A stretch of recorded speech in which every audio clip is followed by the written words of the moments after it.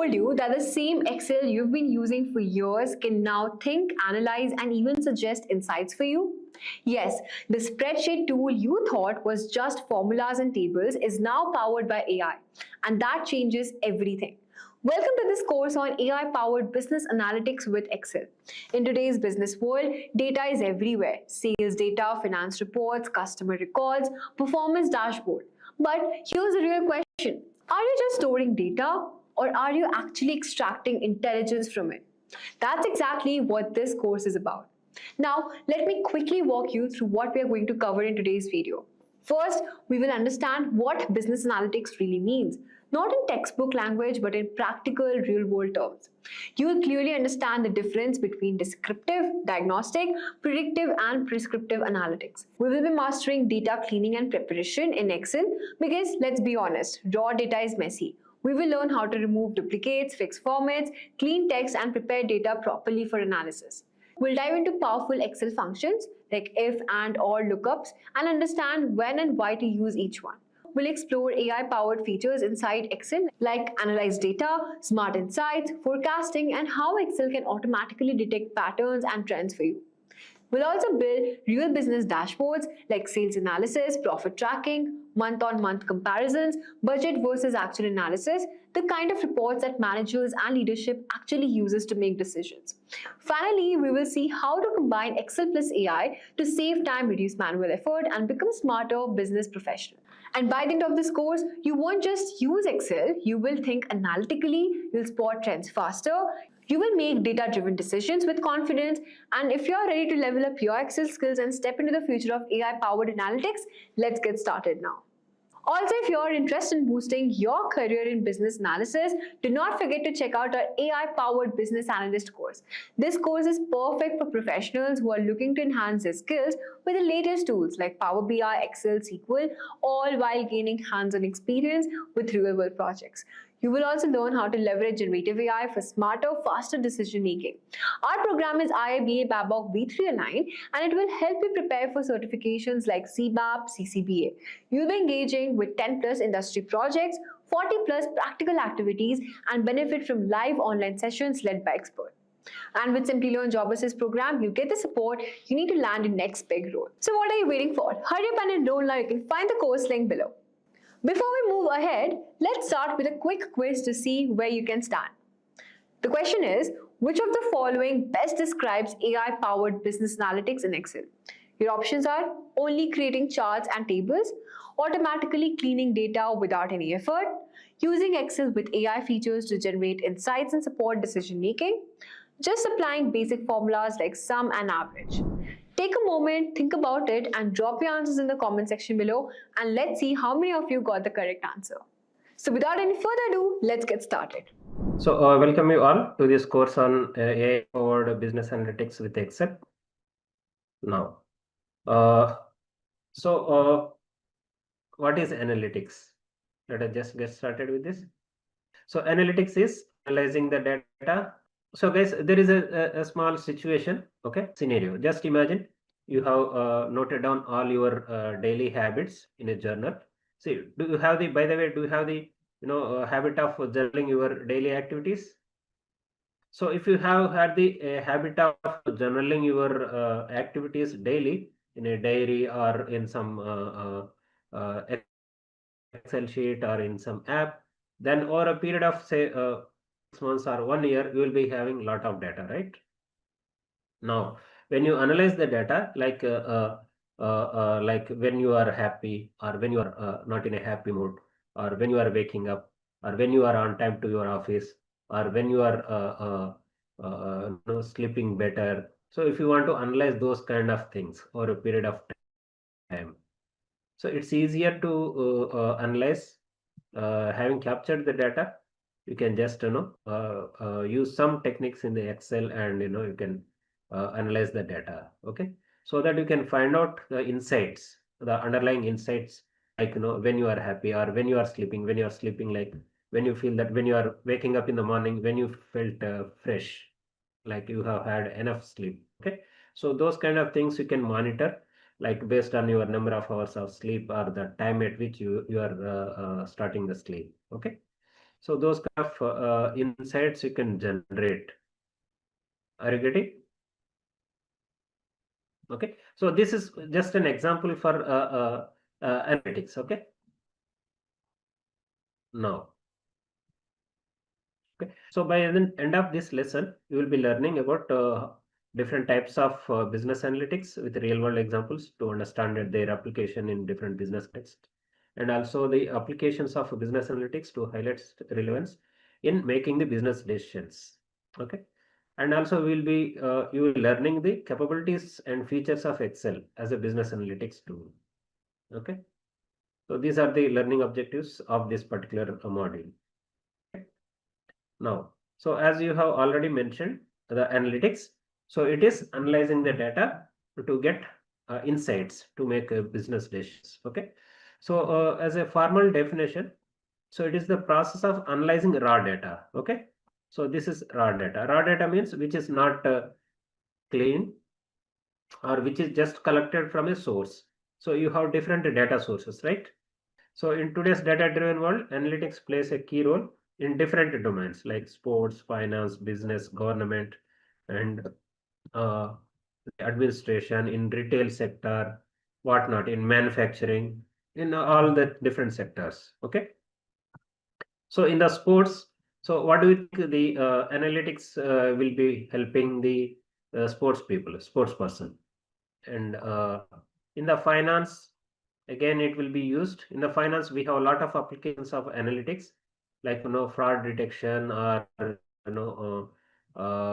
eligibility for loans. When somebody applies for a loan, whether this person can be given a loan or not. And also like creating specific group based advertising campaigns. Okay. Like high net worth individuals. Now in the business, it is used for a lot of purposes. So as you know, it is used for monitoring of the KPIs, or operations optimization, or inventory management, and or supply chain management, or analytics. So there are a lot of applications in the business world. Okay. Yeah, market analysis, sales analysis. And in the government sector, we have a lot of applications of analytics. So the prime thing in government sector is in a public policy formulation, like especially with related to collecting of census data. Okay, population related data, and analyzing it like age group wise, gender wise, region wise, or state wise, and formulating the policies for different groups of people. Like suppose in a place you have a lot of children, say 3 years to say 5 years. So you will have to have some creature kind of thing for the children. Okay. Or schools, or hospitals, or playgrounds. So these kind of things can be, policies can be made on these kind of facilities or infrastructure creation by the governments based on this kind of analysis. Okay. And also during COVID-19 time, you might have observed in the 2000, say 2021, in those 2 years. So we used to get a lot of analysis, right? Like how many COVID positive cases, and how many are tested, how many got affected positively. Now, why do we study analytics? So it so analytics, it is often related to the study of historical data, that is past data. Okay, previous data, previous collected data. Okay, so on that we'll be studying to find out the potential trends and patterns inside them. And here, as businesses, we'll be studying on two important things. Okay, one is to understand the effects of certain decisions taken. Like say, just imagine a company's sales are going down. Say last year, company has observed that sales is going down. Okay, so based on this insight reported, the management has taken certain decisions. Okay, to create a new models, and also to give more discounts to the customers. Okay, those kind of many other decisions they have taken. Now this year they want to see the effect of those decisions. Okay, whether they are helping business to grow or not, or improve the sales or not. Okay, so these kind of things can be done in the analytics. And also it is used to evaluate the performance of the businesses, like the goals and targets of the companies, how far they have achieved. Okay, each company, each business has their own goals, right? Targets, business goals for the entire financial year. Okay, so quarterly also they will be having the targets. Okay, so in such situation, they can analyze their actual performance with their targets, and they can know where they are exactly with respect to the targets, and based on that gap, if there is any, they can speed up their performance. They can engage more resources, and they can speed up the performance. So let us try to understand what is business analytics. Okay, so business analytics, it is the process of collecting the data, cleaning the data, analyzing it, and interpreting the data to identify trends, patterns, and insights to make data driven business decisions. Okay,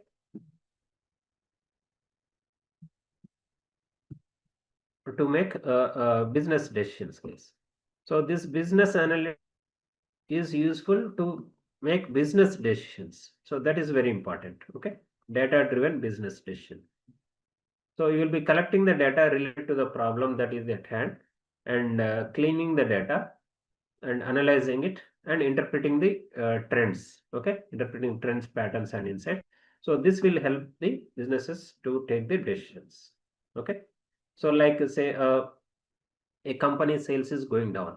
Okay, now this task has been assigned to you to provide, to analyze the data, sales data, why the company sales are going down, and to provide recommendations. Okay, so you have analyzed the data, you have found out that some products are not doing well in certain regions. Okay, and because of a competitor effects and also market situation, so you have come up with some recommendations. Okay, saying that you will have to increase the features or reduce the pricing, or you will have to deliver it faster than the competitors. Okay, those kind of recommendations you have provided. So these decisions, I mean, once you have provided the recommendations based on your analysis, so the business, the person who is in charge, like it could be president or CEO or the general manager, whoever it is, so they will take the decision to implement those recommendations. Okay, so these kind of decisions are called data-driven decisions. Is it clear, everyone? So business analytics is more related to the decision making. Based on your analysis, you are going to take decisions. Those decisions are going to be implemented in the business for the benefit of the business. Okay.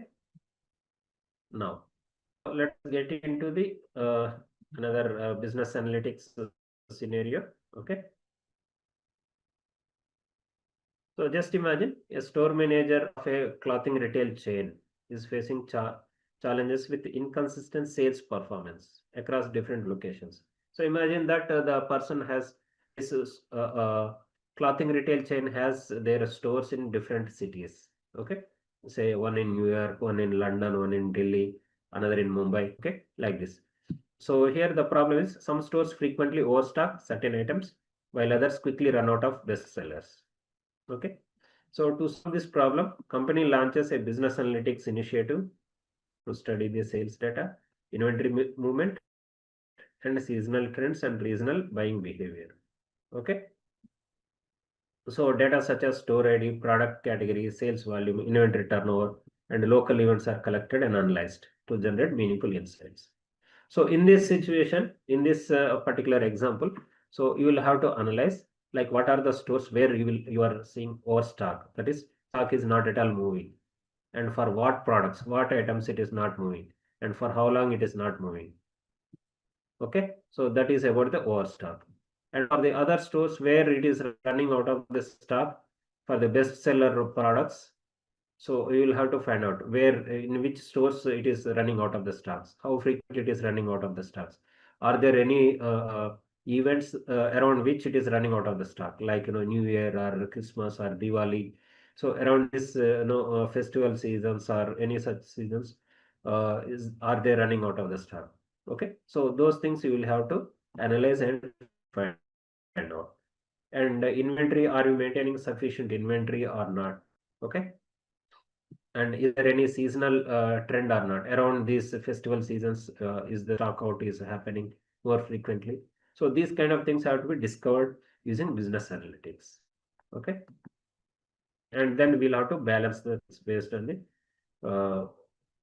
insights that we found out. Okay, so the steps include, first we need to detect the issues, that is wherever this overstock or running out of stock is happening, and then we have to analyze the demand trends. Okay, we have to track regional buying trends like on festival seasons or seasonal, any other seasonal events, so where demand is more, and then we have to optimize the stock distribution. So we have to balance the things based on insights. Now guys, so let us try to understand different types of business analytics.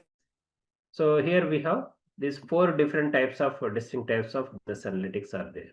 Okay, so the first one is descriptive analytics, and the second one is diagnostic analytics, third one is predictive analytics, fourth one is prescriptive analytics. Okay, so what is descriptive analytics?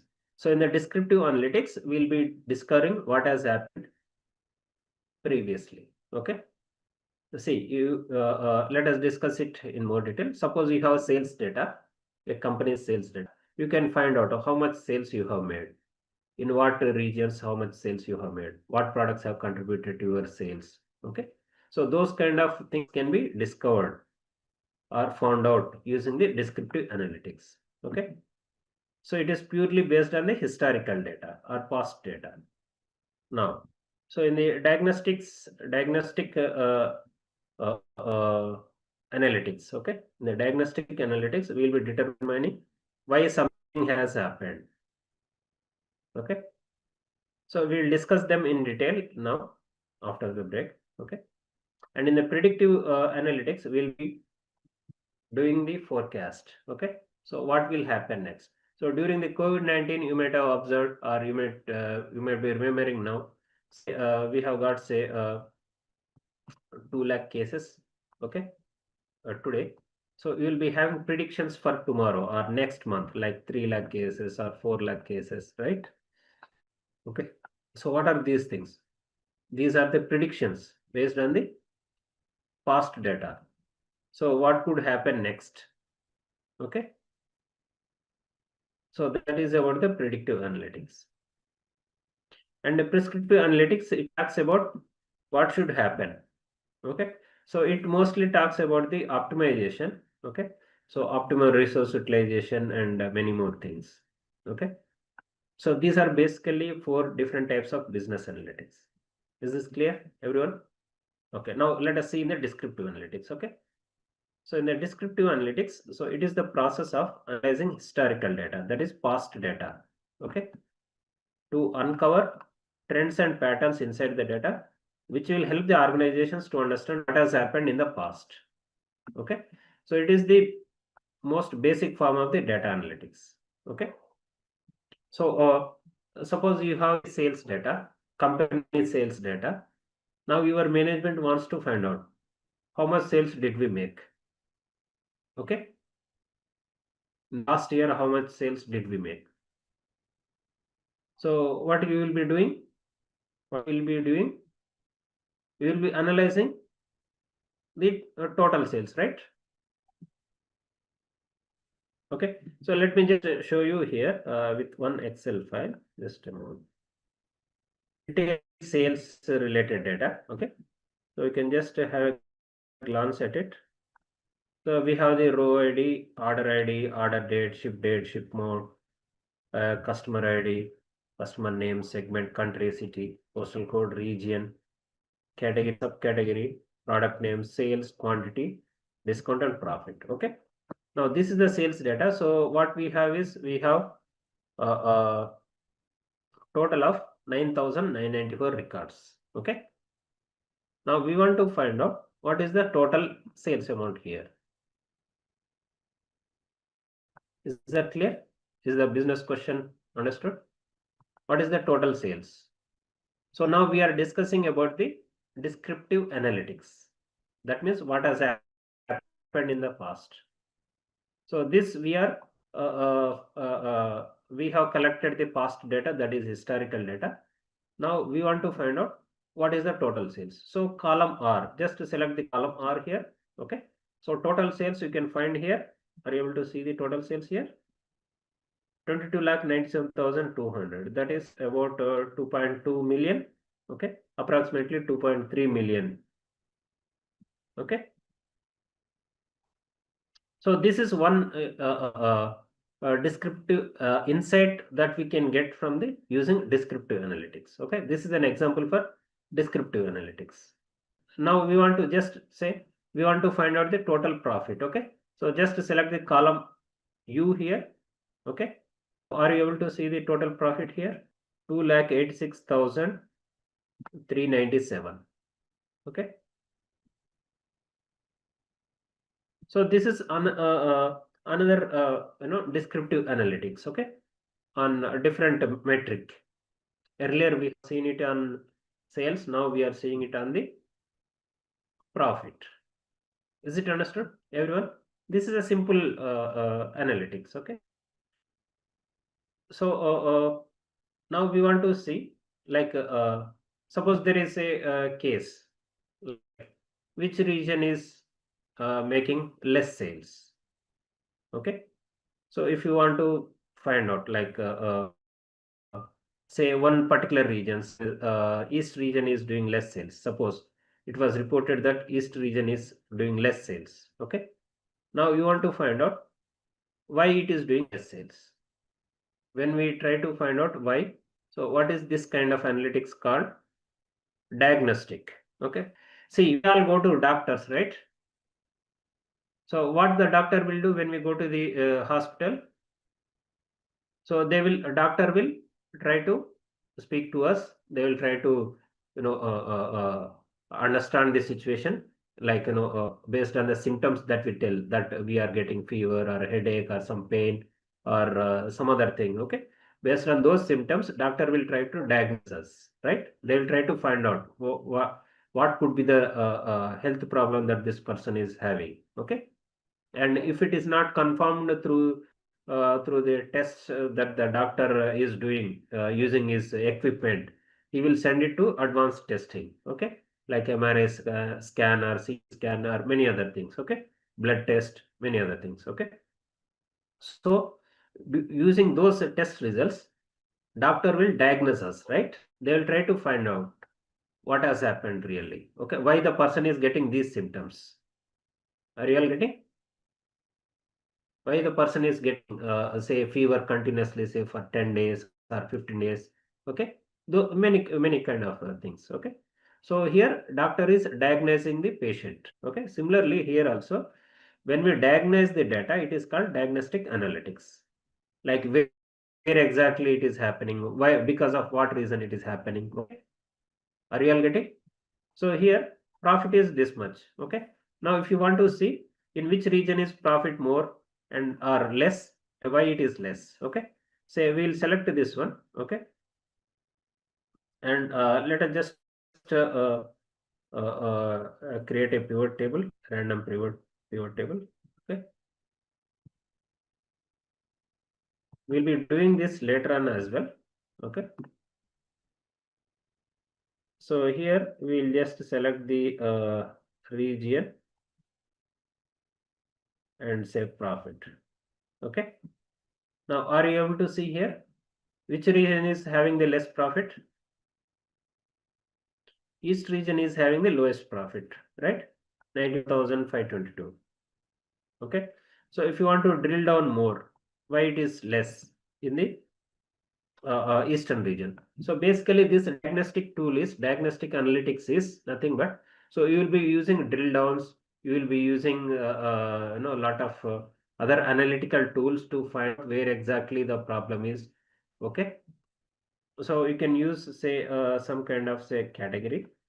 So you can use category here to find out which region is having less profit. You can see here in the eastern region, furniture is having the lowest profit, only 3,000. You can see here. Okay. So that means furniture is contributing to the lowest profit in the eastern region. So this is one of the contributing factors. Are you all getting? Okay. So these kind of insights we can get using the diagnostic analytics. Okay, let me just show you. Just a moment. Let us just remove the category. Okay. So central region is having the lowest profit, that is 39,706. Okay. So here that is central region. Okay. Sorry, category. So when we bring the category, you can clearly observe here. Okay. Central region furniture. Okay. Furniture category is in the negative. That is, it is causing the loss. Okay. So this is one of the contributing factor for the central region profit to be low. Okay. Now inside the profit, inside the furniture, now you can find out what exactly is this subcategory. Okay. You can just find out more details. Okay. So inside you can see here. So bookcases are negative, furnishings are in the negative, tables are in the negative. Okay. Because of these things, we are having total negative. Okay. So this kind of drilling down is called diagnostic analytics. Is it understood? Anyone? All of you? See, sales and profit need not go in tandem. Okay. Some products might be more profitable, some products might be less profitable. Okay. But sales could be different. Okay. Now, predictive analytics. So predictive analytics is nothing but it uses the historical data and it will predict for the future using some model, some technique. Okay. See, let me give you a few examples. Now, take the case of a company. Okay. Say Amazon. So, okay, we need not use any specific company name. So take a business. Okay. Suppose you have the sales data, say for 2021, 22, 23, 24, and now 25. Okay. So you have this 5 years sales data. Now you want to know what could be your sales next year. Okay. You want to predict or forecast your sales for the next year. Are you getting the business requirement? Okay. So this is done by a prediction. Okay. Based on the historical data, based on this past data, we are going to predict the new data. Okay. For 2026. Okay. So this is done using various statistical models like prediction algorithms, or there are a lot of algorithms like exponential smoothing technique and many other techniques would be there to predict.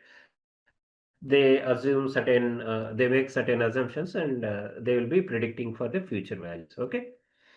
So we have a lot of statistical algorithms, machine learning algorithms to predict for the future values. So how prediction is done is, see, let me just show you. Okay. Suppose you have, now say we have the sales data. Okay. Sales data related to 2021, 22, 23, 24, 25. Just imagine. Okay.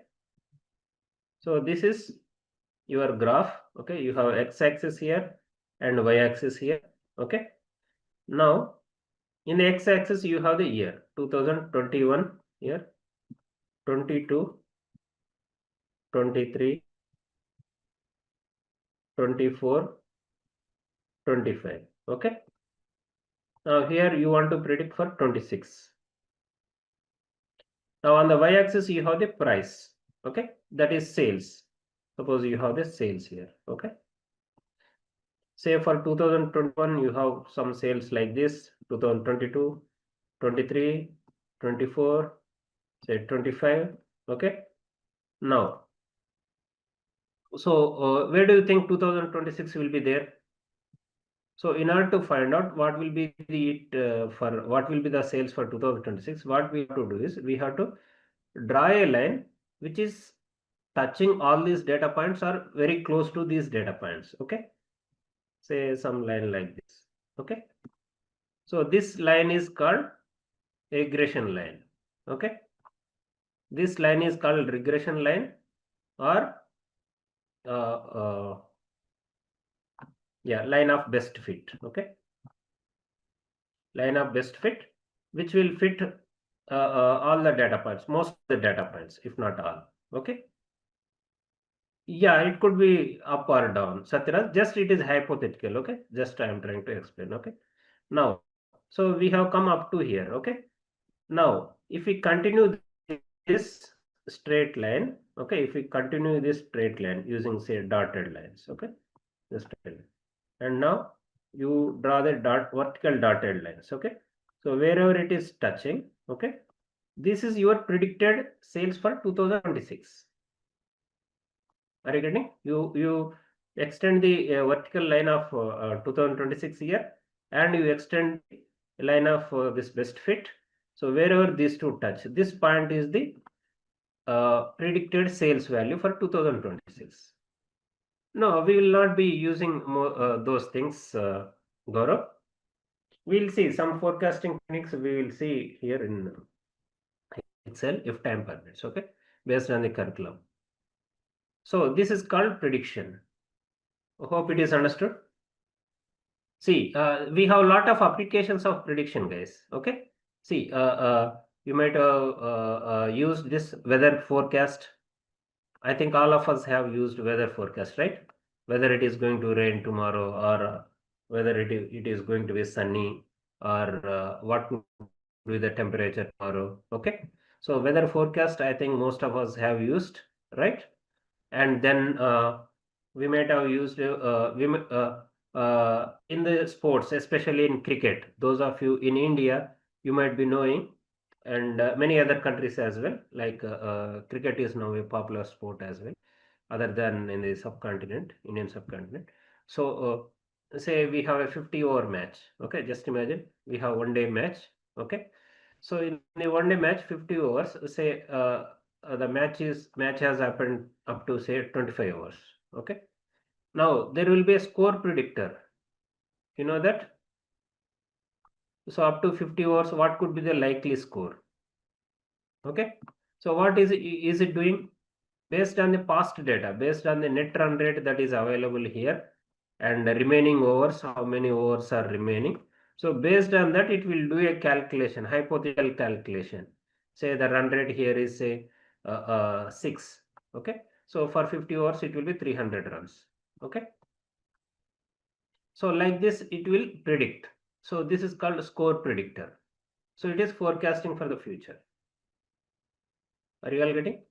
Similarly, we have these forecast applications in many applications, like, COVID-19. You might have extensively seen those things, like a prediction of positive cases, deaths, and also many other things.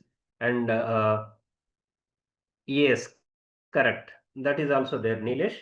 So if the chasing team, if they have certain run rate, how much they can achieve, or whether they can win or not. Okay, in how many overs they can win the match, if they continue the same run rate. Okay, those kind of things.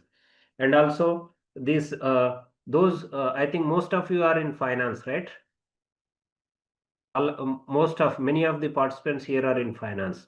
So in finance, you have a lot of these predictions, forecast, fuel average prediction. So there are so many things, sales prediction. There are so many predictions, guys. These are all based on the historical data, and they use some specific statistical models or algorithms, and they make some assumptions. So based on those things, predictions will be made for the future. Okay. Hope it is understood, everyone. Now let us try to understand, why do we make predictive analytics? Why do we make predictive analytics? To prepare the resources in advance, and to meet the demand of customers in advance. Okay, I mean, to meet the demand, we are forecasting and seeing what is what. Okay, how much is the demand for us, to understand the trends. So those of you in banking and finance sector, you can find out that while we are taking loans, while the businesses are taking loans, they also wants to see the loan giving agencies, basically the lending agencies, bankers and financials. They want to see what is the future business of the company. Okay, They want to see whether the business is sustainable or not in the long run. Okay, they want to see the predictions for the future, next 2 years, 5 years, something like that. Okay, so based on that, they will gain some confidence and they can grant the loans or any such thing. Okay, so there are so many yeah, credit ratings also, risk related things also, future loan forecasting also, how much loans might be required for different segments. Okay, those kind of things. This company quarterly results also can be forecast. So now we will discuss about the prescriptive analytics, guys. Okay, so prescriptive analytics. So as we have seen, where we have started at descriptive analytics. So it talks about what has happened previously, and then we have discussed about diagnostic analytics, that is to find out why something has happened, and then we have discussed about predictive analytics, which says what would happen in the future based on the past data or historical data. Now prescriptive analytics is the one which improves the decision making by identifying the optimal choice among the various alternatives that are available to us. Okay, so here the classic examples are like recommendations, guys. Okay, so now if you watch say Netflix movies, okay, so based on your previous viewing of different films or yeah, different kinds of films like action films or say comedy films or many other things or love story related things. So based on your watching history, the Netflix or any such kind of platform will recommend say, movies to you. Okay, so what is it doing? Based on your past history, so it is recommending based on your taste, based on your previous decisions. So it is providing optimal choice to you. Okay, similarly in the e-commerce sector also, you will get product recommendations based on liking also. So yes, in a social media platform like in YouTube or Insta, based on liking or based on comments that we provide, even in LinkedIn also. So those kind of things will be recommended to you, shown to you. Okay, so in the background, these recommendations engines will be running. So it will be collecting all the statistics based on your viewing of a particular post or particular ad or your liking or not liking. Okay. So based on those things, it will collect, analyze, and it will personalize it. Okay. It will personalize it to you. Okay. To the individual, and it will show you the results. Product suggestion, that is in the e-commerce, especially Amazon or Flipkart or many other online portals. Okay. So for the businesses, this prescriptive analytics are useful to make optimal business optimization, resources in the form of people, and also resources in the form of money and machinery. Okay, so those kind of things will be possible. So now hope you have understood all the four types of analytics. Okay, descriptive, diagnostic, predictive, and prescriptive. So shall we go ahead, guys? Let us discuss about the applications of business analytics, guys. Okay. Now we have discussed the types of business analytics. Now let us discuss about the applications of business analytics. Okay. Now, so we have vast areas of application of business analytics. So, do you think there is any restriction on the use of business analytics in a particular sector, or it can be applied in all sectors? It can be used in all sectors. So now, this business analytics, we can use it in all sectors. Okay. So it's in financial analytics, we can collect the data related to the customers and see. Suppose you are in say a telecom sector. Okay, just imagine. Say you are in now most of you are in finance sector. Now you can use this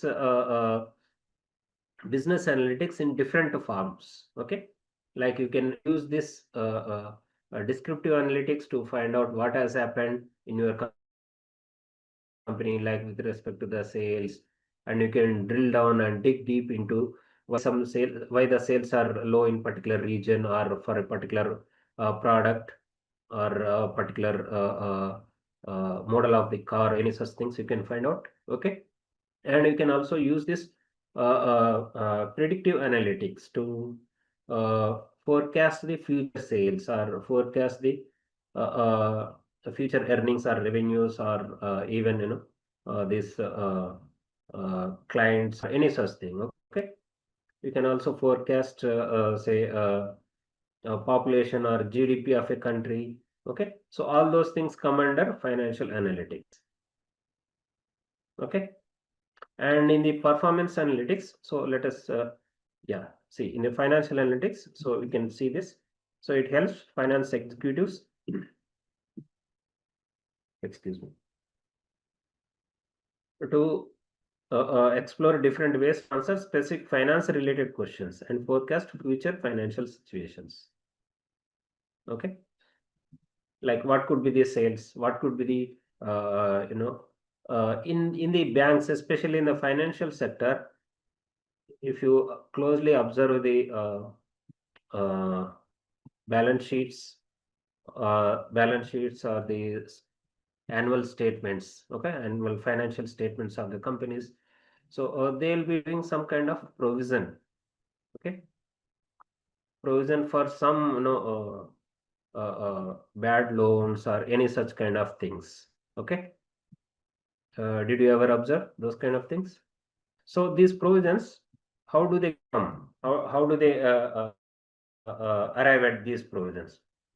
They will be doing the forecast based on the previous data that is available. They will be forecasting for the next year. Okay, then they will be providing that much amount, say 10 crores. Okay, 10 crore rupees as write off or something like you know like loans which cannot be recovered. Okay, those kind of things, right? And also you can use this kind of financial analytics to maximize the investment value. So this investment value, especially with the angel investors and various investors who will be investing mostly in the startups, right? Okay, so nowadays this trend is very high in Indian market as well. Okay, so these investors, they will be looking at the startups, and then they will be, based on their confidence and based on their financial soundness, they will be investing in the particular startup to maximize their investment value. Okay, so if they invest in some particular company, how much growth they will show us, how much growth they will get in, say, 2 years, 3 years, or 5 years. So they will try to maximize their investment value. Are you getting? So investors will look for such kind of opportunities. Suppose you have, say, two companies, okay, two startups, say startup one and startup two. See, one is in retail sector and say one is in IT sector. Okay. Now there is an investor. Okay. Now investor, he will try to find out if he invests, say, 100, say $10 million, say in this one and this one. So how much maximum value, investment value, ROI he will get, he or she will get. Okay, in the retail sector and in the IT sector. AI is trending, right? So as an investor, if you invest in AI technologies, okay, so you will be able to get maximum investment value. Okay, so investors will always be looking at this aspect, how to maximize their investment value. Okay, now we can also use financial analytics, we can use it to gain multiple views. Like if you have the sales data, you can view it region wise sales or category wise sales or segment wise sales or a combination of these things. Okay, so that you can take better decisions. So if you remember earlier what we have done, drill down, so diagnostic analysis. So where we have seen that a central region and a furniture category is doing the lowest sales profit. Okay, so those kind of multiple views can be seen there. Okay, so this is with respect to the financial analytics, guys. Hope it is clear. Now, coming to the performance analytics. So performance analytics, it is used in the businesses for different things. Okay. So for planning the strategies, suppose you have, say, sales. Okay. A company products are being sold. Okay. Now, so here in the performance analytics, so for planning of the strategies, like, where to invest, like here, suppose if you have say a car manufacturing company. Okay. Now you want to say, what is trending in the cars nowadays?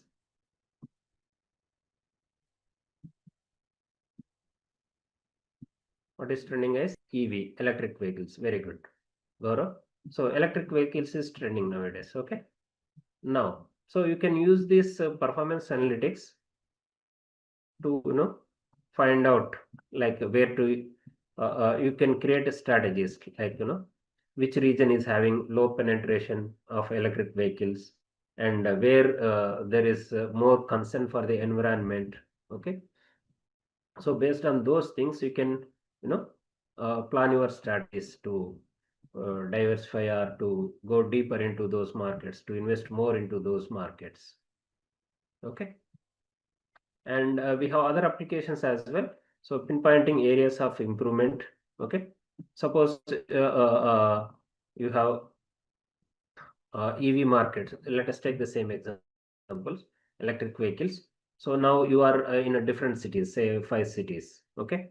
Now, few cities are not doing good in terms of sales. Okay. And there are also, say, vehicles are called back due to some issues. Okay. So then you can analyze this performance analytics, because of what parts, what, suppliers, or the parts of lower quality, the vehicles are called back. Okay. They are not performing better. Okay. So those kind of areas you can pinpoint, and you can identify them for improvement. Okay. Yes. Another example, good example, is EV charging stations. Okay. Now you can analyze where you have the EV charging station. What is the distance between highest distance between two EV charging stations? So you can try to optimize that. You can try to, create a new EV charging stations in between those long distance EV charging stations. And you can also use it for creating budgets for the businesses. Okay. Like, if the suppose if you are doing in a project, suppose you are a IT project manager. Just imagine you are IT project manager. Now you are doing analysis of your quarterly resource allocation. Okay. So when you are doing quarterly resource allocation, I mean analysis, quarterly resource analysis, you found that you are not able to do the work towards the third or fourth quarter. Okay. So there is a lot of work pending in the third or fourth quarter. So what can you do about it? Hope it is understood. So like this, you have, managing daily operations in the shop floor or any such things, and here meeting service level agreements. So this is especially useful for service companies. Okay. So when they are providing some software or some services, say you have tickets. Okay. So when you want to monitor these tickets, okay, so tickets means these are the issues, that basically these are the issues that the customers are reporting. Okay. So each issue is given a ticket. Okay. So these tickets have to be, addressed by the companies. Okay. So they will be having some service level agreements. Okay. Like within 1 day, these many tickets of critical nature have to be addressed, or moderate nature have to be addressed in 2 days, or, less moderate, I mean, low priority items can be cleared or addressed in 3 days, like this. Okay. If you have these kind of service level agreements, so you will have to see how far you are able to meet those service level agreements. Okay. So to do that kind of monitoring also, we can use performance analytics. So and also see, in software companies you will be having these target deliverables, right? Based on some time and project milestones, there will be deliverables. Okay, so to monitor those kind of deliverables, whether they are being done on time or not, also you can use this performance analytics. Now, customer analytics, it is a huge area, especially. So where do you think this can be used, customer analytics? So customer analytics can be used telecom sectors, retail sector, aviation sector, and social media platforms, right? Retention of the old customers. So churn rate, okay, the way who are going away from the existing service provider to new service provider. So it happens in the telecom sector and internet and broadcasting sectors, and TV channels, those many things, many other things. Even banking also it happens. Okay, so in these sectors, so this kind of analytics, customer analytics will be done by different parameters, guys. Different parameters, say by age, okay, by gender, by region, by education, okay, and by income levels, okay. So by these many parameters and many more, these are only a few things I can just quote you. So there will be many more dimensions by which this customer segmentation will be done. Okay.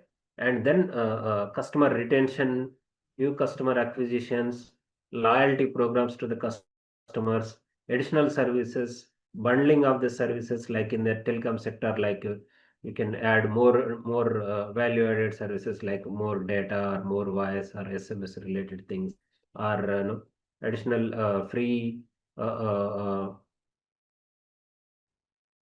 OTT platforms. Those kind of things can be given to you. Enough things for analyzing the customer data and providing campaigns for say reduced interest rates for your credit cards or loans, or giving higher margin for the loans. Those kind of things can be done.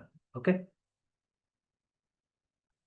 So here critical decision making, this is for customer retention and also loyalty programs. You can use the customer analytics and market segmentation, predictive analytics. So in the predictive analytics, you can use like which customer is likely to churn, and you can apply these analytics to uh, retain the customer, to provide loyalty programs to that. Okay. Yeah, product mix preference. Yeah, customer lifetime value also can be calculated. So enhancing prediction of customer behavior. So if a customer is making the payments on time, so what do you think of that customer? And one customer is not making payments on time, another customer is making on time payments. So definitely the customer who is not paying on time, right? Because he might not be satisfied with the services. So we have discussed about types of analytics, right?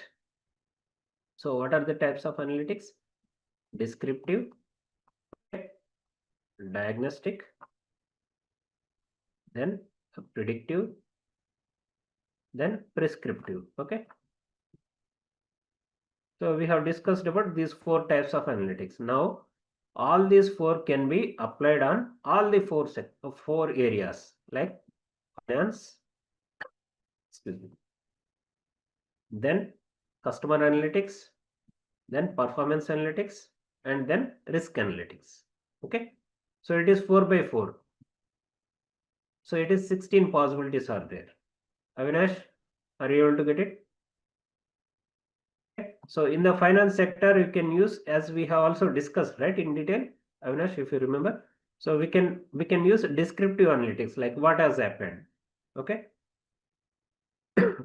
and why something has happened, and what could happen in the future, okay, what is the optimum one, okay.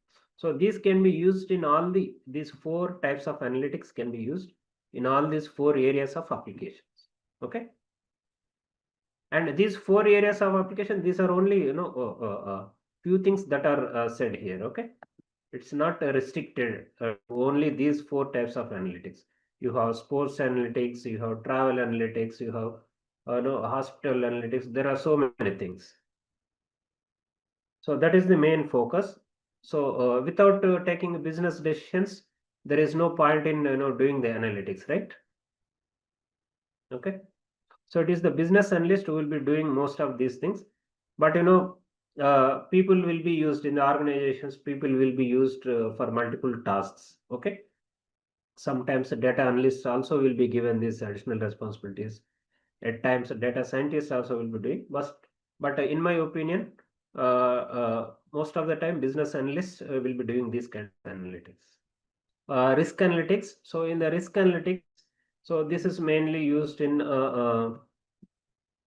projects like if a project could run into risks like missing the deadlines or any you know uh, like supply chain related issues like supplies not coming in time, okay, or resources not available, okay, those kind of risk analytics can be done here. So this forecasting can be used to predict the uncertainties, okay, some kind of uncertainties, so that project can be evaluated whether it might be successful or not, okay. And here, managing and mitigating the risks across business operations is another important aspect. So once you know the risks, then we have to come up with the mitigation plans, like how to uh, reduce its impact. Okay. Suppose you have a situation where supplies are likely to be affected. Okay. So what will you do? Suppose you have only one supplier supplying a critical component.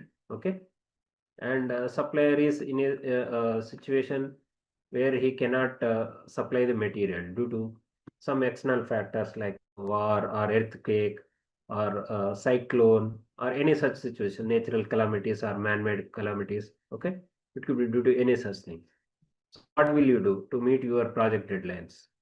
So here, this risk analytics is especially important from in the finance sector and also banking sector, and then in the project management.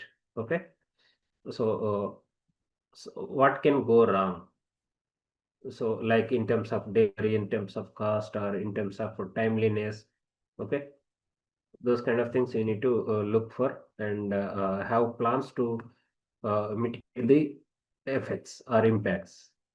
Now, so let us just have a look at the Excel file and various menus and ribbons available in the Excel. Okay. So as you all know, Excel is a very powerful spreadsheet software which is developed by Microsoft company in 1985. Okay. To be precise, September 1985. And it is used in almost all industries, guys. It's not restricted to any particular industry. So it can be used across the different sectors like manufacturing, power, oil and gas, aviation, IT, retail, whatnot, hospitality, medical, all the sectors can be used. All the sectors can use or they are using Excel. Okay.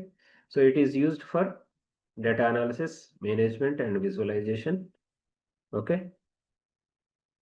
So here, let's try to understand its key features. Okay. It is extensively used for business analysis. Okay. So data in Excel is used, if data is available in Excel file, it can be analyzed for, finding out the descriptive analytics or diagnostic analytics like KPIs tracking or visualizations. Okay. For so many different purposes, data can be analyzed. Okay.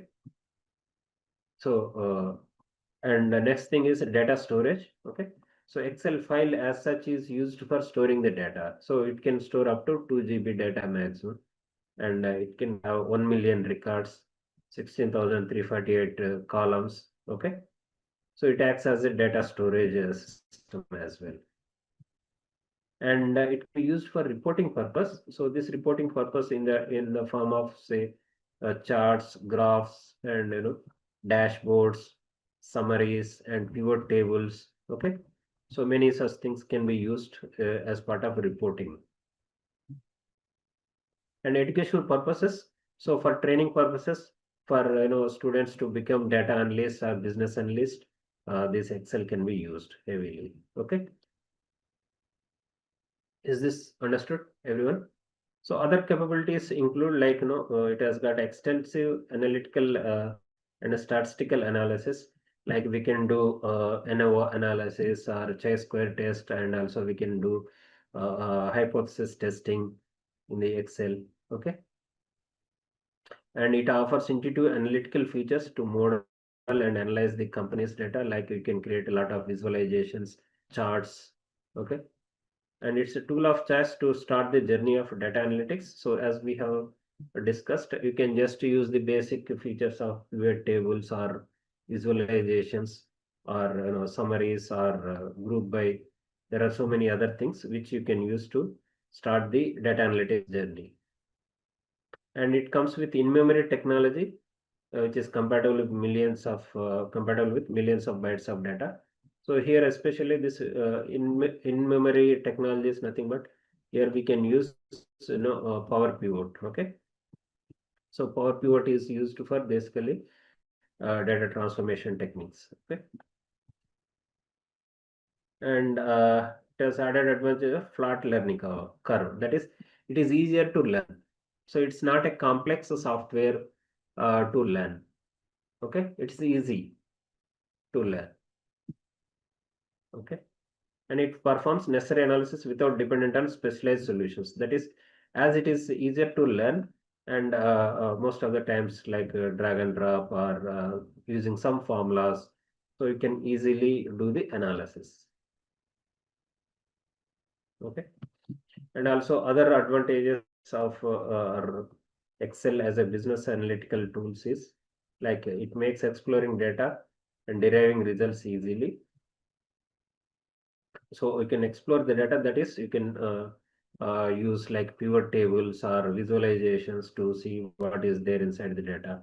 You can also clean the data, you can transform the data, you can prepare the data to do the analysis. Okay, and we have also have AI capabilities, like you can integrate AI tools like ChatGPT or many other tools. Okay, Copilot can integrate into Excel, and you can uh, derive the insights very quickly. Okay, you can do the data analysis very quickly.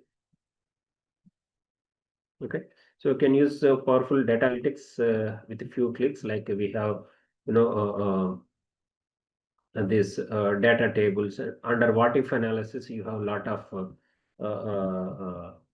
analytical tools, like a scenario manager, data tables. Okay, and it serves as widely accessible BI tool, business intelligence tool, for diverse organizational needs. So you can create a lot of visualizations, dashboards, or reports using the Excel. Okay, so it empowers robust data analytics through advanced functions and formulas. So we have a lot of formulas and functions inside uh, Excel. Okay, like we have finance related functions, engineering related functions, mathematical functions, and we have logical functions, text functions, data related functions. So a lot of functions are there. So based on our type of data that we handle, so we can do the analysis accordingly. Okay. So as we have discussed, we can integrate Excel with the chart GPT and a spreadsheet. So chart GPT is for a text related, like it is like a Q&A type of thing. Okay, question and answering. So it is basically on the foundation of NLP. Okay, natural language processing. So you ask a question, and it will try to retrieve the answer from the existing data. And this spreadsheet AI is for machine learning purposes. Okay, like predictions and many other things. Okay, so these are the capabilities that we have in Excel. Okay, now let us discuss about data cleaning. Okay, and process preparation. So guys, why do we need to do data cleaning and preparation? See, we have to start with why. Okay, anything we have to start with why. Why do we need to clean the data and prepare it? Now, just to think of this business scenario. Okay, like you are analyzing large regional sales report for an upcoming executive meeting. So as you explore the data, you notice customer names spelled differently. Okay, dates entered in different formats, and some sales figures are missing, and few entries are repeated multiple times. Okay. So now, if you want to make full sense of the data, so what kind of steps or activities do you do? So the kind of issues are highlighted here. Okay. So you notice customer names are misspelled, or no, they are spelled differently, dates entered in different formats, and some sales figures are missing, and a few entries are repeated. Now, so in this module, we will see how to organize the raw data sets. The learning objectives are to organize the raw data sets in a structured manner and apply various data cleaning techniques to correct errors, remove duplicates, and handle missing values, and to use various Excel functions to transform and standardize the data and to prepare the data, and construct dynamic formulas with cell references to automate the calculations and reduce manual errors, and integrate Gen AI like ChatGPT and extract insights from the data sets. Okay. Now, let us discuss about importing and organizing data. So there are different data sources from which we extract the data, right? Now, we will see, just to see, yeah. So data importing. So Excel enables data importing and consolidate data from variety of data sources using data tab and get data option. So here, if you look at one Excel file, so in this, you can see this is the file. Okay. So go to the data here. In the data, are you able to see here? Get data. So in the data ribbon, okay, you will see get data in get and transform data. Okay. So this is the group name, get and transform data. So under it, you have the option to get data.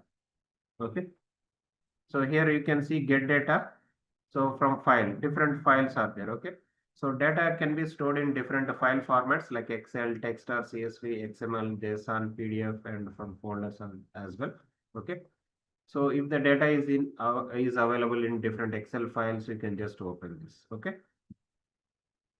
So without this, I mean, when we open blank files, okay, you can just open blank workbook also like this. Okay. So you can open blank workbook like this, and then you can go to the data here, and you can click on get data, and from files you can just select from Excel file. Okay. So from Excel workbook, you can go to the folder where your Excel files are there, and then you can import the data sets. Okay. So like this, say demo 2. Okay. So you can select this file and click on import.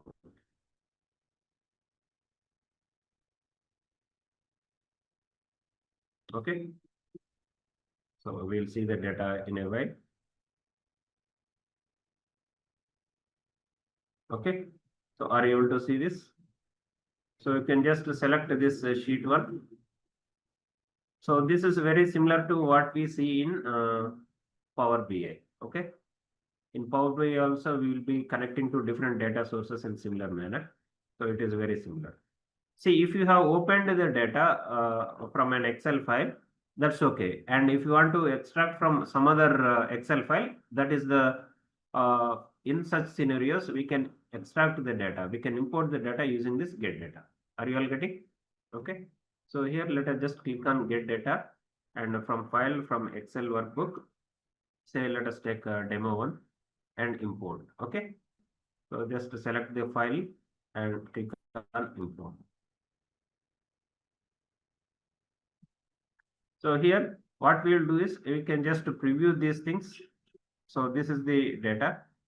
So this screen, this navigator is pretty much similar to what we see in Power BI also. Okay.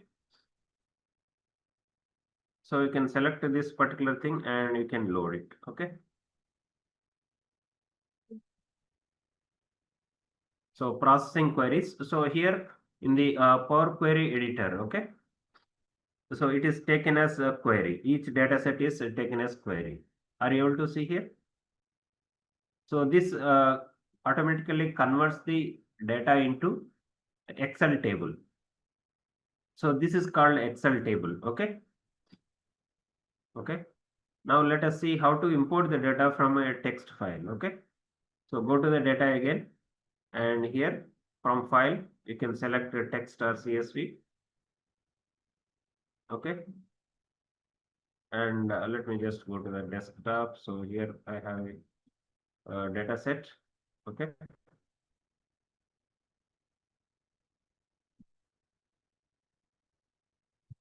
Okay. So I am having this data set, small data set. Okay. So I am loading this as well. Okay. So are you able to see? So whenever we extract data from different data sources, so a new sheet is created for those things. Okay. And now we can try to extract from, say, another file, JSON file. Okay. So let me just show you how JSON file looks like. Okay. So some of you may be entirely new to JSON file. Yes. So guys, this is the JSON file. So here JSON file, it is called, key value pair. Okay. It will be having data in the form of key value pair. Okay. So what is key and what is value? See, in Excel file, how do we have the data? In the Excel file, how do we have this data? Any data set. Okay. Let us take this one. Okay. So we are having columns. These are the columns, right? And these are the rows. Okay. So we'll be having the data in the form of columns and rows. So this is called structured data format. Okay. JSON file is called semi-structured. Okay. And unstructured formats, we have this social media files, like it could be audio file, video file, or text, free text, or photographs, images. Those kind of things are called unstructured. Okay. So basically we have these three types of data sources, three categories. Okay. So it is called key value pair, guys. Okay. So this key serves like a column name. Okay. So here, are you able to see age, job, marital status, education, default? These are all called keys. Okay. They are nothing but column names. And these values are nothing but these data points: 58, management, married, territory, tertiary. No, these values are called, values. Okay. So now what is a record in JSON file? So this record is stored inside this curly braces. Okay. So from this curly brace to this curly brace, this is one record or one row. Is it understood, everyone? So this is a JSON file. So it is called key value pair. And in the Python language, if you are aware, it is called a dictionary. Okay. So this kind of data arrangement is called a dictionary in Python language. Okay. Okay. So let us just be aware of these things. And now you can see how does the next record look like. Okay. So next record after a comma, next record again starts with the curly braces and ends with the curly braces. Okay. Now let us try to import this data set into Excel here. Okay. So guys, here I'm just clicking on get data. So go to from file and select from JSON. Okay. And just yeah. So I'm selecting the JSON file and importing it. Okay. So it directly opens in the Power Query editor. So once it opens in the Power Query editor, so you can just click on this. Okay. So each record, you can see the records. Are you able to see the records? Okay. So age, these are all the, no, these are all the keys. Okay. And on the right side, you can see the values. Okay. So you can just uncheck this. So you can click on record again. This is the second record. Okay. So this applied steps is the place where it will store all the data transformation steps. Okay. Now what we'll do is, so we can convert this into a table. Okay. To table. Just click on this. So here select the delimiter. So delimiter is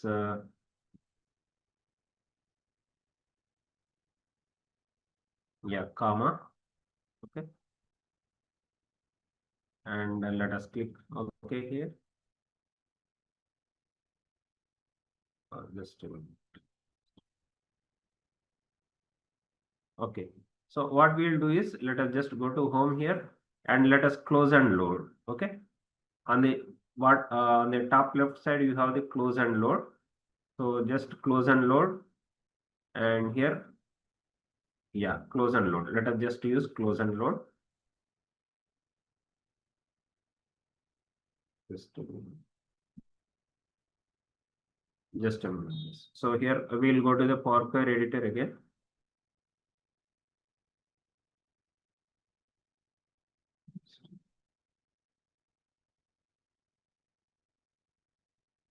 Yeah.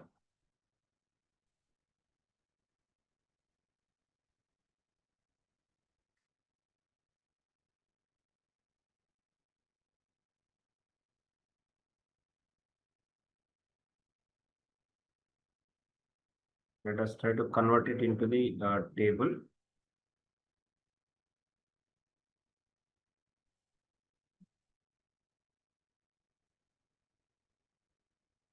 Okay. Yeah. Now are you able to see here? It is in the form of table. Okay. Now what we can do is we can just close it and load it. If you want, you can also change the names, column names. So it is taking some time to load the data. Okay, are you able to see the data in the form of columns and rows? You can also get the data from other things like PDFs or XML files and data source databases. Okay, if we have any database. Okay. So from SQL Server, if you have SQL Server installed in your laptops or computers, you can just connect to those things and you can extract the data. Okay. So here you will have to provide the SQL Server name, and you have the advanced options like you can write the queries as well. Okay. So this is pretty similar interface that we have in Power BI. Okay. So do you want me to show this SQL Server database? It might take a little while to connect to the database. Okay, just a moment, guys. Let me just show you this, and we'll get into the next topics on this. Okay. So I have Microsoft SQL installed in my computer.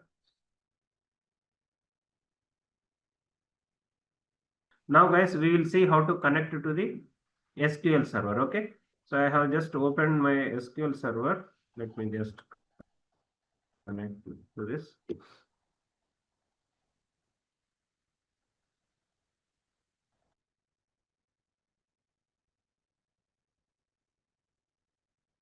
So in fact, guys, this connecting to different data sources.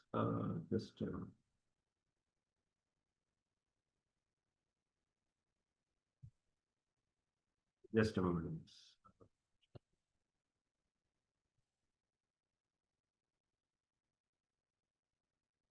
I will have to start this server.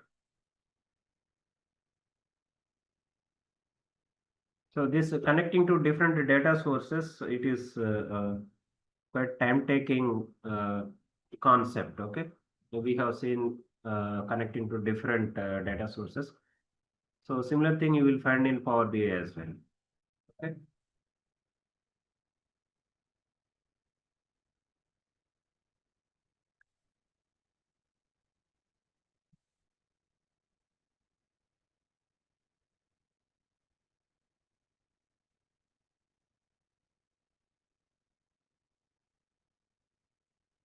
So the server is getting started here. SQL server.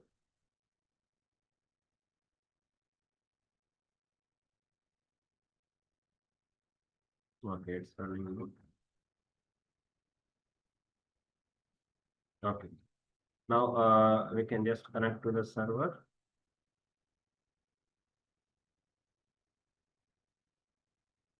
Okay, guys. So this is my SQL server, Microsoft SQL server. So in this, I have few databases. So you can see these are the three databases that I have: data science, portfolio project, tutorial DB. So let me open one database, tutorial DB. So within this, you can see there are different tables. Okay.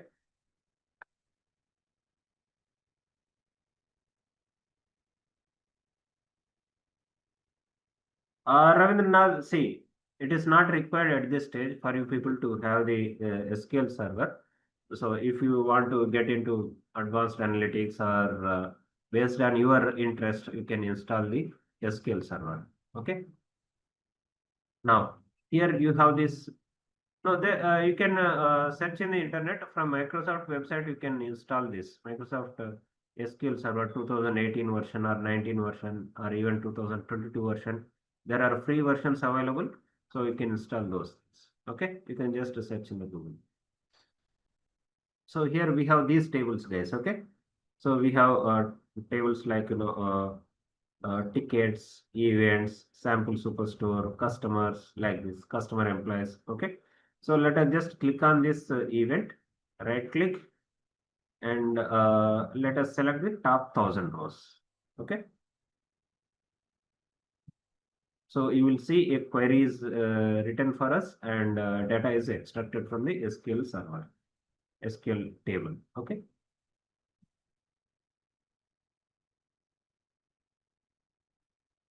Okay, so it's executing. So are you able to see this? So we have these 6 records, and this is the yeah, query, SQL query. Okay. So if you want, let us take another table. So here we'll select top 1,000 rows. Okay. Okay. So this is the thing. You can see all the column names. Okay, different column names from this table, and these are the records. Okay. Is this clear up to here, guys? So we have the database, we have the SQL server. Within the SQL server, so it is like this. Okay, this is the SQL server. It is a physical server. Okay, within this you have different databases. Okay, okay, like these databases: data science, portfolio project, tutorial DB. Okay, and within each database you have different tables. Okay, are you all getting? Okay, different tables. So within each table you have data like this in the form of columns and rows. Is that clear, all of you? Now we are going to access this data. We are going to access this data from the SQL, so from the Excel. Okay. Now, so let us go to the Excel here. Okay. Let us try to connect to database. Okay, from SQL Server database. Okay. Now here we will have to specify the SQL Server name here. Okay. So my SQL Server name is this. Opening backslash SQL Express. So providing this database is optional, and let us just click OK. Okay.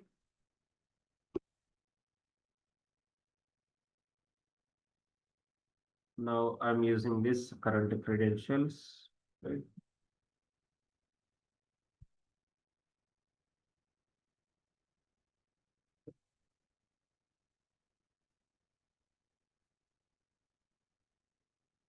Just a moment, guys. Are you able to see this, guys? So this is the server. So it is successfully connected from Excel file to SQL server. Successful connection has been established. Okay. Now you can see the databases, 3 databases. Is this clear up to here, all of you?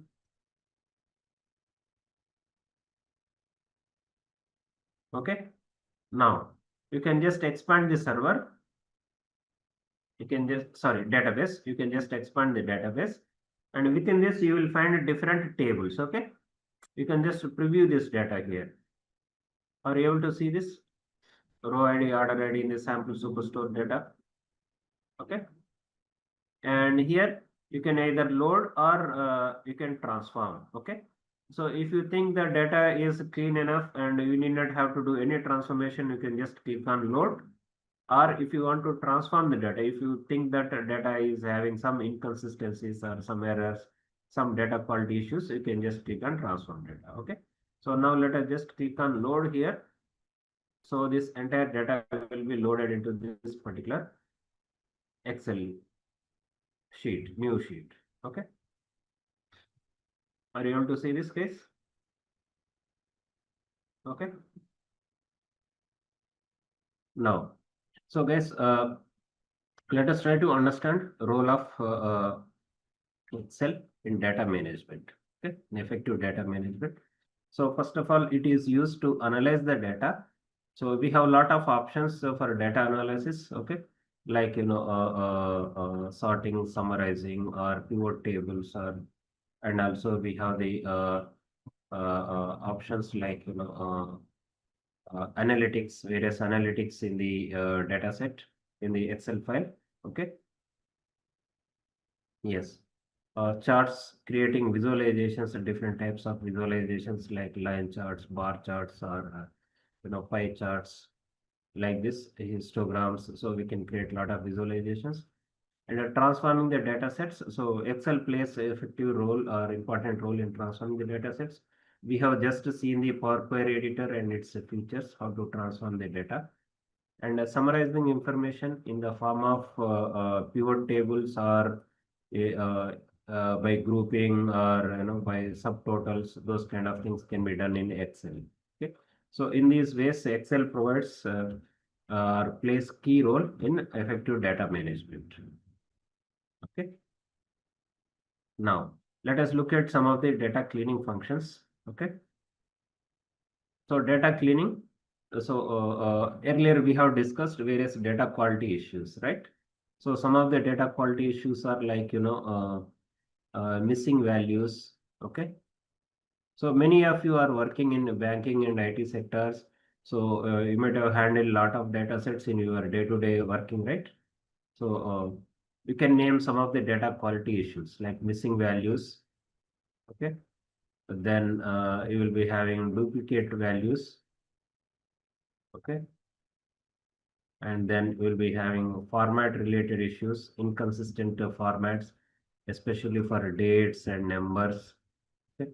Then you will be having errors in the data sets, and sometimes irrelevant data would be there. Okay, so these kind of issues you will be facing day in day out.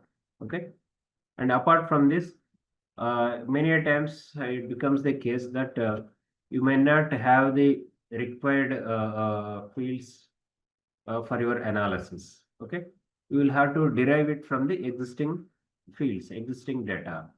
Suppose you have a date of birth in your field. Okay, suppose you are handling the HR data of a company, employees related data. So where you have the date of birth of employee. So these are the various data cleaning functions. Okay, now let us look at them. Okay, sorting and filtering, grouping and grouping, text to column conversion, subtotals, and removing duplicates. Okay, so let us dive into the Excel. So here, guys, we have demo one file. So all of you, please focus here. Okay, please do not do it. Okay, please focus. Okay, so sorting. What is sorting, guys? What is sorting?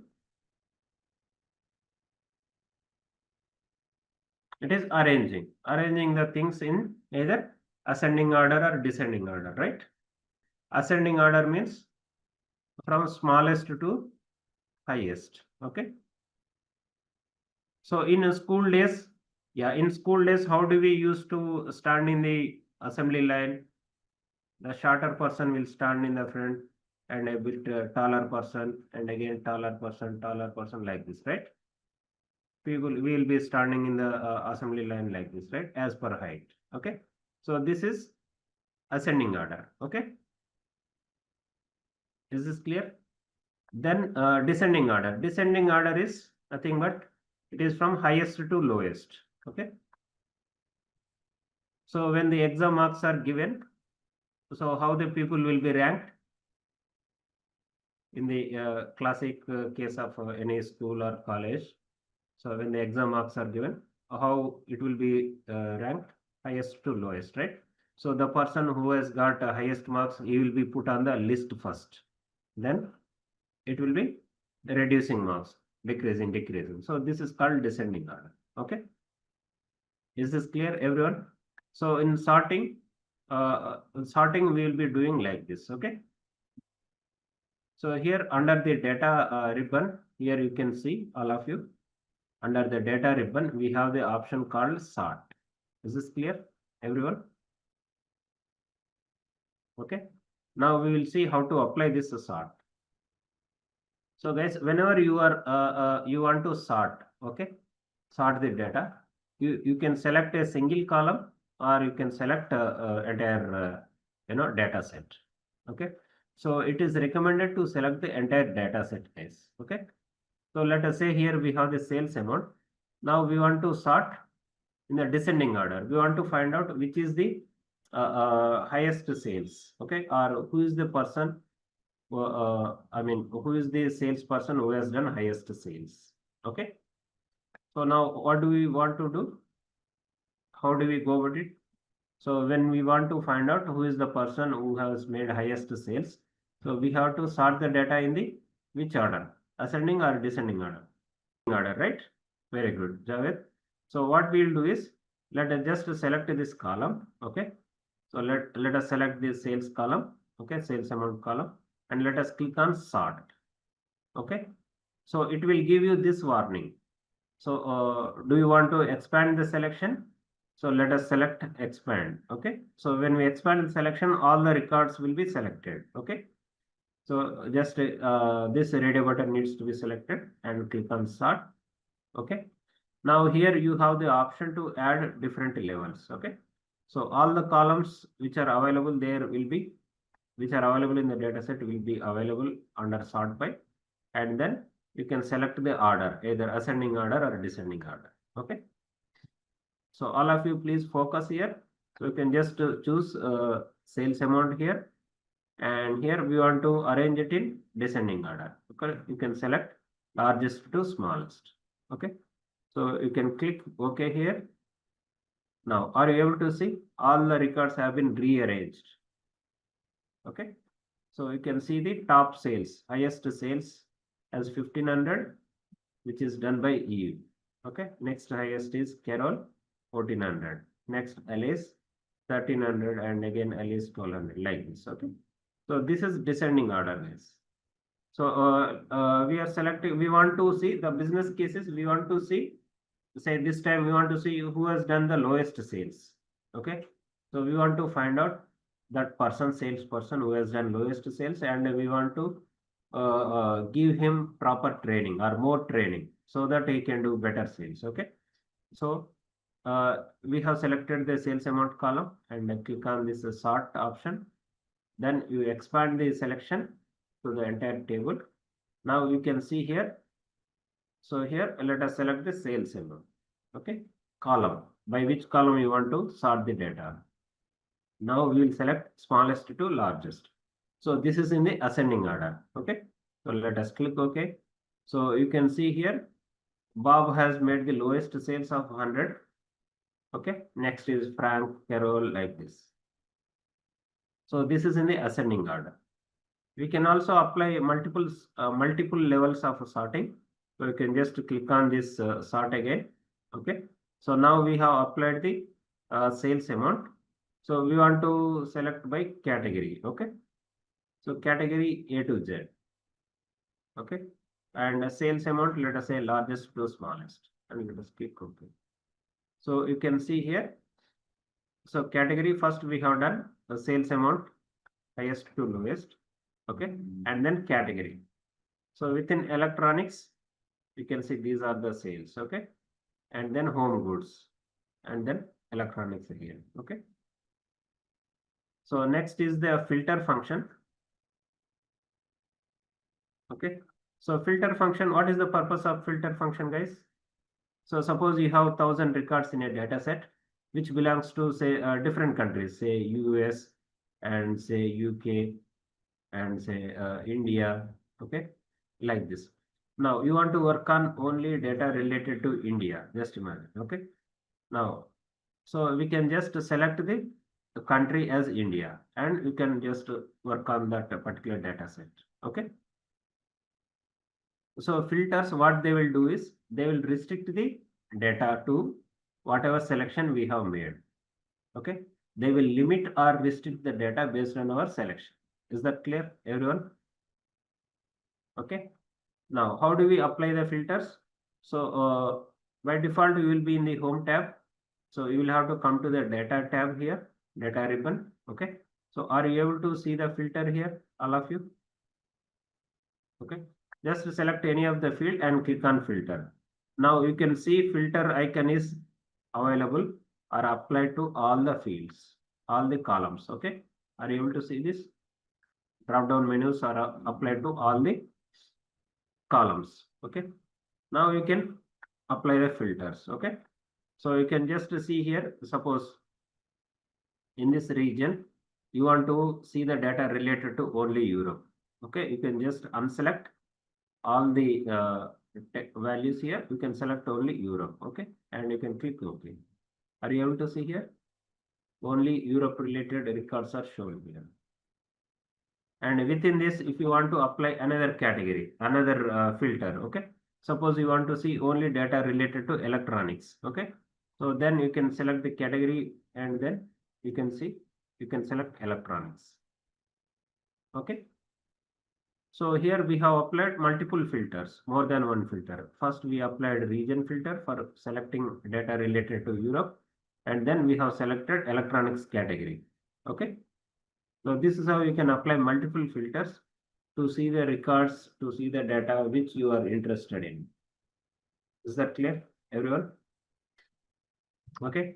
So you have different types of filters, guys, here. So based on the data type, you have different filters. Okay. Like a text data type or a date data type or a numeric data type. Okay.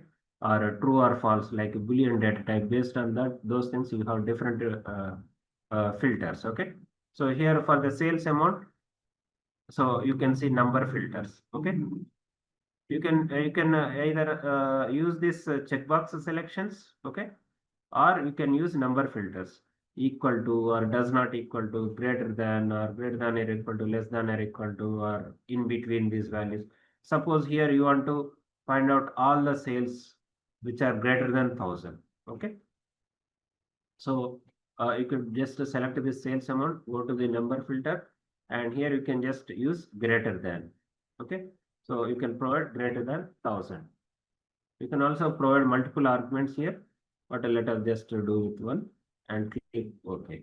So are you able to see here? We are now seeing the data related to, data which is having more than 1,000, sales amount more than 1,000. So like this, you can apply numerical filters. Okay, you can clear the filter. Now on the dates also you can apply filters. Okay, so you can just pull down this drop down menu and go to the date filter. You can see there are a lot of things. Okay, equal to, before, after, between, tomorrow, today, last year, this year, next year. There are so many things are there. Okay, you can use any one of these things. So let us just select something like, between two dates. Okay, if you want to see the sales between two given dates. Okay, so you can just provide these things. Okay, say we want to see the data related to, say, 1st January. Is there anything? Nothing. Okay, say let us say between 31st January 2023 to say, sorry, it's all in January. Okay, let us say 1st January. So say 15th January. Okay, 2023. So let us click OK. Now are you able to see here, guys? We have only two records in between these two given dates. Okay, so this is a date filter. Are you able to understand the filters of different types? And we have already seen text filters. Okay, so text filters also you can see, you can use this equal to, does not equal to, or begins with, ends with, or contains, does not contain, or any other. Okay, other than this checkboxes. Shall we move to the next topic? So this is about the filters, guys. Okay, so let us go to the grouping and ungrouping. Okay, So grouping and ungrouping, see when we have huge data set, okay. Let me just show you one data set here. When we have huge data sets and we want to group the data based on certain categories, okay. So we want to hide them. We do not want to show everything to the people, and so in such scenarios we can use group, okay, grouping of the data. So this data set has 9,994 records, okay. So what we will do is here, guys, let us just go to the home page here. I'm in home. So here we have something called region. So you can just see here we have 4 different regions: central, east, south, and west. So what we will do is, let us first sort the data based on the regions, okay. So let us select this region. So before you apply any grouping, guys, you will have to sort the data appropriately, okay, based on whatever column you are grouping. So based on that you have to sort the data first. So now so let us talk about the duplicates. So in this particular record, in particular data set, we have row number 15 and 16 repeating. Okay, that could be one duplicate record. Okay. So when we are looking at data set, say we have this data set. Okay, this data set. Let us just have a glance at this data set. Okay. So these are the values. We have the customer name, email, and then comments. Okay. So when we want to clean from the data analyst point of view, when we want to identify the duplicate records, so how do we go about it? Shall we select only one column, say customer or email ID or comments, or how do we go about it?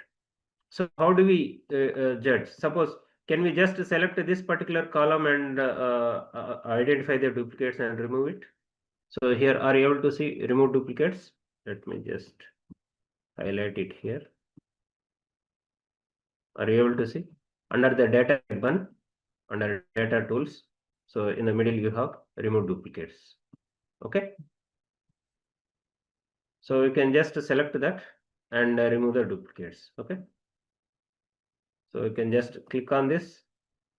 So here you have the option to select the columns in which combination of columns you want to define as duplicate records.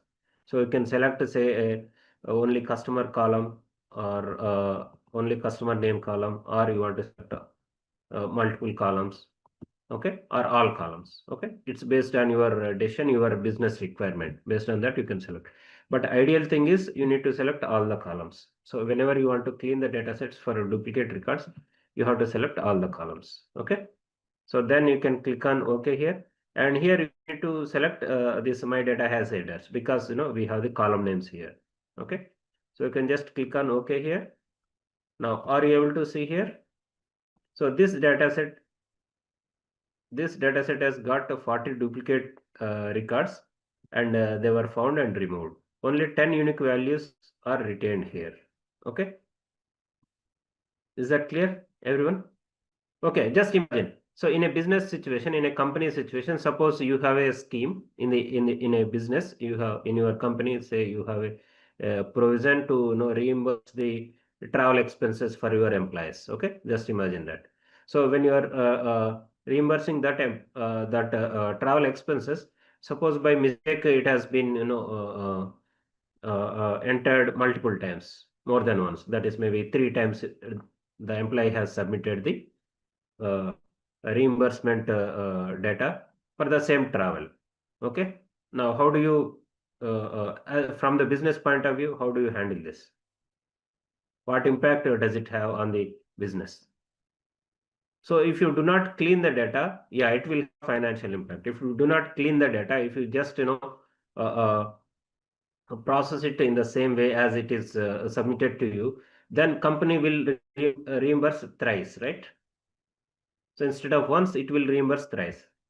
So these kind of things might happen in your payments, especially payments to the suppliers, or payments to service providers or employees, or many other situations. Okay. So let's now go to the next topic, that is handling the text functions for cleaning the data. Okay. So we have got a lot of text functions, like let me just show you some of them. So these are some of the text functions for cleaning the data. Okay, trim function, upper, lower, proper function, substitute function, clean function. Okay, so these are some of the functions which will help us in removing the anomalies. Okay, so here we have this comments column. So what we will do is we will just apply trim function. Okay, here trim comments. Okay, so here you can just type the formula. So equal to, so you can use the trim function, and then you can provide the text. Okay, so this is the text, and you can close it and press enter. So are you able to see here? So I am just zooming it. So here after all good and comma, there are multiple spaces. Two spaces are there. Okay, and in the trim comments we have only one space. So in between, the one space has been removed now. So if you want to apply this logic, this formula to all the things, what do we do? So it is called fill handle. So some of you might be aware, or some of you might not be aware how to enable this fill handle. Are you able to see at the corner, right corner here, at the cell? So you can just focus here. Okay. So there is a fill handle. So in order to enable the fill handle, so go to the file here and options. So in the options, you can select advanced options, and are you able to see this? Under advanced options, enable fill handle and cell drag drop, all of you. So you need to just check this and click OK here. Okay. So for some of you, if it is not enabled. So guys, now let us just apply this cell drag. Okay. So let me just double click here. So you could see here. So all the extra spaces have been removed from these comments column. Okay. Okay. So next, what we'll do is we'll look at upper, lower, and proper. So so upper, what it will do? So it will provide all the text into upper cases, right? Very good. Okay. So here you can use upper function, and you can provide the this cell reference. Okay. And close the parenthesis and press enter. Okay. So you could see everything is converted into uppercase, and you can just double click here. Okay. So all the comments are translated or transferred into or modified into uppercases. Okay. Now similarly we have the lower case. Okay. So you can use lower comments. So you can use lower formula, lower function, and you can select this cell. So you could see here it is transferred into modified into lower cases. Okay. So you can just double click here. Now here we have the proper case. So in the proper case, what does it do? So each word, the starting of each word, the first letter of each word will be converted into uppercase. Okay. So these are the some of the text related functions. Okay. Then yeah. Okay. So then substitute function. So substitute function, what it will do is we can find out some particular word, and in that if that word can be substituted with some other thing. Okay. So here let us just use substitute. So here we can use the formula substitute. So here we have to provide the text that we want to substitute. Okay. So in what text we want to substitute? Say in all good here. Okay. With say what do you want to substitute it with? Say let us put great. Okay. And we can close this parenthesis. Okay. So are you able to see here? So in this particular cell, wherever good is occurring, so it has replaced, substituted that good with great. Okay. So this way we can substitute if there are any, you know, text that we do not want it. So let us use replace here. Just replace as part of the text string. Okay. So here we provide the number of characters. The difference between substitute and replace is in the replace. We can provide the starting number, starting location, and the end location, so that we can replace only in between those characters. Is that clear? And how many characters you want to replace? Those things we can specify. Okay. So here let us select this. Okay. This is the old text. Okay. And comma. So starting number. Say we want to start from say 7th. Okay. And how many characters you want to replace? Okay. Say 2 characters. Okay. And what is new text that you want to put there, fit there? Okay. Say yeah, just okay, and close the parenthesis. So are you able to see here? So this AA has come here, so it has replaced the space and the U. Okay. So you can provide the location references in the replace function. Is that clear? So you can also use this replace function for masking of certain data. Okay, like your email addresses or or mobile numbers. You can take mobile numbers. So if you do not want to show all the all the numbers in the mobile, okay, or in any social security numbers like Aadhaar or any specific numbers, you want to hide certain numbers in between. You can just use this as data cleaning activity. Okay. So we have this clean function. So clean function, what it do is it will try to remove the unprintable characters. Okay. Like if there are any uh, uh, if there are any formatting related issues or special characters, those kind of things which could not be printed. Okay. uh, so those things will be removed when we use the clean function. Okay. Now let us go to data preparation functions. Okay. Yeah. Yeah. So let us just understand the data preparation functions. Okay. So it is the process of cleaning and organizing and transforming the raw data into format that is suitable for the analysis. Okay. So here, to save time and efforts and to improve the accuracy in the insights that we generate and to reduce the noise in the data. So noise in the data could come from irrelevant data or errors or sometimes outliers, those kind of things. Okay. And it also helps us in identifying the data quality issues like duplicate values or missing values, or if there are any mismatches, format issues, those kind of things. Okay. So it helps us, this data preparation helps us in understanding the data in much better way. So now some of the best practices for data preparation are consistent data formatting. Okay. So this is especially important for date formats. So if you are handling data from different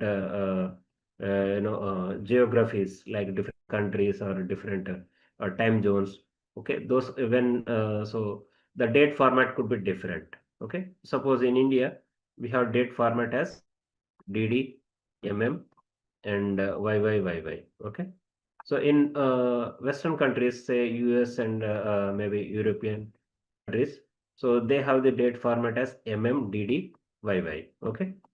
So when you are handling data sets related to multiple geographies like this, okay, so you need to ensure that the data format is same. Okay.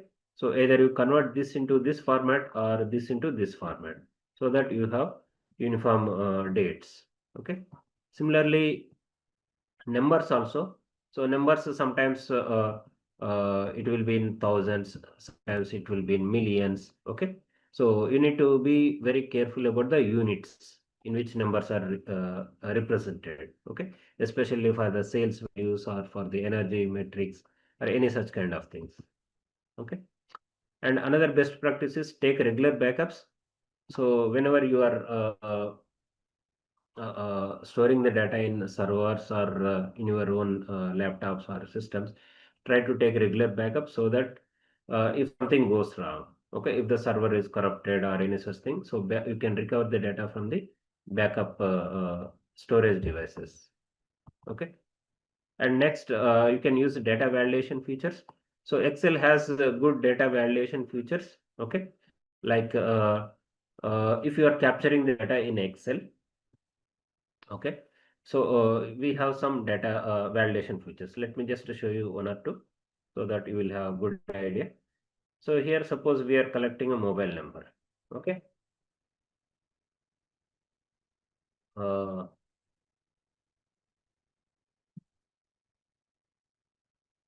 okay. So guys, in Indian context, so what is the length of the mobile number? Forget about the country code.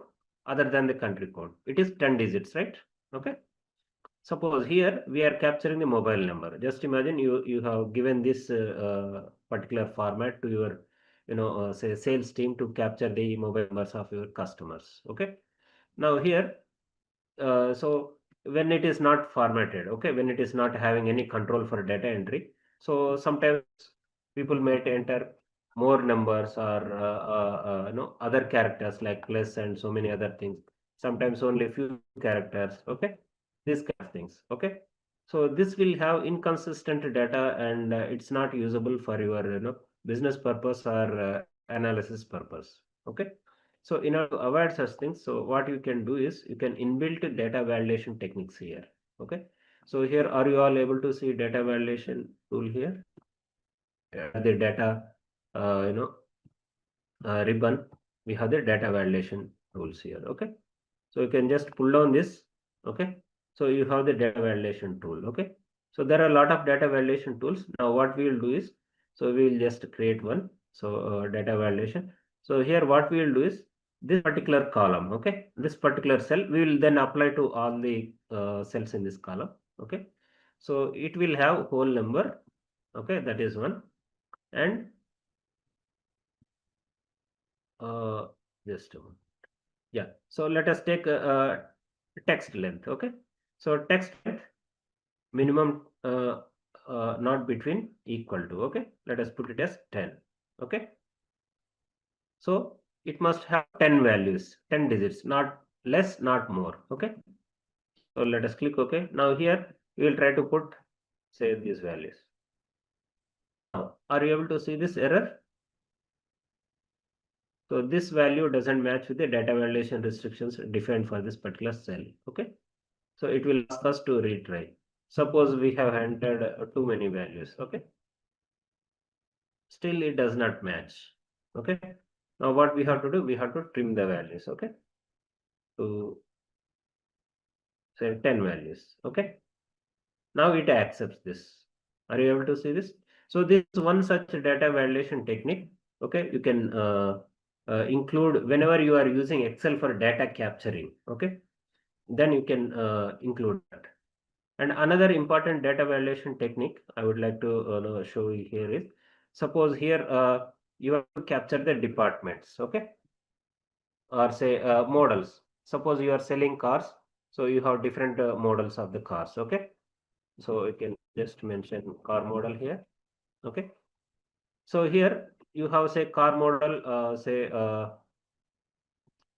EV, okay, and then you have petrol, okay, then diesel, okay, then say CNG.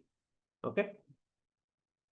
But while entering, if a free text is given for the data operator or anybody salesperson, so if the salesperson is entering something like space EV, okay, and say one space EV and double space at the end, okay, and then petrol, okay, something like this. So here you could observe when we apply the filter, okay. So each of these values are shown as different, okay. So in order to avoid those kind of multiple types of entries for the same value, what we can do is we can inbuilt uh, a drop down menu here. Okay. So how we can inbuilt the drop down menu? So let me just show you here. Yeah. So let me just remove the filter. So we can just select this entire column, and then we can go to the data validation tool and select the data validation. So here we can provide list, okay, list of values, okay, and the source we can select these things, okay. So these things will be the source from which the user will select the values, okay. So here are you able to see the user can select only one value, and the user need not have to enter different values, or will not be able to enter different values, okay. So this way you can inbuilt the data validation technique so that the data captured is not having any errors or multiple versions of the same thing, like sometimes say somebody might put like say petrol dot, okay, something like this, okay. So those kind of errors you can add. So now we also here, yeah, we have explored data validation features here, okay, and then documentation and comments. So here we can add comments in the Excel, okay, like here you can see here in the Excel file. So when you want to provide more information to the users, so you can provide the comments, okay. So just right click here and you can provide new comments, okay. So like this you can provide the comments, test comments like this, okay. So like this you can provide different comments so that it is more readable, more understandable by the users, okay. So we can test and verify the data for its correctness and the formulas, accuracies and other things, okay. Yeah, we have seen some of the text functions, additional text functions we can explore, like text concatenate left. So this what it will do is, see, concatenate, you can join two or more columns, okay, two or more text together. So text function, it will convert numerical values or dates into text format. And left function, it will in the text that is available. So you can extract a few characters from the left side, okay, the number of characters that we specify. And right also, it will extract the number of characters from the right that we specify. Today function will give the date and time of today, okay. So you can use here. So from this say from column H, if you want to extract a few things, okay. So this value, if you want to convert it to text, okay.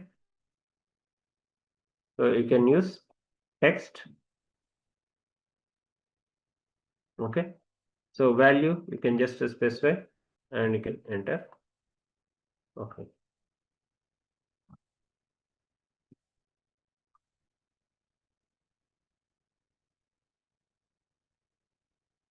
So here format text you can specify. Uh, Like let us take a date here, okay. So when we can use the date format, suppose here we have a date, say 15th October 2025.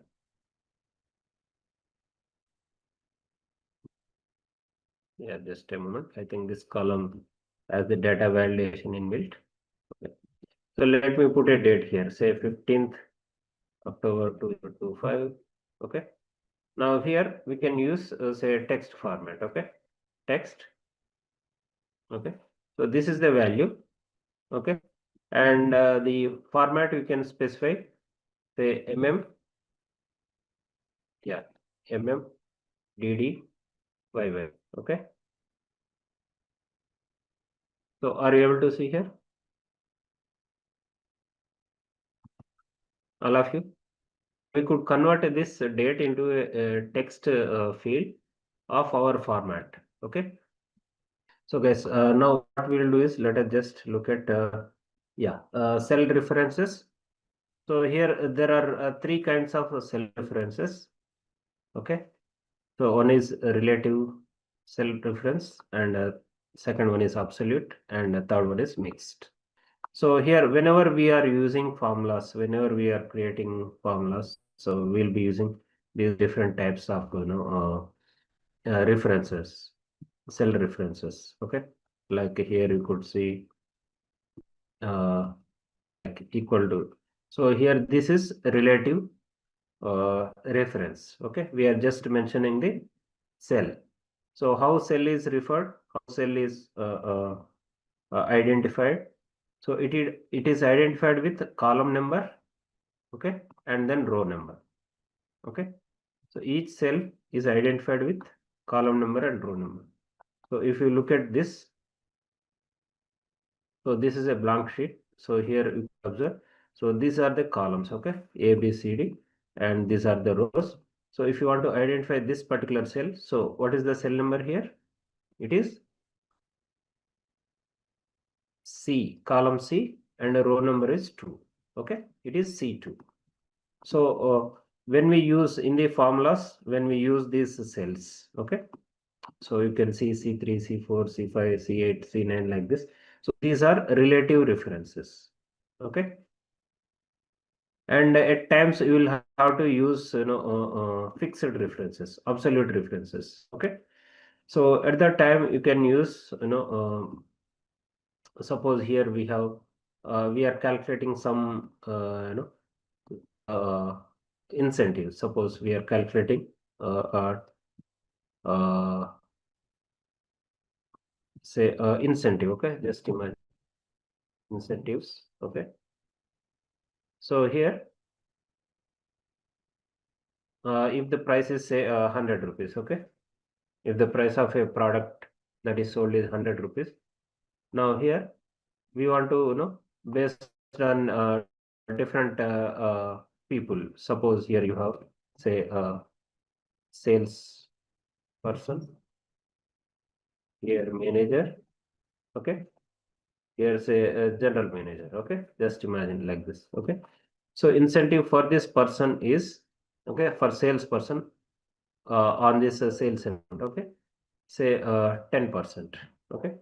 So here what we'll have to do is we can use say 0.1 multiplied by this particular cell, okay. Now, so when we want to drag this, suppose for all the people we want to use the same thing, okay. So this value G3 has to be constant, okay. So when you drag like this, when you just double click like this, you could see here it is changing to G4 and G5, okay. So it is taking the subsequent cell values, these values, but that is not correct, okay.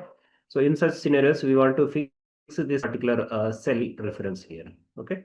So in order to do that, you can use dollar sign before the column and before the row also, okay.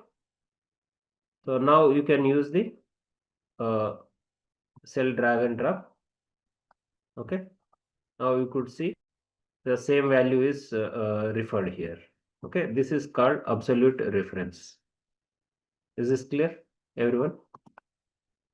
So when we want to use fixed values, I mean fixed cells, cell values which are the values inside the cells to be fixed, then we use the absolute reference, okay.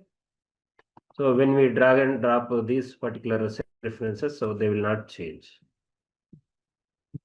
okay. Next we have the mixed reference, like either column or rows, okay. Then after this, yeah, so name cell references, naming of cells, ranges, and tables. So this we can use it as part of these calculations, okay. Let me just show, not this, just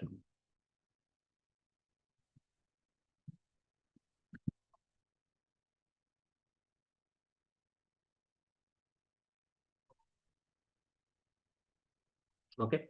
So here this naming of the cells, okay.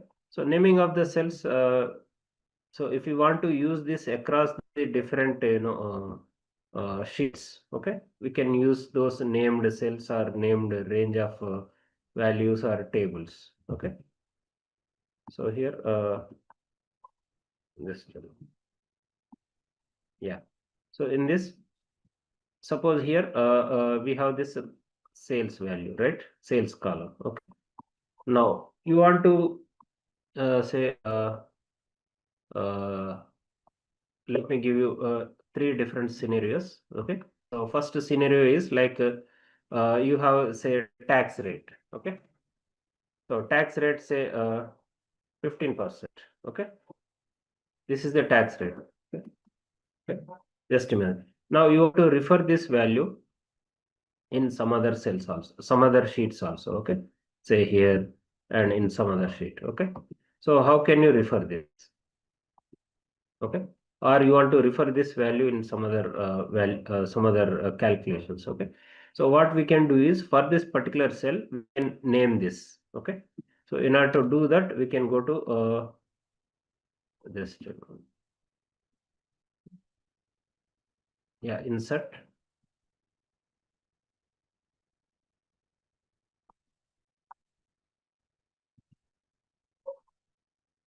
Yeah, in the formulas.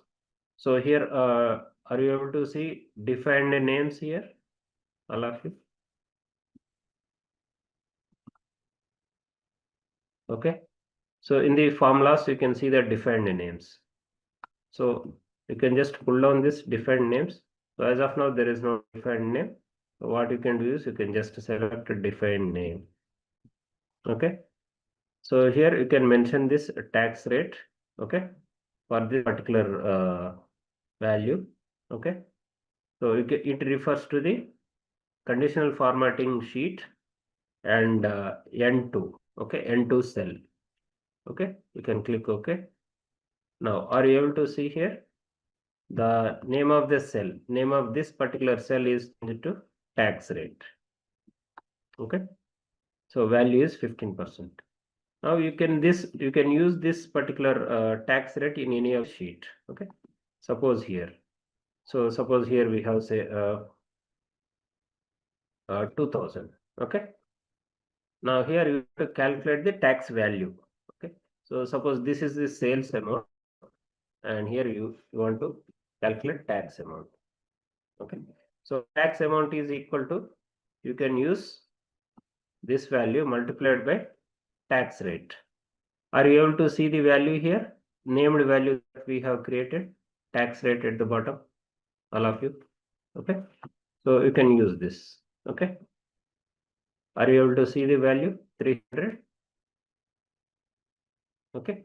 So this way you can use this named references. Okay. Is that clear, everyone? So here, if you want to convert it into, if you want to refer this value into in a new sheet. Okay. So here, let me just do this. Yeah. Okay. So here, suppose say 100. Okay. I think it will not be available in new sheet, new workbook as such. So it will be available within the same workbook. Okay. Now, what we can do is we can create a range of cells also. Okay, named range also. So here, if you want to say calculate say total sales. Okay.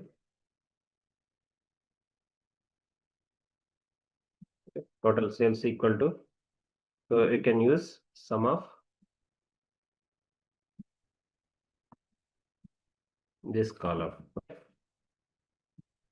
and close this. So this is the total sales. Now see, we have this total sales value, but as the data changes over a period of time, this table is likely to expand, right? So at that time we can get a dynamic value for this total sales. Okay, and we can refer it in the other sheet. Okay. So for such situations also we can use this named references. Okay. We can go to the formula here, or we can define the named reference. Okay. So you can define name. Okay. For this total sales. Okay.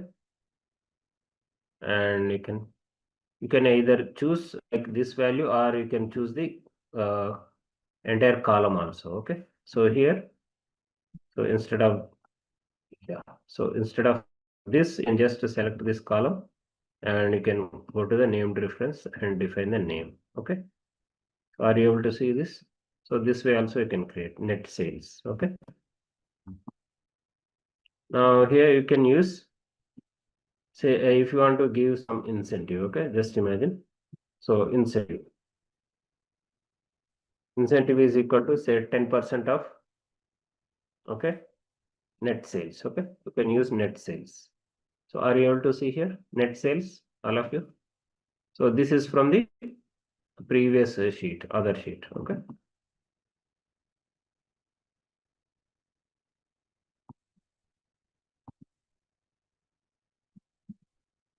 Oh, this term, I think it is having the multiple values. It is getting multiple values.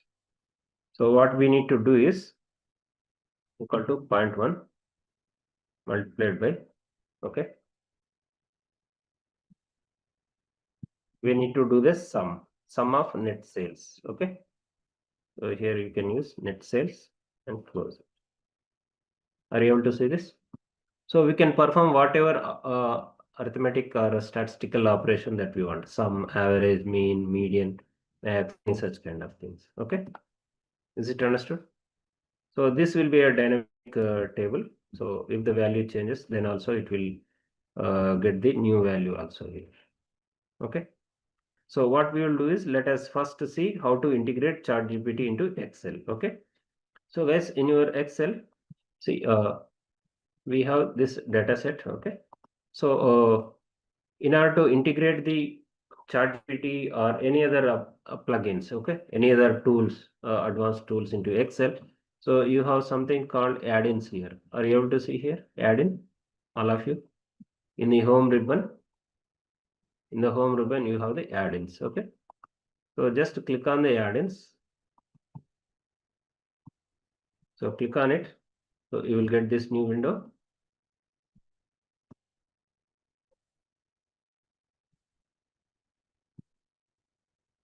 So in this new window, you can search for ChatGPT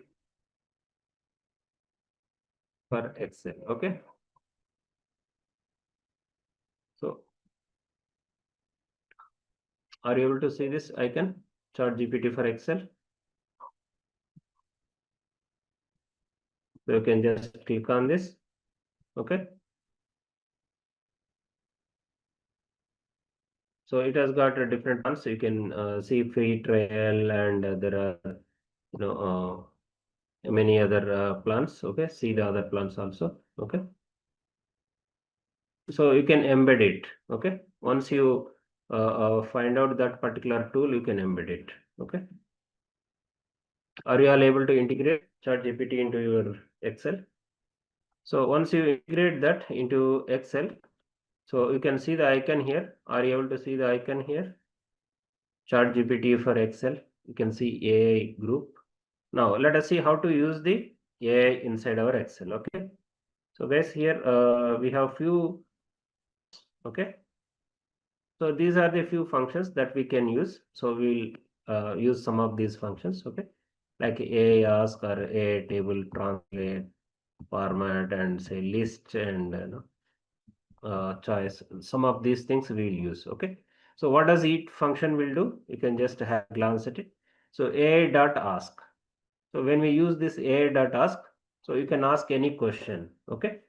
From the data set, you can ask any question. Then it will try to generate answer from the data set itself. Okay.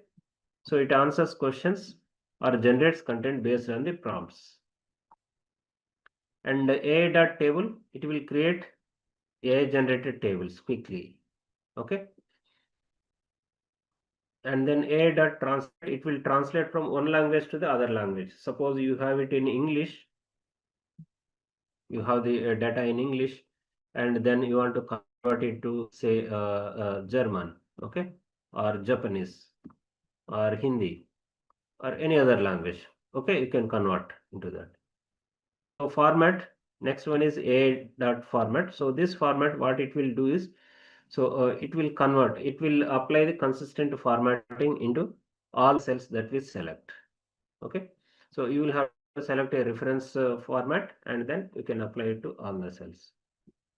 And this AI dot fill, so it is useful to fill the missing values in the columns. Okay. Next is the AI dot list. So this list, it will generate the list of values, okay, in a separate row.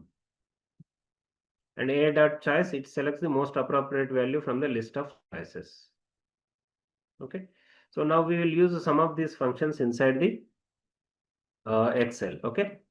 Now you can use this employee data. Okay. So here we'll first use AI dot summary. Okay. So here we can create a new column called summary. Here we can ask. Okay. We can use ask. So it is like any other formula. So you can just use equal to and AI. Okay. So are you able to see list of functions that we can use, all of you?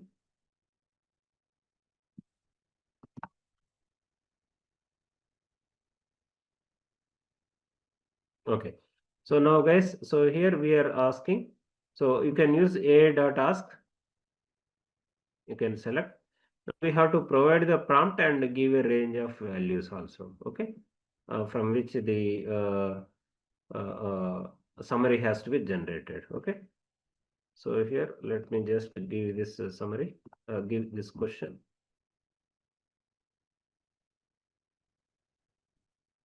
Okay. So I'm just asking it. We have to provide it in within the codes. Okay. So summarize the employee data with key observations. Okay. So this is the question that we are asking. This is the prompt that we are giving. Okay. So comma and the data range we have to give. Okay. So this is the data range that we can give to this prompt. Okay. And close the parenthesis. Just a minute. Yeah. So we can select from A. Okay. Yes. Okay. Now you can see it is working. It is busy generating the summary. Okay. Are you all able to understand? Okay. So you can see summary is generated.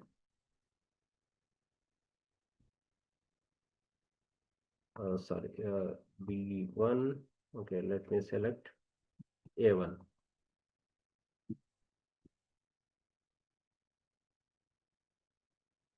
Okay.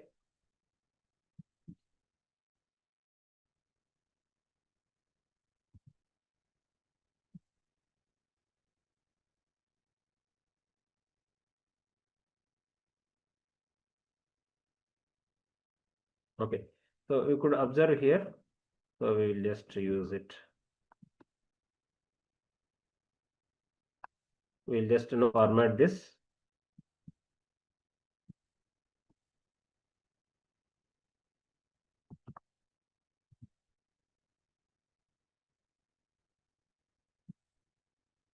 Okay. You can see this, the kind of summary it has generated.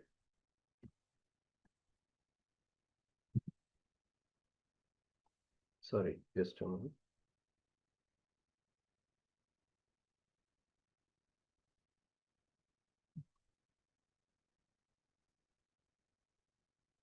Okay. You could see here the key observations. Okay. Summary of employee data, key observations. One is employee count. There are total number of 10 employees listed here. Okay. You can see here. And departments. Employees are spaced across various departments, including finance, human resources, marketing, IT, and engineering. And third one is, so finance 3 employees, Sanjay Mehta, Jane Smith, John Doe, HR 2 employees, marketing 3 employees, IT 2 employees, like this. Okay. So these kind of observations it could generate, it could summarize from this data. Is this clear, everyone? So we have to provide the prompt and we have to provide the range of values. Okay. So these are the two input parameters for this particular function. Okay. So AI.ask. So you have to provide the prompt. What is your question? Okay. What do you want ChatGPT to do? Okay. Then provide the second parameter is the range. Okay. So provide this range of cells. So from A1 to F11. Okay. So we'll use a format function. So A dot format, what it will do is, so here we have the departments, right? Finance, HR, and marketing, IT, so many departments are there. Okay. So we'll just create another column here. Okay. So we'll rename it as a new department. Okay. So in this new department, we can use format. Okay. So A dot, you can use format. Okay. So what it will take two parameters. One is the value, another is format. Okay. So value is this one. So this value we want to format it into uppercase letters. Okay. So let us say take the reference of this value. Okay. So comma this particular reference value. Okay. Format value. And you can close the parenthesis and press enter. Okay. So are you able to see here? It has converted this value into uppercase letters. Okay.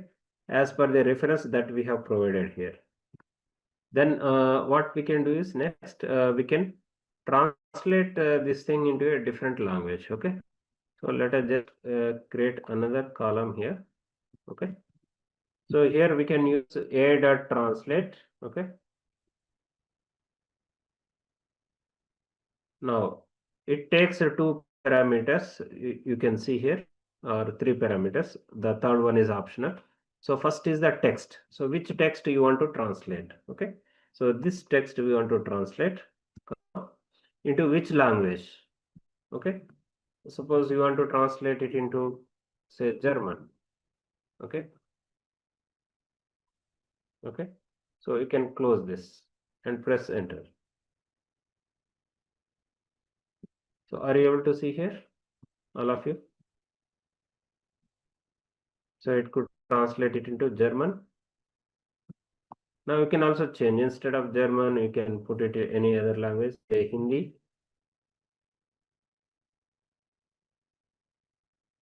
Are you able to see this?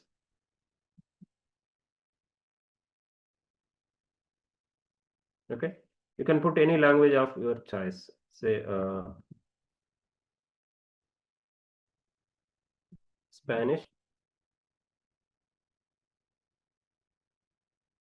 Okay. You can apply it. So guys, now we'll get into the next module, that is conditional formatting. Okay, formatting. Okay. So guys, suppose you have been given a data set. Okay. And now you want to identify, your manager has asked you to identify certain things. Suppose you have a list of, say, 100 employees. Okay. 100 salespersons. Okay. Now you are asked to make or you are asked to identify top 10 performing salespeople. Okay.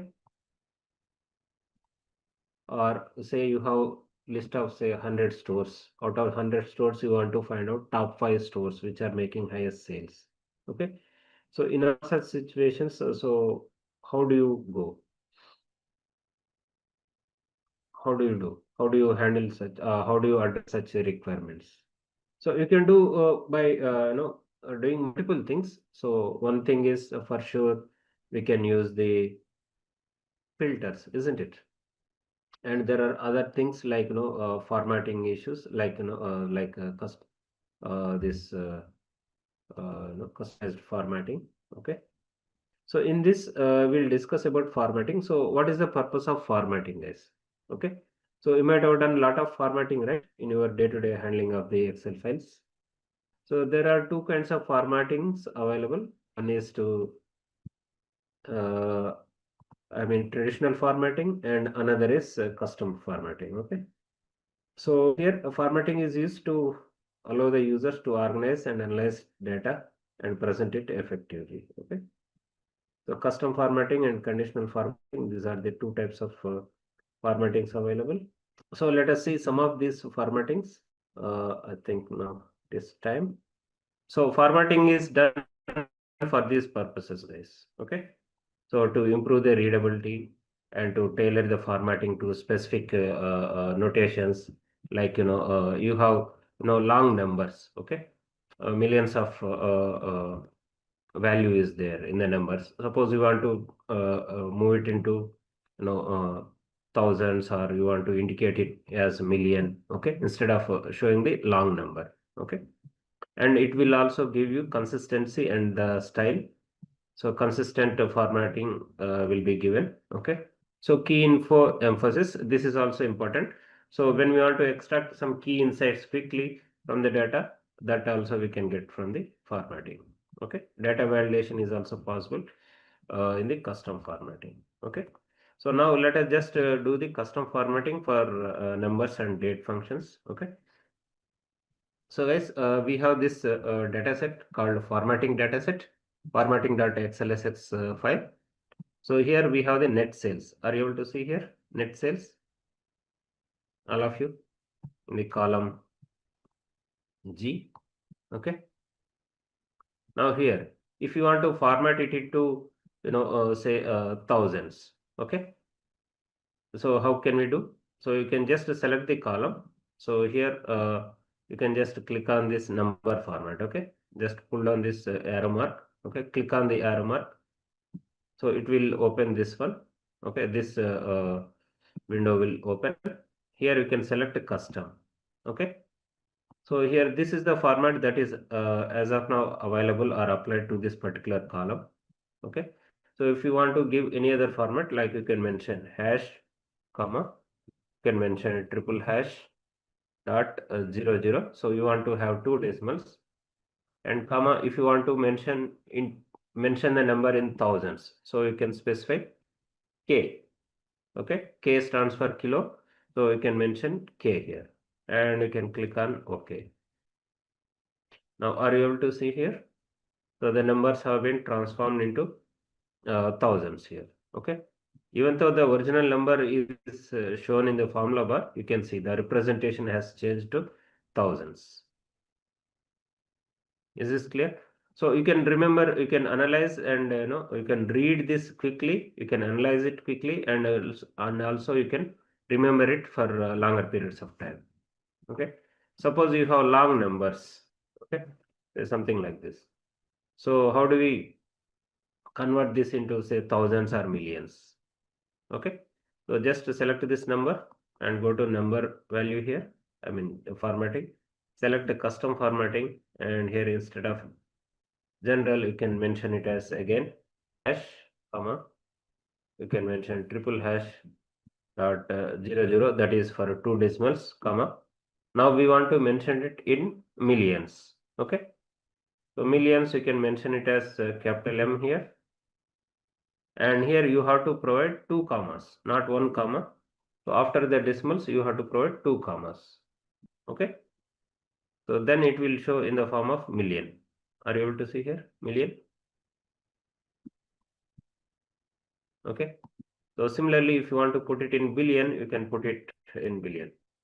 Say we have this number. So generally when the numbers are long, you can see this, this kind of automatic display in Excel. Okay. So when you want to convert into billions, you can just select again the number formatting here and select custom. So instead of general, you can mention it as hash, a triple hash, comma, a triple hash dot 00. So that is for the decimals, comma. So here a single comma will translate this number into thousands, okay, and double comma will translate this number into millions, and triple comma will translate it into billions. Okay. So you can put quotes, within the quotes you can put B. Okay. So you can give a space also if required. Okay. Are you able to see here? So this way we can convert the numbers, format the numbers to make them more readable. So let me put the formats here.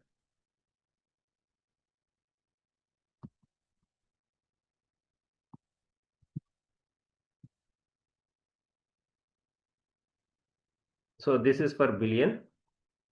Okay. And when you have two commas, it would be for million. Okay. And when you have single comma, it is for thousands. Okay. you need not have to mention quotes for thousands. Okay. So this is custom formatting for the numbers. Okay. Now what we have is date here. Okay. Let us see how we can format the date. So here we have the date in what format here is in the date column in the column A. So we have DD. Sorry. Yeah. So we have DD triple M, right? And YY column. Okay, YY. So this is the format in which this dates are available in this particular column. Okay. So if you want to format it into different format, say we want to show the day also, like whether it is Monday, Tuesday, or Wednesday, or any such thing. So we want to show the day also. So what we can do is we can select this particular column. Okay, and again click on this downward arrow. Okay, and select the custom here. So here instead of general, excuse me, you can mention it like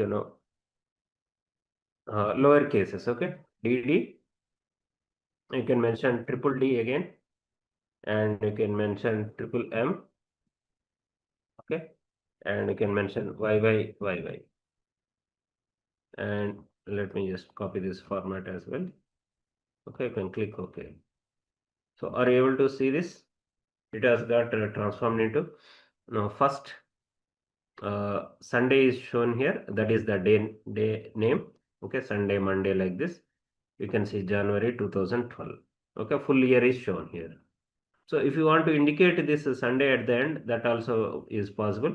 So you can just select this. So instead of triple D at the middle here, you can just put it at the end. Okay.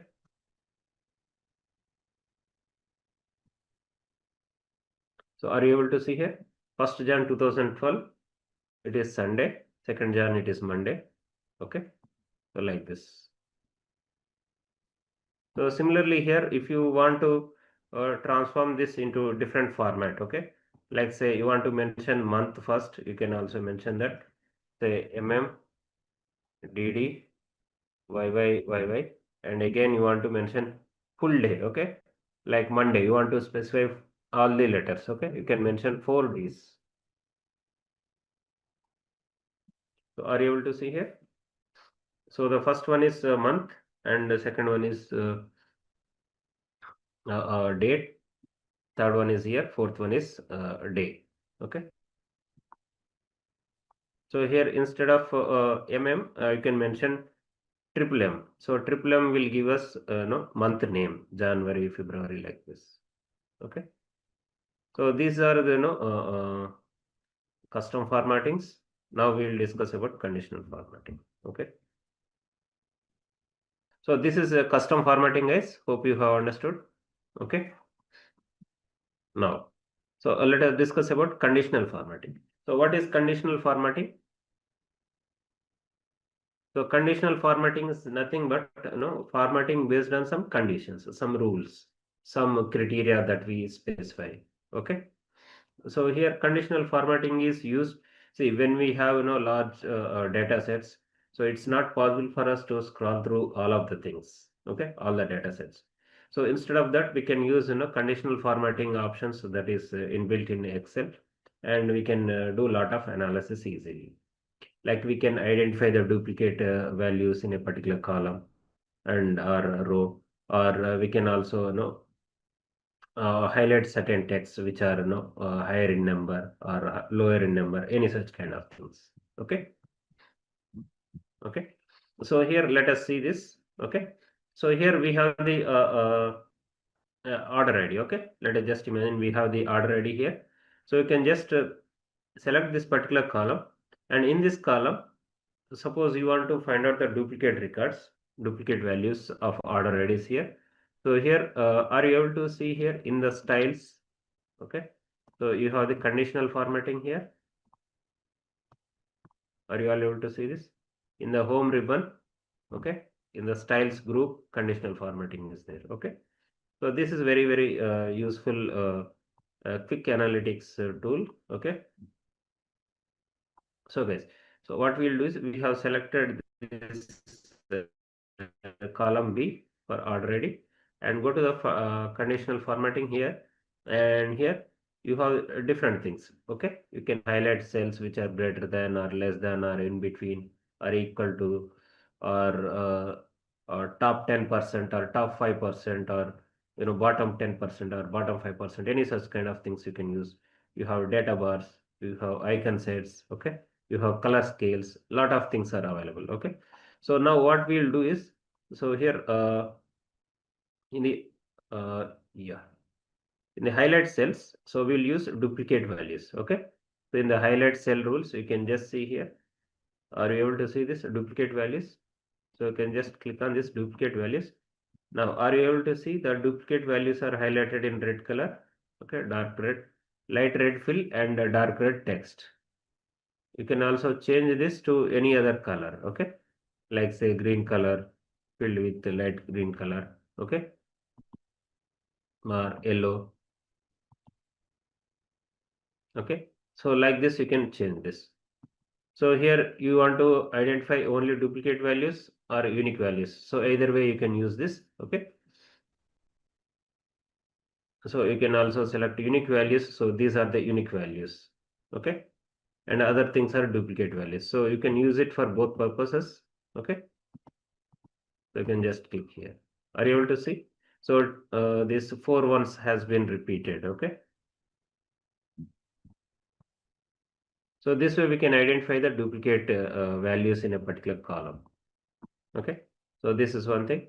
Next we'll see how to apply various conditional formattings. Okay, suppose we have this now we have this net sales, so we want to identify the top say uh, uh, top 10 values. Okay, so you can just go to the conditional formatting, and here you can use top or bottom. Okay, so let us use top 10 percentage. Okay, and we'll use the green color. Okay, top 10 sales values will be shown in green color. Sorry, we have not selected the column, so let me select the sales column and top 10 percentage. Okay, so you can see this. Are you able to see here? So these are the top 10 values. Okay, and we can also use icon sets. So you can just, if you want to clear the rules, you can just use clear the rules from the entire sheet. Okay, now so you can select this column and go to the conditional formatting, and here you can use icon sets.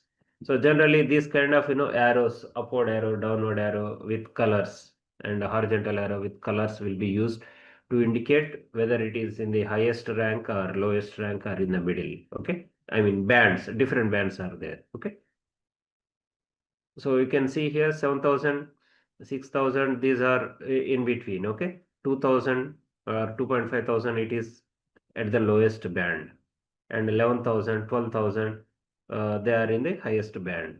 Okay, or range. Yeah, Ravindranath, see here you have different arrows. Okay, not just arrows, you have different icons. So here we have the icon sets, right? You can use this. Okay, different icon sets or shapes or indicators, ratings. Okay, different these things are there. If you want more rules, you can just click on more rules. Okay, Ravindranath. Yes, I'm coming to that for each arrows. Yeah, I'm coming to that. So as of now, when we have just selected this, okay, selected the icon sets, what it has done, Excel has automatically scanned through these data sets, and it has arranged the data sets inside its dynamic memory, and it has found out what are the values which are falling in the top range, middle range, and bottom range. Now, how do we edit these things? How do we edit the rules? Okay, so you can just select this column, go to conditional formatting here, and here you can select manage rules. Okay, so in the manage rules, are you able to see this? We are using icon set here. Okay, so these icon sets are there. You can just click on edit rule here. Okay, now you can edit the rule here. Are you able to see here? You have a lot of options of editing. Okay, so you can see this is the editing things. Okay, you can edit these values. Okay, Ravindranath and all others. So it is taking as percentage. Okay, so if the value is greater than or equal to 67%, then it is shown in green color and upward arrow. If the value is between, I mean, less than 67% and less than 33%, okay, percentile you can take. Okay, so then it is shown in horizontal and yellow color arrow. And when the value is less than 33 percentile, then it is shown in red color downward arrow. Okay, so these values we can change. So we can change this to number instead of percent, and here we can mention value, say 10,000. Okay, a value greater than 10,000 will be shown in green color and upward arrow, and again we'll change this also to number, and a value less than 10,000 and say greater than 5,000, okay, will be shown in horizontal arrow, and any value less than 5,000 will be shown in red color arrow. Okay, is that clear? Okay, so this way we can edit the values, and then you can just click on apply and click close. Okay, now are you able to see here? So all the values greater than 10,000 are shown in upward arrow. Okay, and in between horizontal arrow, and less than that, I mean less than 5,000, they are in downward arrow. Okay guys, now what we'll do is, let us do one more thing. So yeah, so here you can just select this column, sales column, and if you want you can apply, data bars as well. Okay, like solid fill, like this. So this is data visualization itself within this Excel. So you can see the length of the bar is proportional to the value that it contains. Okay, the higher is the length, that means higher is the value. Okay, longer is the length of the bar, higher is the value. The smaller is the, I mean, shorter is the length of the bar, the smaller is the value. Okay, so you can see here, these are called data bars. Okay, so they are inbuilt into the cell itself. Okay, so let me just clear out this formatting. Okay, now there is another kind of formatting, the conditional formatting. Suppose you want to highlight the entire record, okay, based on some condition. Okay, so how can we do that? So that becomes a necessity, right? Many times in your day-to-day data analysis and reporting or presentation. Okay, so in such situations, what we can do is you can select the entire table. Okay, Control Shift, rightward arrow and downward arrow, and then you can go to the conditional formatting, and here you can just click on new rule. Okay, so in the new rule, now Ravindranath, I think you have asked how we can use the formulas. So you can just click on use formula. Okay, so in the use formula, now you can put so equal to, okay, if, okay, if you can put dollar h, column h, okay, is greater than, say 5,000. Okay, so if the column h is greater than 5,000, yeah, you can put say h1. Okay, so 5,000, then you can put it as true, else make it as false. Okay, so this is the formula, conditional formula that we are creating here.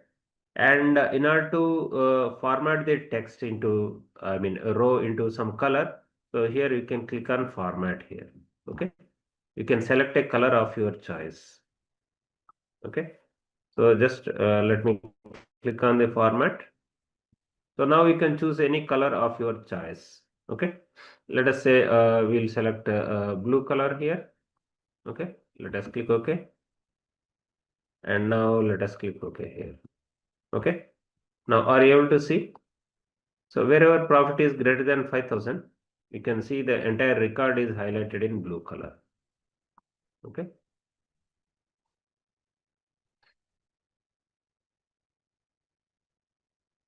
Is it understood? Now we'll discuss about the logical functions. Okay.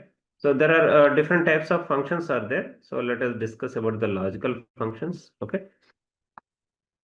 So what are the logical functions? So why they are used? Any idea? What are the logical functions and why they are used? So logical functions are used to check some conditions. Based on the conditions, you want to format the data, or you want to make some new calculations, or you want to calculate some other thing. Okay. So for such purposes, you want to also check the data integrity. Okay, there are a lot of things. So now here we have this data set. Okay, so this data set, you can just have a glance at it. It is same data set, like we have the date, order ID, product name, and then we have no salesman, region, and so and so. So here, see, as a finance person, you would like to calculate the commission for each and every order. Okay. So you want to calculate the commission percentage. So how you can calculate the percentage? Okay. So here business rules are like this. Okay. Your no organization has set this scale. Okay. So this is your business rule. Okay. Like when the sales amount is greater than or equal to 10,000, you will be providing 5% commission. Okay. And if the sales amount is greater than or equal to 5,000 and less than 10,000, you will be providing commission of 2.5 percentage. And if it is less than 5,000, if the sales is less than 5,000, you will be providing commission as 1.5 percentage. Okay. So these things we want to apply it into each and every order over here. Okay. So how can we do this? So we'll have to use various logical functions and also nested logical functions. Nested means one inside the other. Okay. One function inside the other function. Okay. So all of you please look at this. So let us try to build the logic here. Okay. So first we need to use the equal to sign to start the formula. Okay. Now what is the function that we need to use here? First function. So we'll have to use if condition first. So if is also part of the logical condition. Okay. Then open the parenthesis. So the syntax for if condition is, if function is, first you have to provide the logical test. Next, you have to provide a value in case the logical test is true. What value you want to display, or what value you want to take, or what result you want to give as output of this particular if condition. So that has to come next. And in the end, what if the condition is false? Okay, what value you want to give as a result or outcome of this particular logical test? Okay, so this is the syntax for this if formula. Okay, now we'll have to test this net sales. Okay, G2. So if the G2 is greater than, or we can use, say, if it is less than. Okay, we can come from bottom here. So you can build the logic either way. From top you can come, or from bottom also you can come, either way. Okay. So if the sales is less than, say, 5,000. Okay. Then,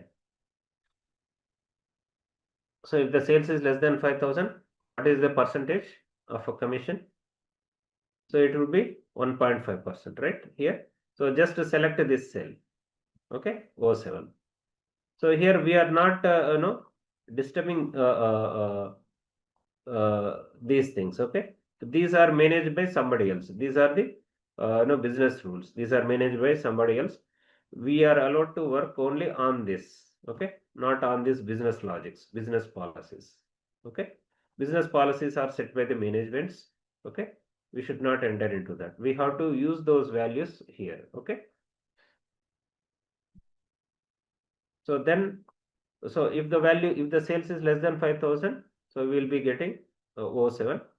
If not, okay, if the sales is not less than 5,000, so we'll have to again check it again. Okay, so we are going to use nested if condition. Okay, nested means one function inside the other function. So we have if condition outside, and we are creating another if condition inside. Okay, and here, so for this condition, there are two conditions right here: greater than or equal to 5,000 and less than 10,000. So when we want to test two conditions at a time, okay, so you can use AND condition. Okay, so AND condition works like this. Suppose a job has got a requirement that candidates have to be graduates, and they should have age of say 21 years. Okay, now say 100 people have applied for the job, and some are graduates, some are not having age of 21 years. Okay, different types of people are there. So how do you filter those who are eligible for interviews? So you can use AND condition. So in AND condition, you can check whether they are graduate or not, and whether the age is greater than 21 or not. So when both conditions are satisfied, at that time you can consider this person as eligible candidate. Okay. So AND condition will give you a result of true when both conditions are tested positive. If any of the condition is not positive, then it will give false. Okay. And when both conditions are false, then also it will return the result as false.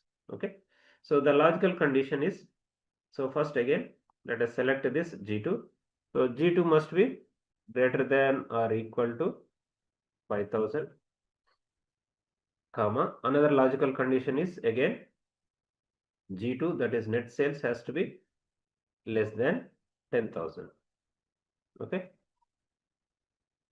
so if these two are true, if these two conditions are met, so then the incentive or the commission is 2.5%, and else the commission is 5%.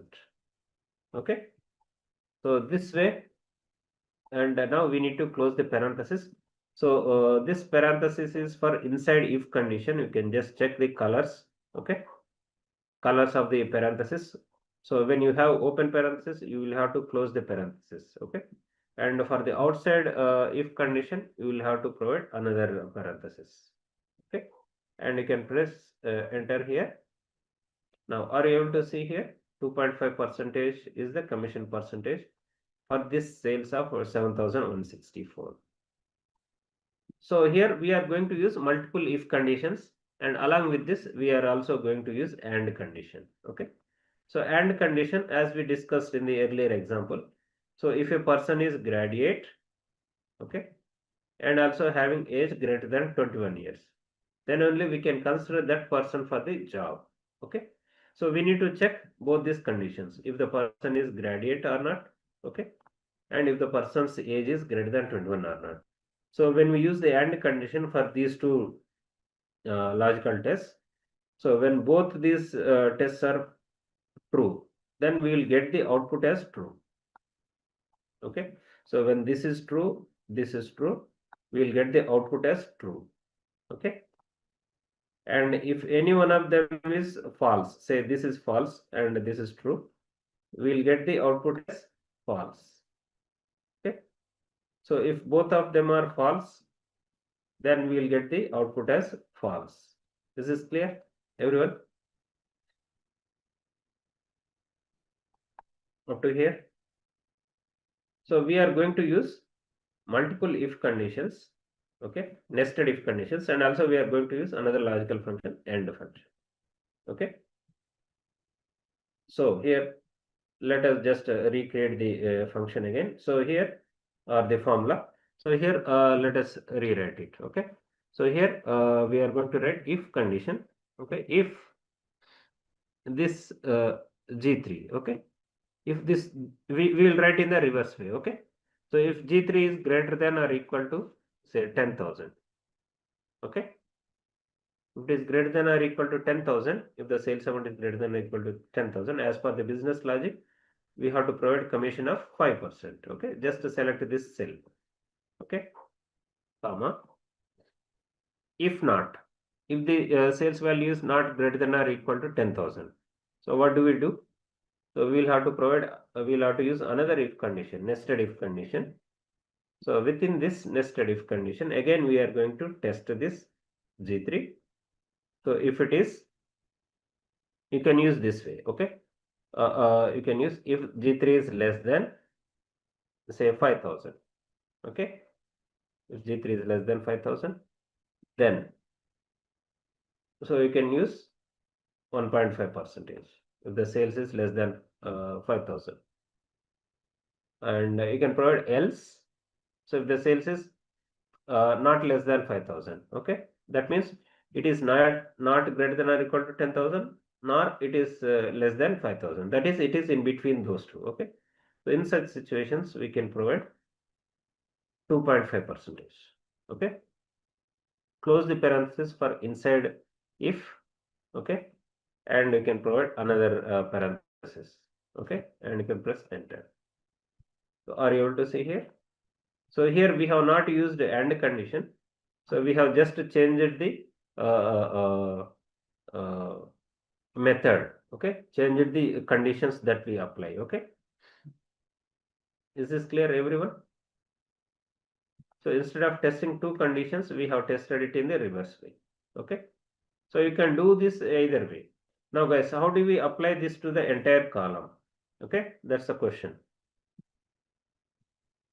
So here guys, can we just use the fill handle to drag and drop it to the entire column? So we have to fix these values, guys. So what values you want me to fix here?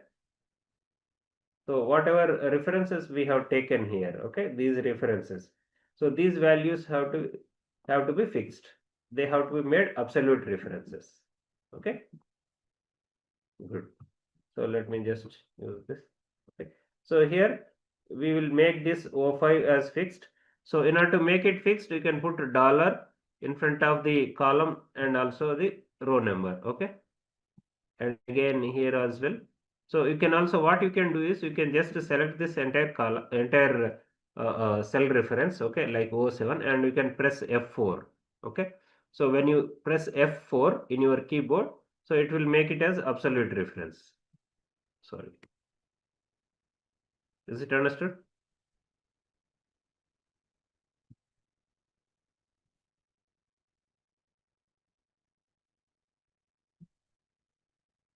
Okay. Now you can use the fill handle. Just double click. So you can see all the values are calculated or extracted from this business rule. Okay. Now we will just have a look at the other things. Okay. Like if and or condition.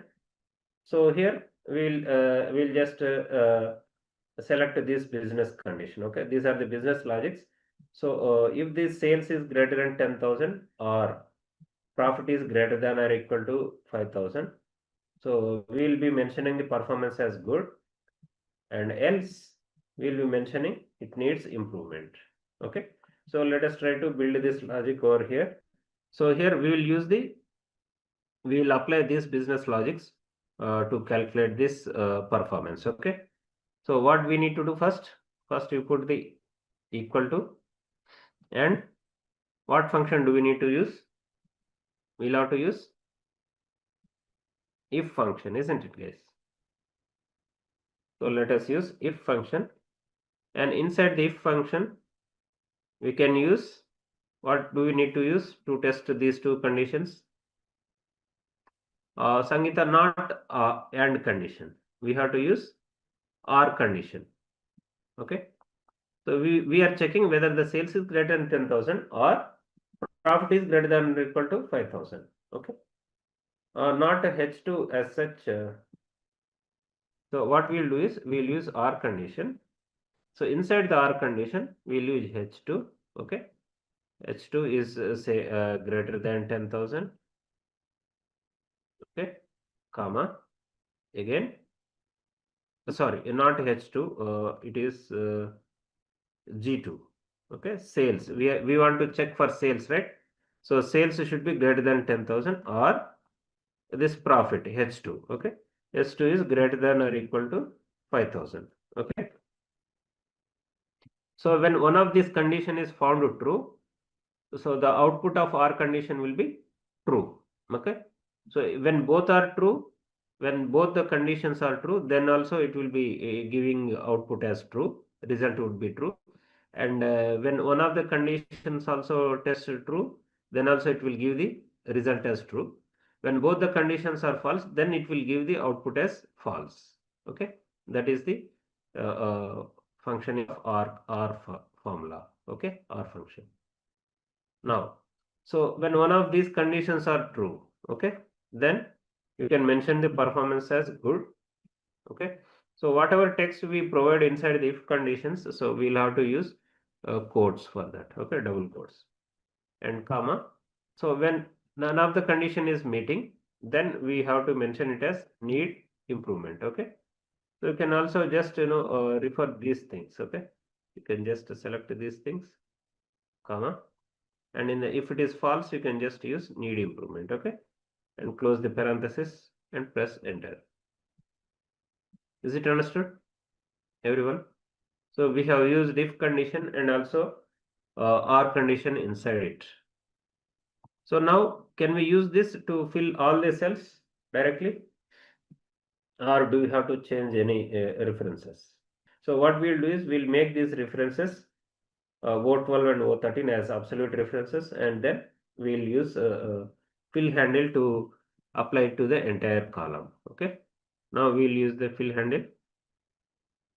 So you can see here we have good and also we have need improvement. Okay. So here it is good because the sales amount is greater than 10,000. You can see here. Okay. Now here true or false. So let us just mention it as true over here and false here. Okay. So this not function, what it will do is it will give just it will negate the existing value. Okay. So not function. Suppose you want to, if something is available, you want to make it as -1. So here you can mention it as equal to not of this value. Okay. So it will just, if it is true, it will give you the output as false, and if it is false, it will give you the output as true.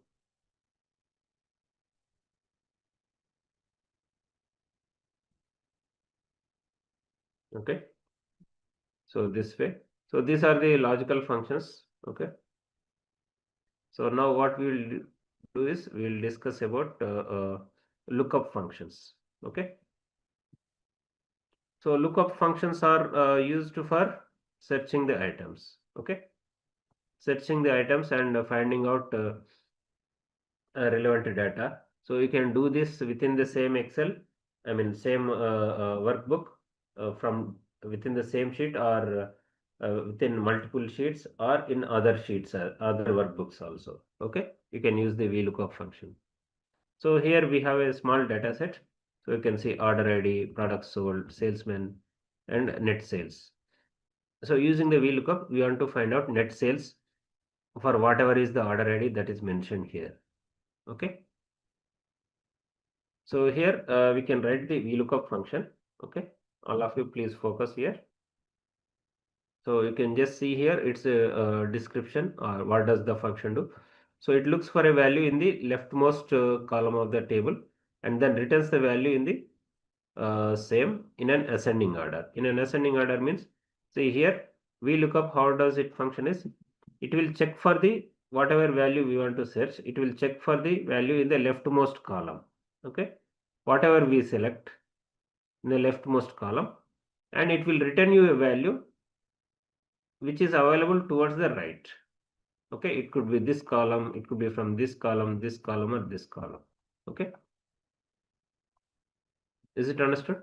And if you select the data set, reference data set from here, and you want to search for the order ID, it will not make, it will not go beyond the selected column, first column.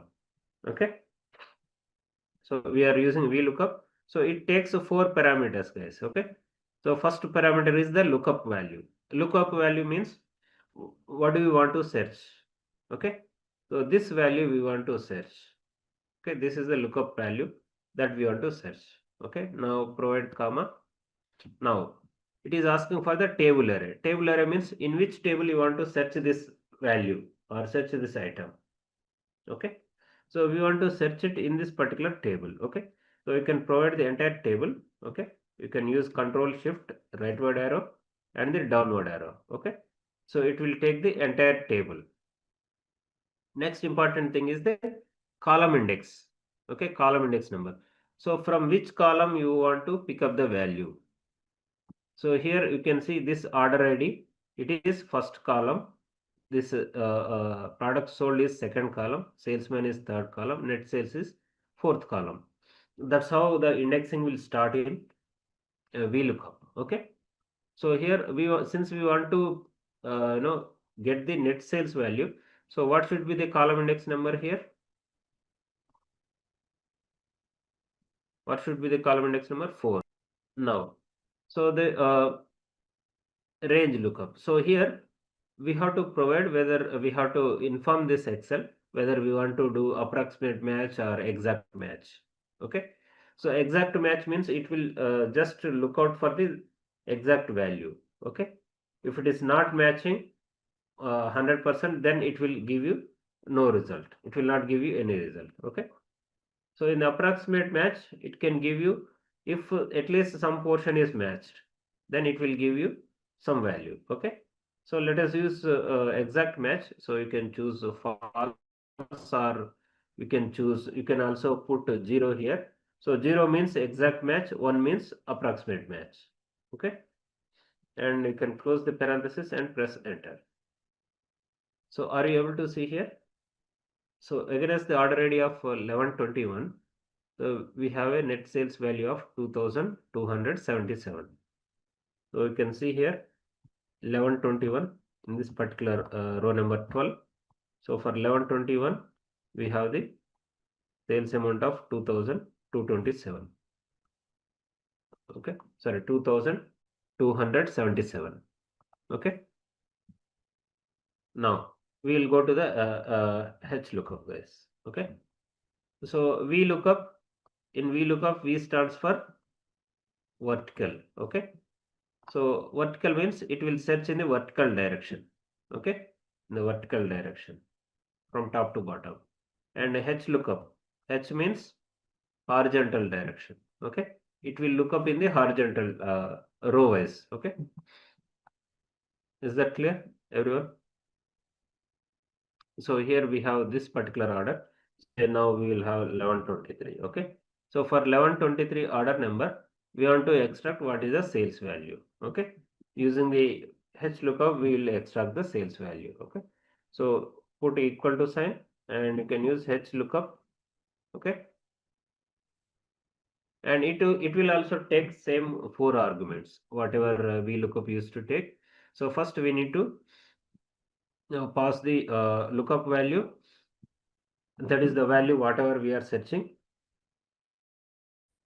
and the table array. Okay.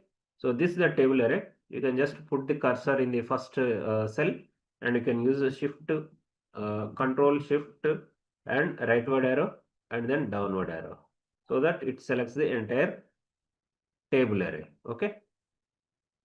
And then comma, and now we need to provide the row index. Okay. Third parameter or third input is row index. So here row indexing will start at 1 here for the order ID, and 2 for the product sold, and 3 for the salesman, and 4 for the net sales. So what row ID do we need to provide here? What row index do we need to provide here? So here we need to provide 4, comma. Again it is asking for the range lookup, either exact match or approximate match. So we'll check for exact match. Okay. And close the parenthesis and press enter. So here you could observe for 1123 order number. So it is occurring here. You can see here for 1123 order number. This is the sales value. Okay. 8046.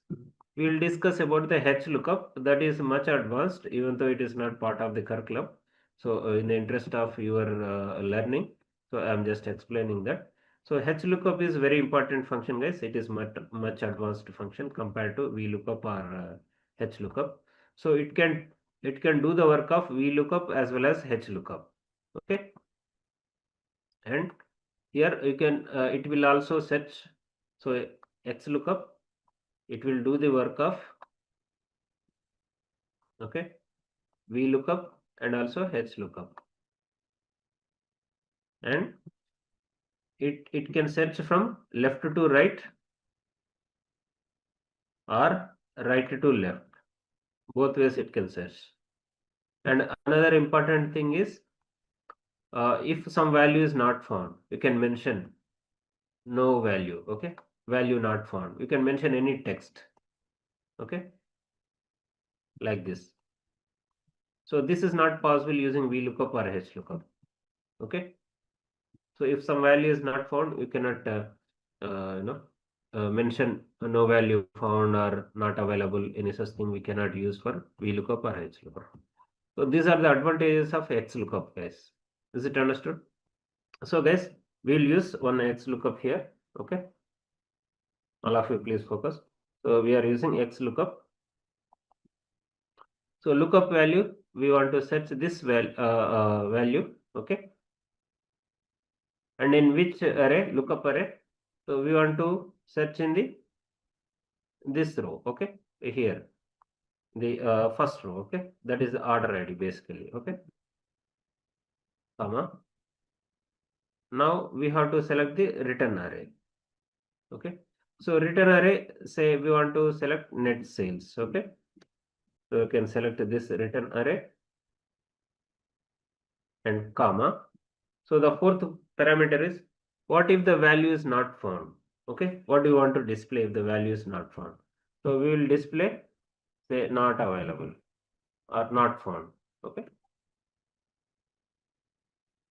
okay, comma, match mode. Match mode is exact match or next smaller number or next larger number. So there are various other things. Okay, so let us make it as exact match. Okay, and here we can close the parenthesis. Okay, you can close the parenthesis here, or you can also put a comma. Now you can search from, you can provide the option whether you want to search from first to last or last to first. So when you want to search from first to last, that means left to right. So you can provide one. Okay. When you want to search from right to left, you can provide -1. Okay. So this way you can provide the values. So are you able to see here? So for 1123, so you can see here, this is the value. Okay, sales value 8046. So this is about the lookup functions. So referential functions. Okay, so we have three reference functions, guys. So index, match and offset functions.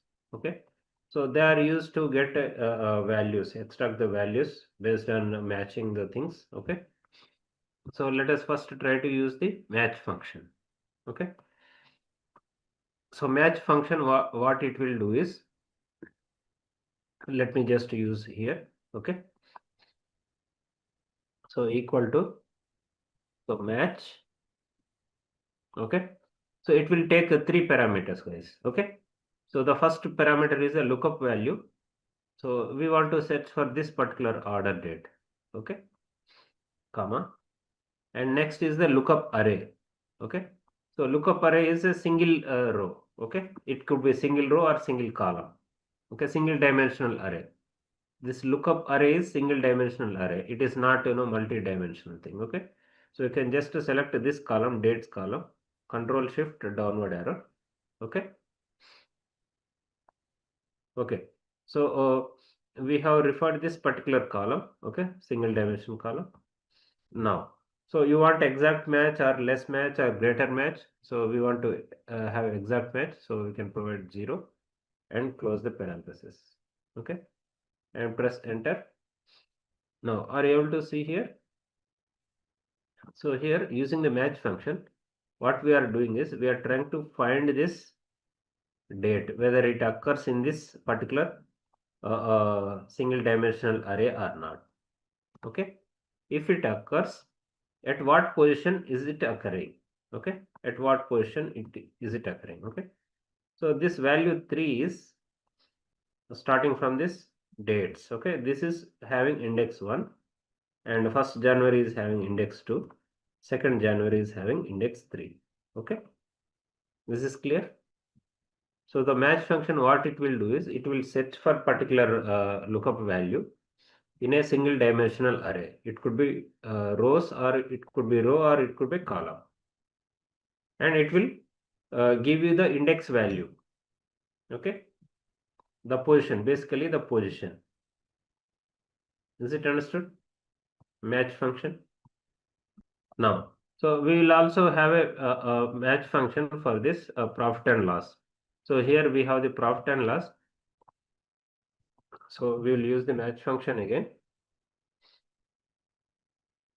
Lookup value is this, comma, and lookup array. Okay, table array is this row. Okay, it's not columns now.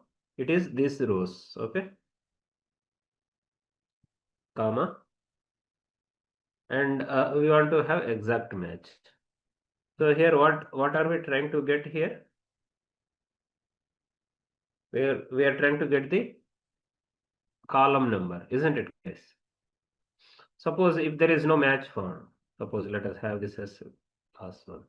So you will have this output result. Okay. So whenever there are no matches found, it will give you NA. Okay, not available. Okay.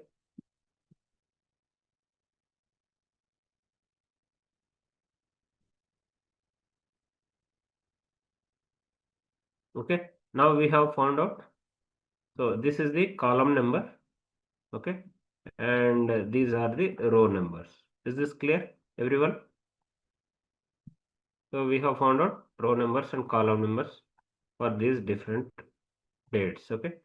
Now what we will do is, so here using the index function, okay, using the index function, we will try to extract this profit or loss on this particular day. Are you all getting? Using the index function, okay, using the index function, we will extract profit or loss on 2nd January, on 1st May, on 22nd January, like this. Is it understood? So the index function, what it will do is, so it will take the reference of column number and row numbers, and it will try to extract the value. Okay. So here for the index function, so you can just use equal to and index function.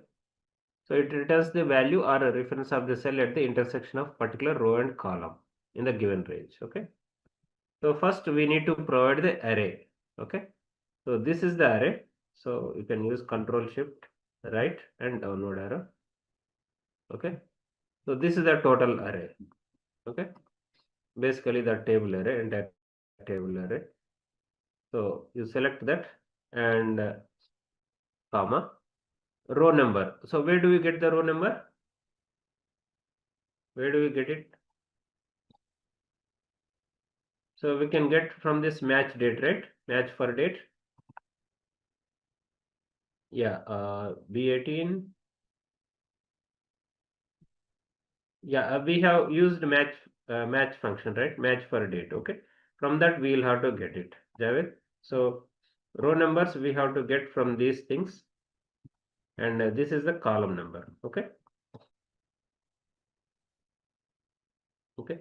So in this function, let us pass the row number as this one. Okay. E5, comma column number. So we have to give this E3 as the column number. So close the parenthesis. Is it understood up to here, all of you? So at the intersection of this row number and column number, whatever value is there in this entire table array, so that value will be picked up. Okay. Okay. So you can just press enter here. So are you able to see here? On 2nd January 2012, okay, that is this particular thing. So we have a profit of 3,376.632. So you can just have a look at it on 2nd January. So profit is this 3,376.63. So here index function, what it will do is, first it will take the reference of the table, okay, data set, and then we provide the row number, okay, horizontal row number, and then the column number. So at this intersection, whatever is there, so row number and column number, whatever is available at this intersection, this value will be picked up and shown as the result here. Is it understood, everyone?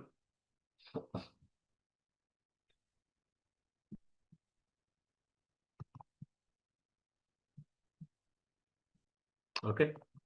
Now, how do we apply to this all these cells here down here? Do we need to do anything before using a fill handle? So we need to lock. Which one do we need to lock here? We need to lock E3. That is column we need to lock. That is for sure. And the other thing that we need to lock is the table array. Okay. So we need to lock two things: table array and the column. Okay. Very good. So here we will log this.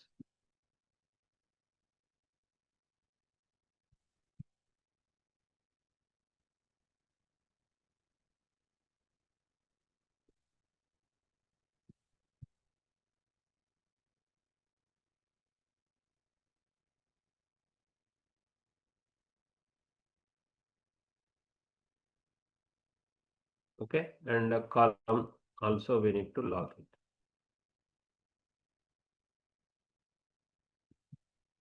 Okay, now you can use the fill handle to fill the values. Okay, so you see these are the profit and losses here. Okay, suppose now you do not want to see the profit and loss, you want to see the sales.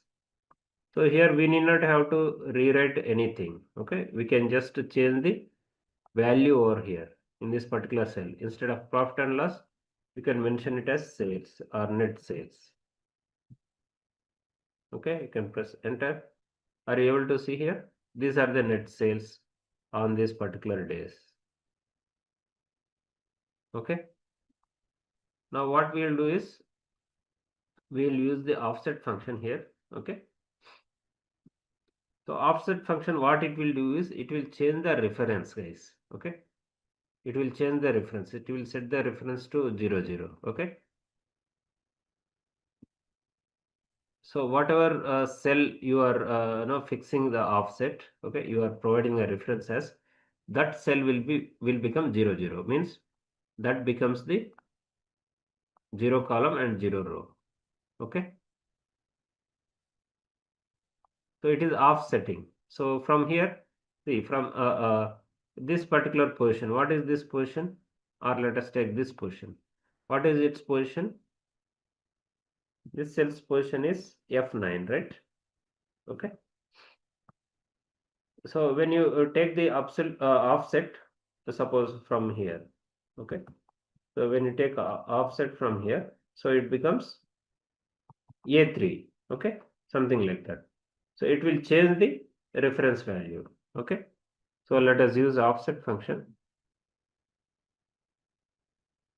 So you can see it returns a reference to a range that is given number of rows and number of columns from the given reference.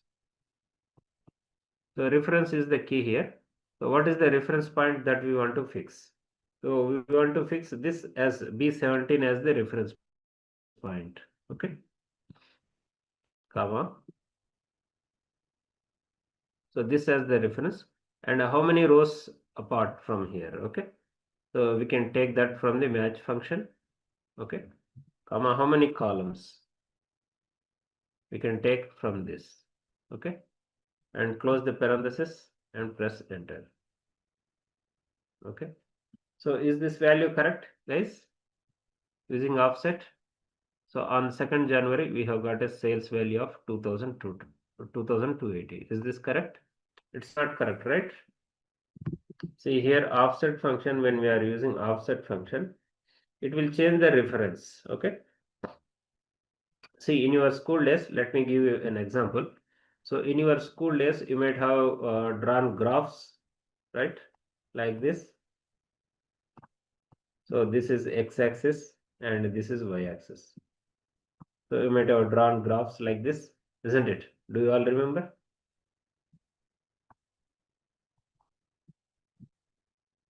Okay. Now, so what is this position? This position. What is its index? XY positions 0, 0. So this is 0, 0. Okay. This point it is 0, 0. Okay. So this is X and this is Y.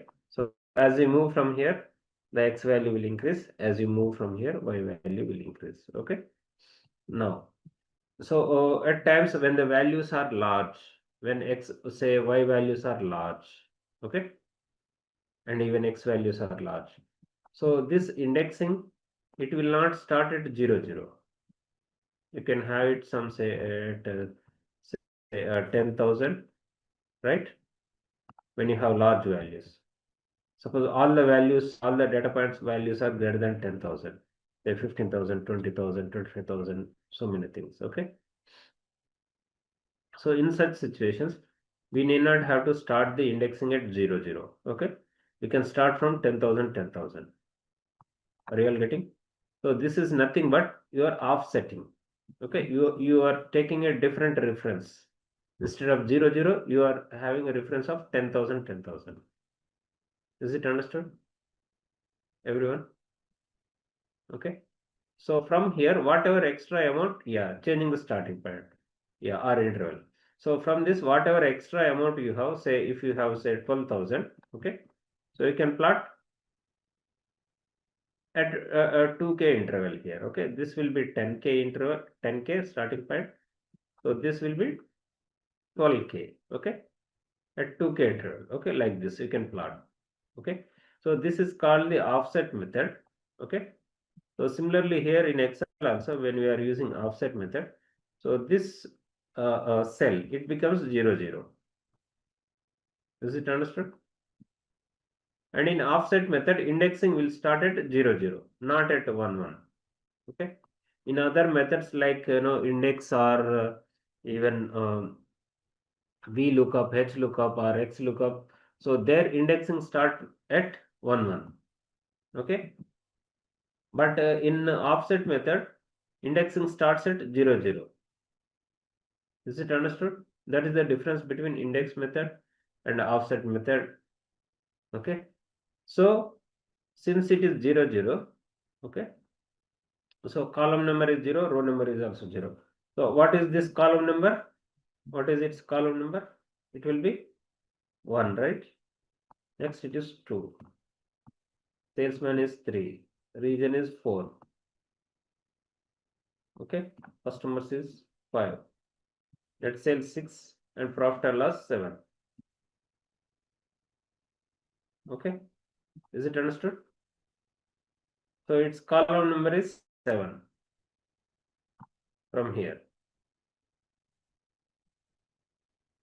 Okay, profits column number is 7.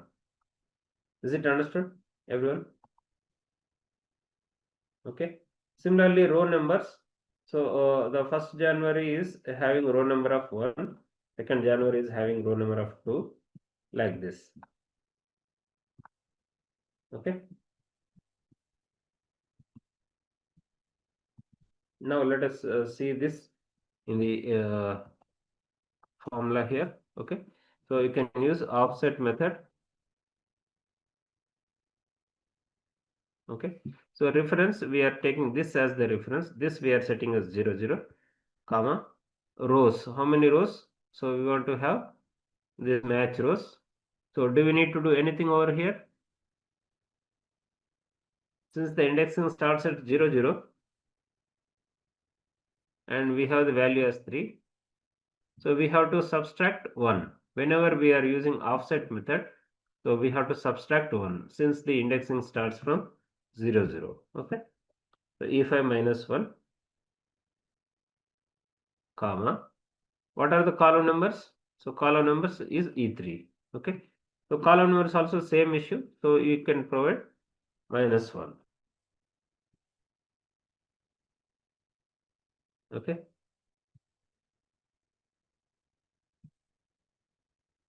Okay. So with that, we can just close the parenthesis and press enter. Okay. Now, are you able to see we got the exact value what we used to get using index function? Okay. Now, so how do we apply this thing to the all the cells over here?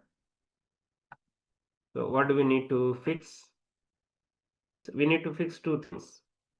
So we need to fix the reference also. B17 also we have to fix, and E3 we have to fix. Okay.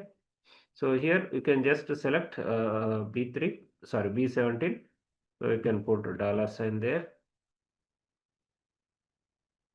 Just a moment. Yeah. So you can put dollar sign for B17 and then for E3 as well. Okay. So press enter. Now you can use fill handle. Okay. You could see the exact matches here. Okay. Using the index method and now using the offset method.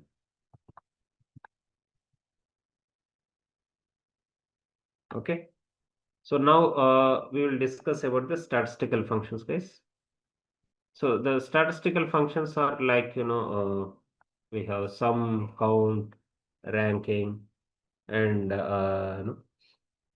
like percentile, quartiles, standard deviation, median. Okay, so these are some of the statistical functions. So whenever, excuse me, so whenever you are given any data, so if you are asked about the insights on the data, so first thing what you can do is you can just use the basic statistical functions. Okay, like sum, average, and median, percentile, or standard deviations. Okay, those kind of things.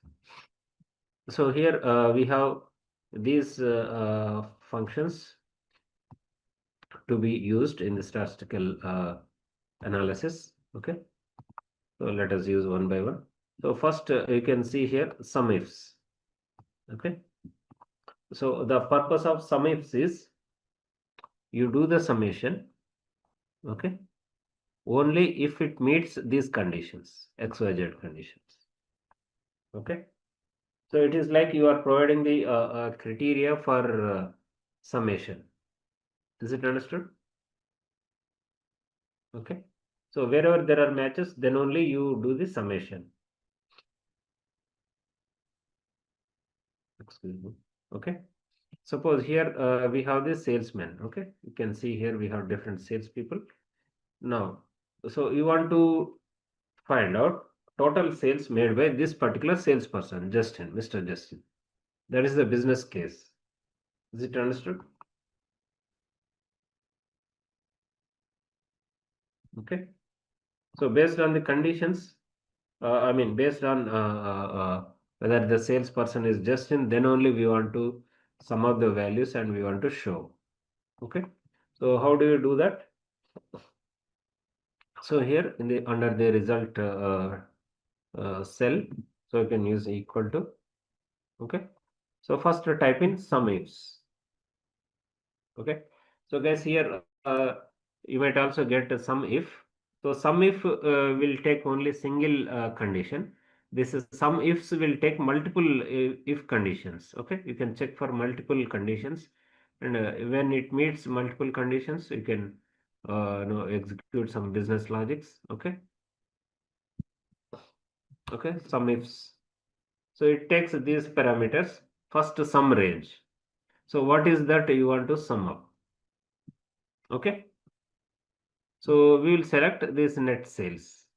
Okay, so the first cell, control shift downward arrow. Okay, is it understood, everyone? So this sum range we have selected. Now the next one is the criteria range. In which particular column you want to search? Okay, so we want to search in the salesman column. Okay, you can select from this cell, control shift downward arrow. Okay, comma.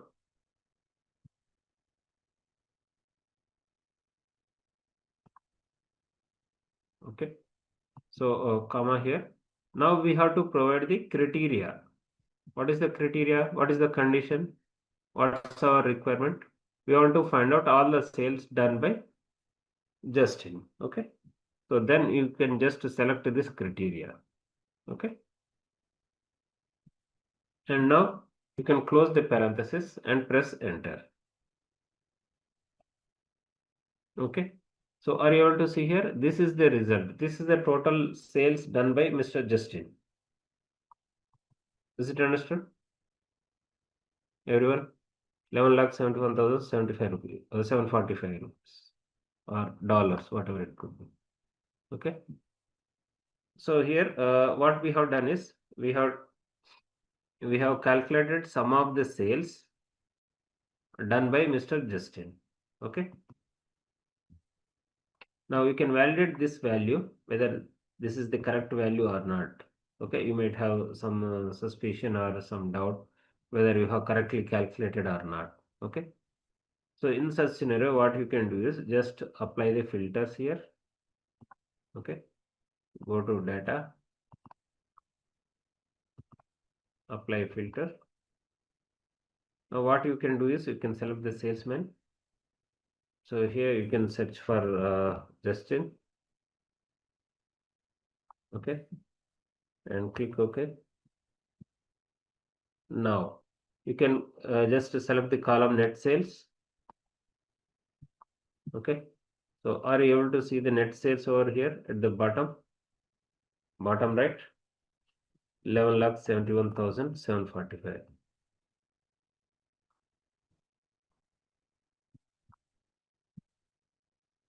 Okay. So this way you can validate your results. So now we can just remove the filter. Okay. Are you able to see here 11,71,745? It is exactly matching with this. Okay. This way you can cross verify whether your formulas are giving correct results or not. So next we have countif functions. So here in the SUMIF functions, so we have provided only a single criteria, okay? But you can provide multiple criteria, multiple conditions you can provide. So that is why it is called SUMIFs. So ifs is a multiple thing, okay? You can provide multiple criteria, multiple conditions, okay? So countifs. So countifs, what it will do is it will count the details if the condition is met.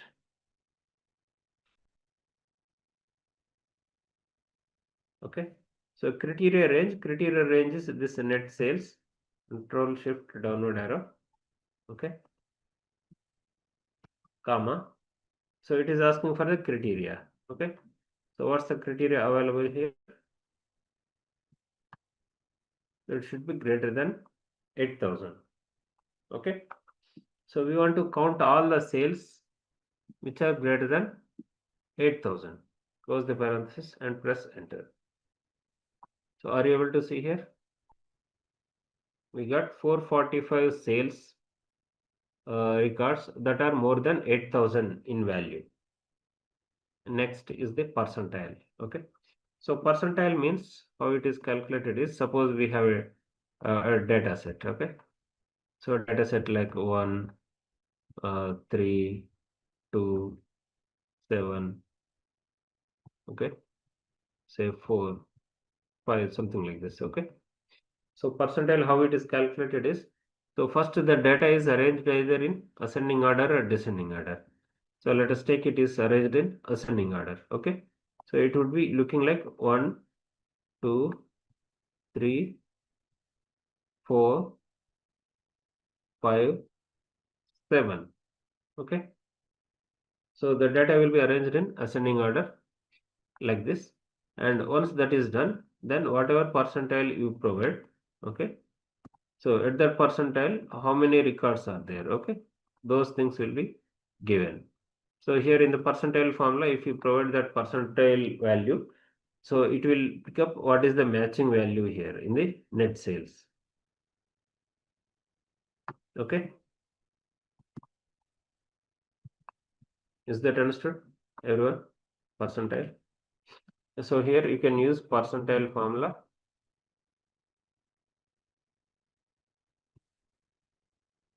And the array, you have to provide the array. So within the sales, so you can select from one row bottom. So here from this net sales, okay.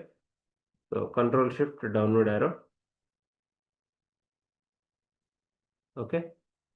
And now we need to provide the percentile in the decimal value. Like if you want to show, say, 60%, so we have to put 0.6, or we want to show 0.25%, okay. That is a quarter, okay. So you can mention 0.25 here and close the parenthesis, press enter, okay. So you could see 25th percentile data is, or sales is 3,822,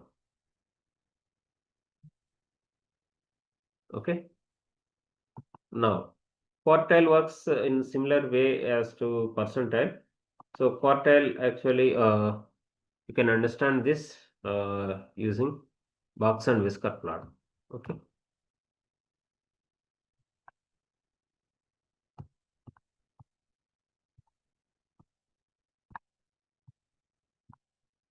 Okay, so this is the box and whisker plot.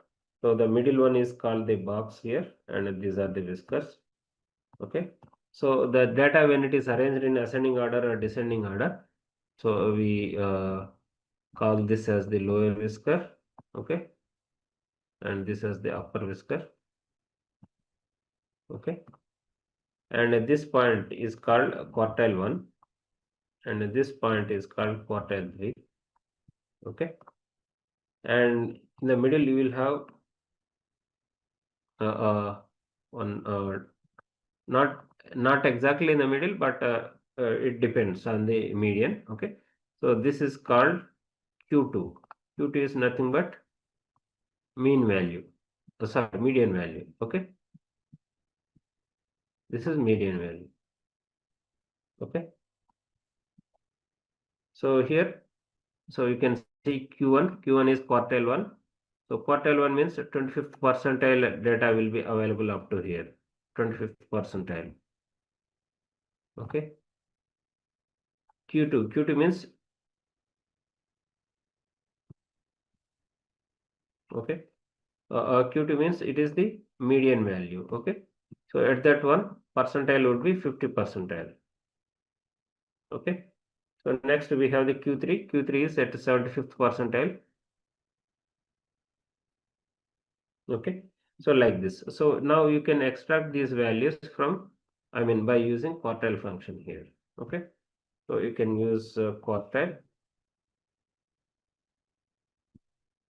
okay. So array, you can select the same array, sales array, comma. So which quartile do you want to extract? You can see here different options are available, okay. So minimum value, first quartile, that is 25th percentile, second quartile, that is 50th percentile, third quartile, that is 75th percentile, and maximum value. So let us try to extract first quartile, okay. You can mention 1 and close the parenthesis and press enter, okay. So you could see here first quartile and 25th percentile are same here. Are you able to see here? 3822. We got 3822, okay. Now we have the standard deviation. So standard deviation is used a lot of times in statistical analysis, okay. So you can use std okay. So numbers, you can provide the sales numbers here and close the parenthesis. It takes only one argument, that is the number series, okay. So this is the standard deviation, okay. And the median, so median is the mid value when the data is arranged in ascending order or descending order, okay. So if the number of values are, say, odd number, then it will pick up the exactly middle value as the median, okay. But when there are even values, so after data is arranged in ascending or descending order, So it will pick up the average of middle two values. So that becomes the median of that particular data set.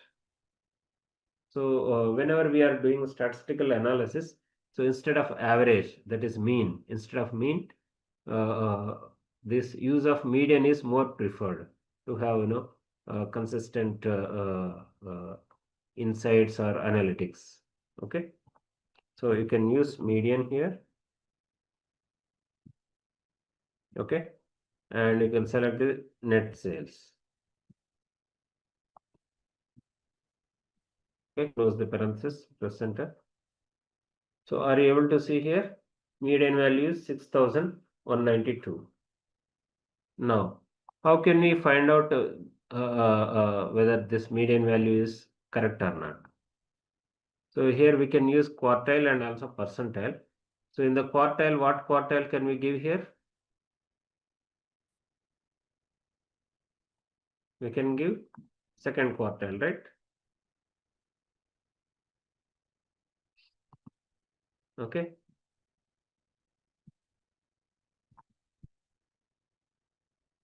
So you can give 2. Okay. So are you able to see here? Second quartile, that is 50th percentile is 6192, which is exactly matching to this median value. Okay. Now percentile also we can correct it. Okay, instead of 25th percentile, you can mention of 50th percentile. Okay, that is 0.5. You can press enter. Now, are you able to see here? All the values are same 6192, 6192, and 6192. So, this way we can validate the median calculation value. Okay. Now, rank function, guys. So, see, suppose we have 100 students. Okay, in the session, 100 students are there. Now, their exam marks are released. Okay. Okay. Now, you want to rank the students, right? When the exam marks are released, you want to rank them as rank 1, 2, 3, 4, 5, 6 like this. Okay. So when you say rank 1, so which way is rank 1 here in the context of exam marks for the students?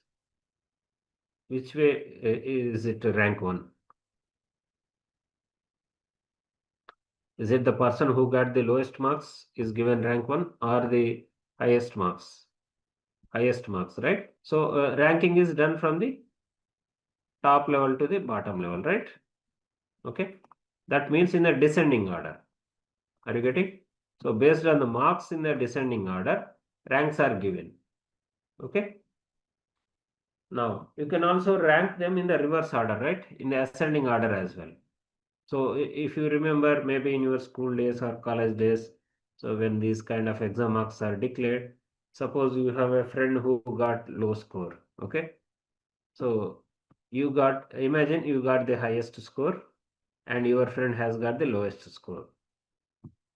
So you might say rank 1, I am the first ranker, and your friend also might say I am also first ranker. Okay, and both are correct, isn't it, guys? Both are first rankers only. Okay, logically both are correct, but one is you are from the when the data is in the descending order, that is highest to lowest, you are the first ranker, and your friend is the first ranker when the data is from lowest to highest, that is in the ascending order.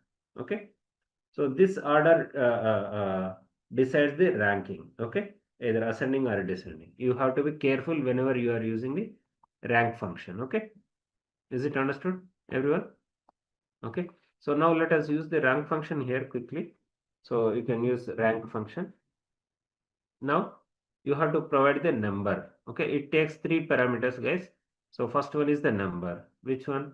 Let us take the sales, net sales here. Okay, comma.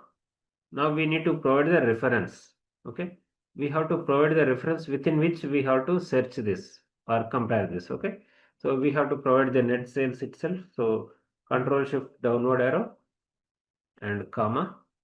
Now we need to provide the order, ascending order or descending order. So which order do you want me to provide?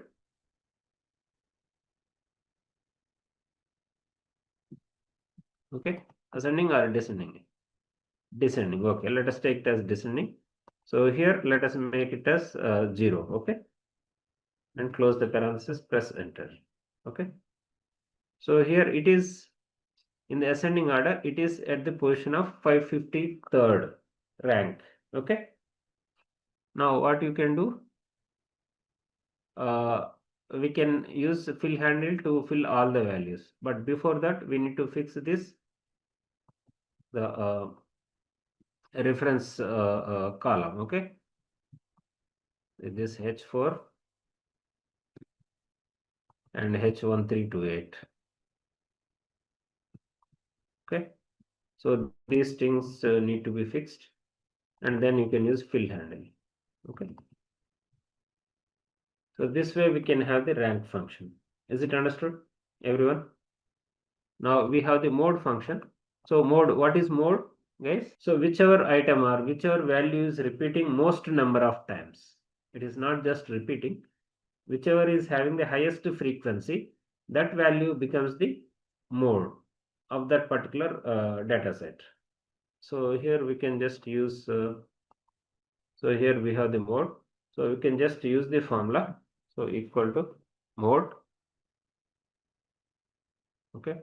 So this is the number series. You can provide this. Close the parenthesis and press enter. So are you able to see this? So 13,050 is the mode of this particular net sales. So what is a pivot table, guys? You might have heard about pivot table many a times. So what's a pivot table? Okay, so just imagine this thing. So just think that you are making a budget, monthly budget for yourself. So family monthly budget. So then you will be recording all your purchases and expenses, different expenses, say fruits, vegetables, and snacks, or going out for dinner and movies and many other things. Okay, so once that is done, so suppose you have accumulated the data for say 6 months. Okay, now you want to know where you are spending. Okay, which item is consuming more, which category of items is consuming less. So you want to analyze it. So in the 6 months, suppose each month you are making say 100 transactions, 100 different transactions. So in 6 months, you will be making 600 different transactions, right? So you want to get an insight of it, right?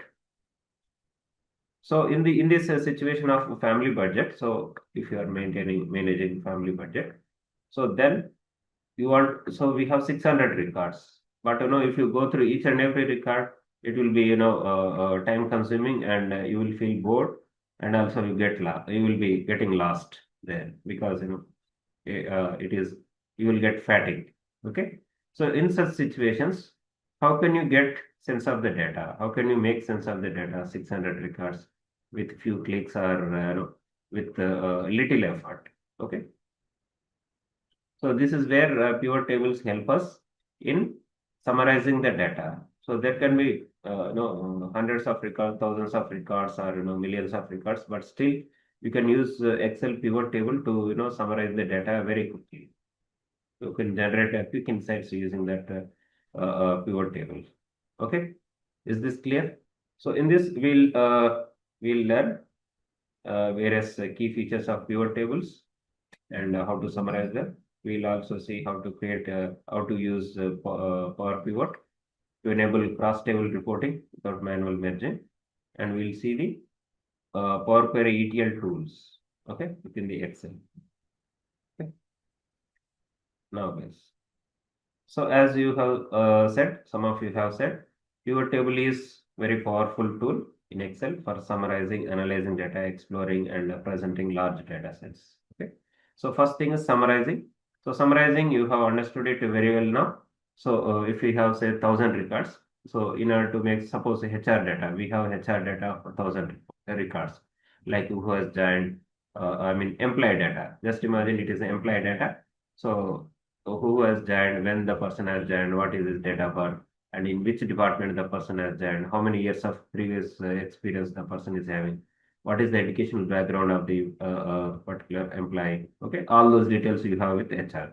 Just imagine you have 1,000 records, and from which city or which country the employee has joined. So you have all these details. Okay. Now you want to know like how many are from say commerce background. Okay, and how many are from say arts background, how many are from say IT background, how many are from say engineering background. Okay, so like this you want to understand. So in such situations, what we can do is we can create these pivot tables, and we can, based on their educational qualifications, we can summarize based on these particular educational backgrounds. Is it understood, everyone? Okay. And also, if you want to do demographic analysis, like gender wise, age wise, and geographic location wise. Okay. So for any such of these things, you can use pivot table. So it is very simple and a very handy tool in Excel, and also very powerful tool to get quick insights. Okay. So this is the summarization. Okay. And next one is analysis. So you can analyze the data using the pivot tables. Okay. So like you can change a lot of options, combination of fields, and you can find out, like here you have found out the say educational background wise. Okay. Now you can analyze the data by geographic wise, like which country we have more people, and which country we have less people, and how many male, how many female.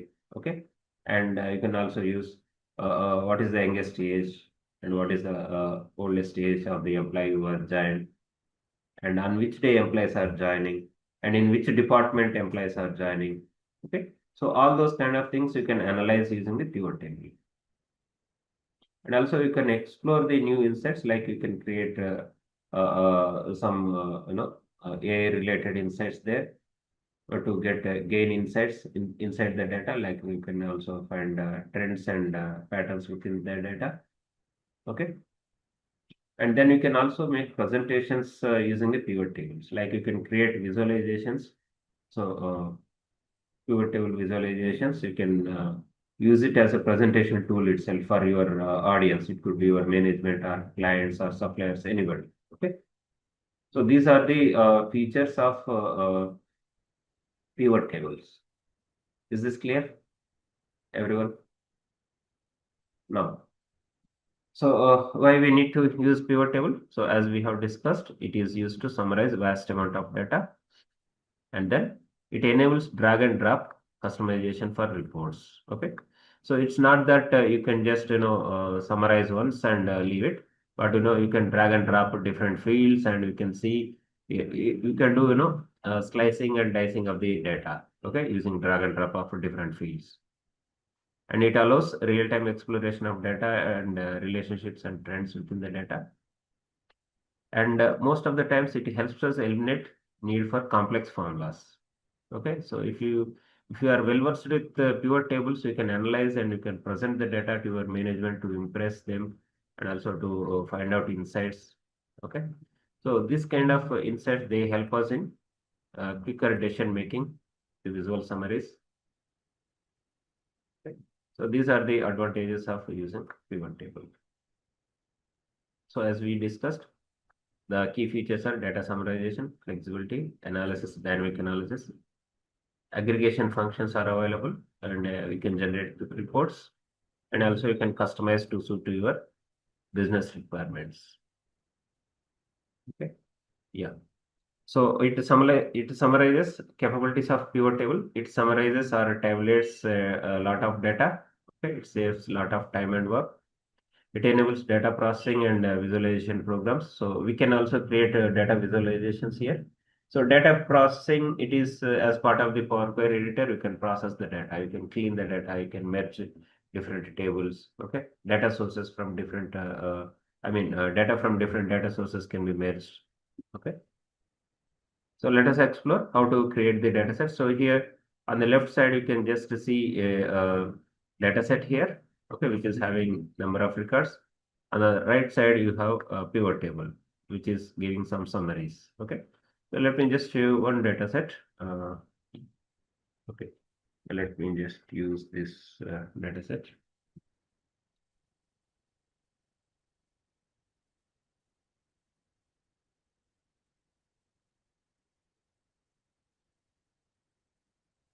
So this is a sample data set. So you can see here. So guys, here we have these columns. You can see row ID, order date, ship date, ship mode, customer uh, ID, customer name, and then we have segment, country, city, okay, state. Like this, we have different fields. You can see here, okay. And towards the end, we have quantitative fields. So here we have the sales amount, quantity sold, discount, and profit. Okay. So is it possible here to get summary of the data here? I mean, to get to make sense of the data. Here we have 9,000 plus records, almost 10,000 records. So it's not possible, right? So what we can do is we can create a pivot table quickly.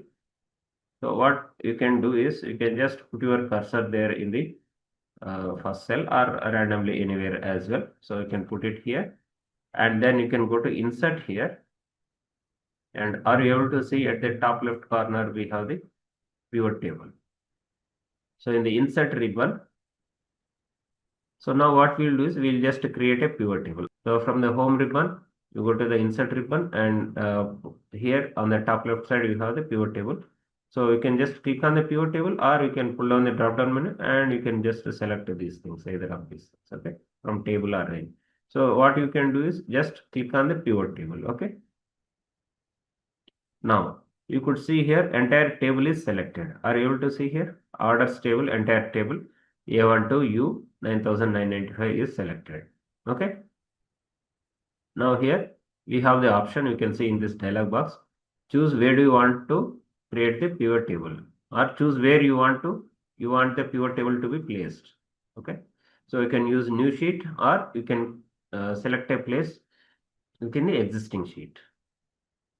This is clear, all of you. So it is always recommended to go for a new sheet. So let us just create a new sheet. Okay, new worksheet.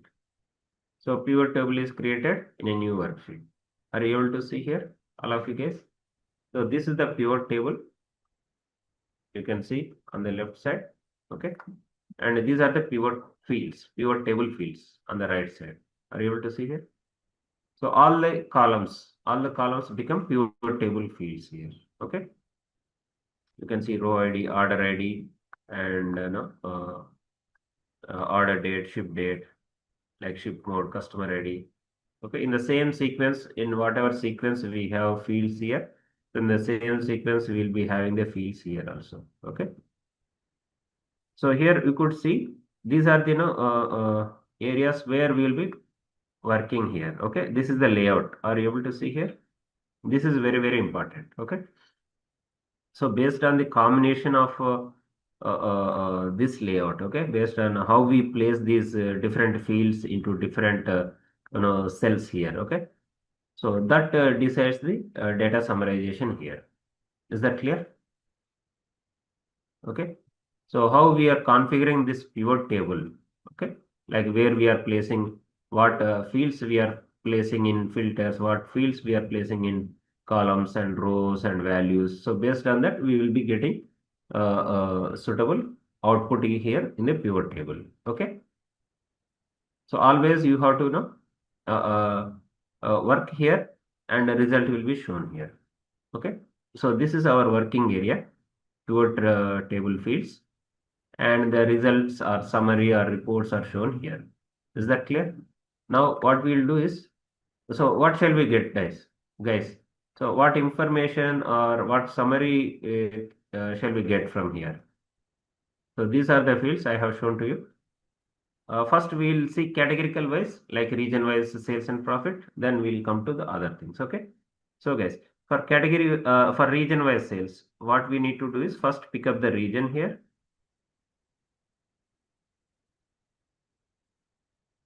Okay.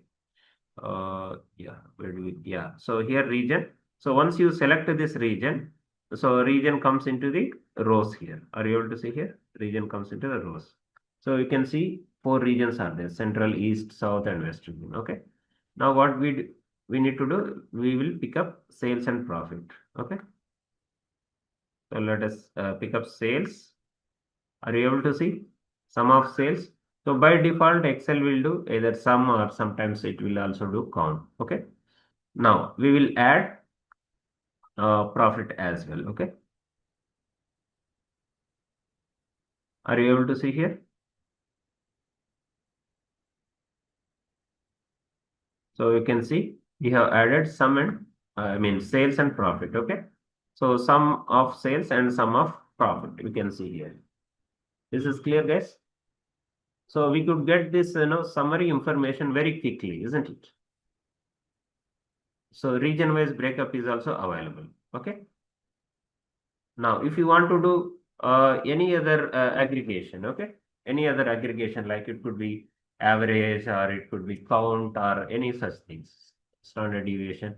So what you can do is you can manipulate here. Okay. So you can change the aggregations here. Instead of sum, you can also change it to say average or minimum, maximum, any such thing. Okay. So just to pull down this drop down menu here. So you can see value field settings, all of you. So just click on the value field settings.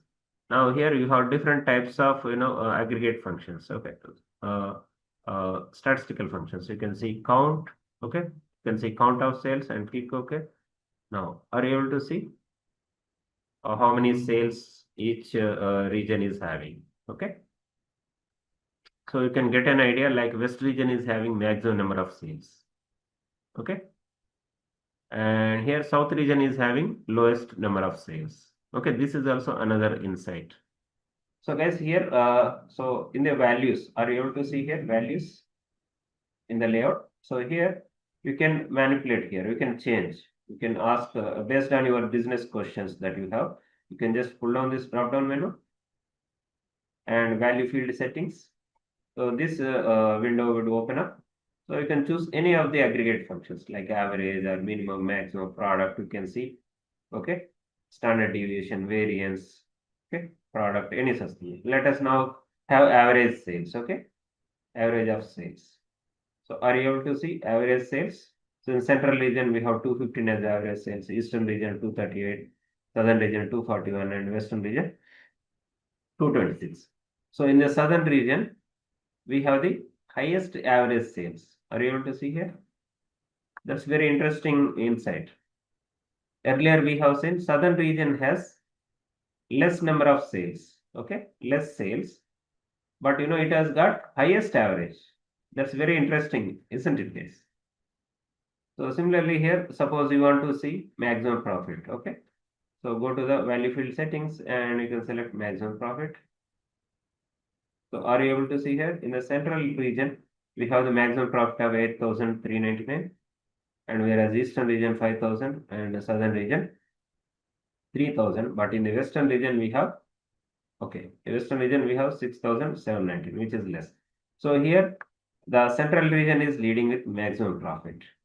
Okay, for individual sale, it's not for the overall region.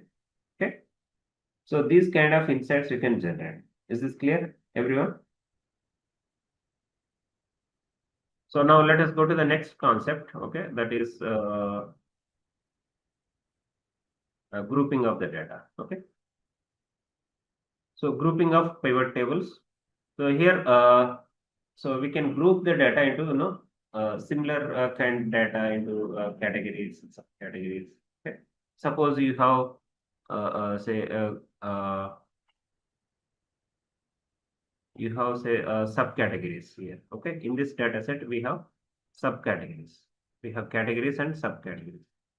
So we want to group them into some categories. So we can do that. Okay, and you can also create some groups based on some numbers. Okay, and the dates also, you can like months, quarters, years, like this. Okay, so now what we'll do is let us just create another pivot table. Insert here pivot table. Okay, so this is pivot table 4. Now what we will do is here, let us first select a subcategory. Okay, and then we'll select sales. Okay, so guys, here we have subcategory wise sales. Now say you want to group them based on some criteria. You want to group them. Say A to C. You want to put them under one group. So what you can do is select these things. Right click. Okay. Now here, are you able to see the option group? All of you. So you can select this group. Okay. So this is one group. Okay. Now remaining things. Suppose you want to create another group. Say E to M. Okay. Right click. And you can create another group. Okay, this is group 2, and rest of the things you want to create another group. Sorry, just yeah. So rest of the things, say from paper to tables, just select these things, right click, and you can create another group. Okay, now are you able to see here? We have 3 groups: group 1, group 2, group 3, based on some similarity. Okay, it could be some feature like geography or name or product type or any such thing. Okay, so now you can compare this group wise sales also, and if you want you can just drill down. Okay, this is clear. This is grouping. Okay, so the purpose of grouping is it can transform complex data set into concise categories. Okay, and it facilitates creation of clear and engaging pivot tables, and it seamlessly aggregates numeric data and time and data related to different analysis. Okay. So this is about the grouping, guys. Now let us discuss about the pivot, power pivot. Okay. So power pivot, it is used for data modeling purposes. Okay. So here it is a data modeling technology that lets the users create data models and establish relationships and create calculations. Okay. So Power Pivot is advanced version of pivot tables that connects multiple tables and builds a relationship without complex formulas.